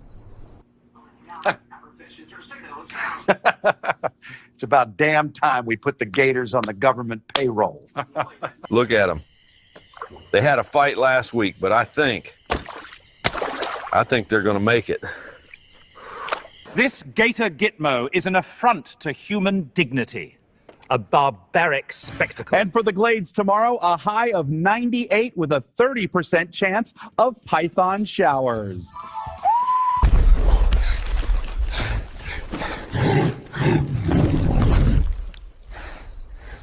This facility will irreversibly damage the entire ecosystem. So you're saying we need more gators to balance it out? I can put in the requisition. Gator Gitmo. Some build walls. We nurture ecosystems of freedom.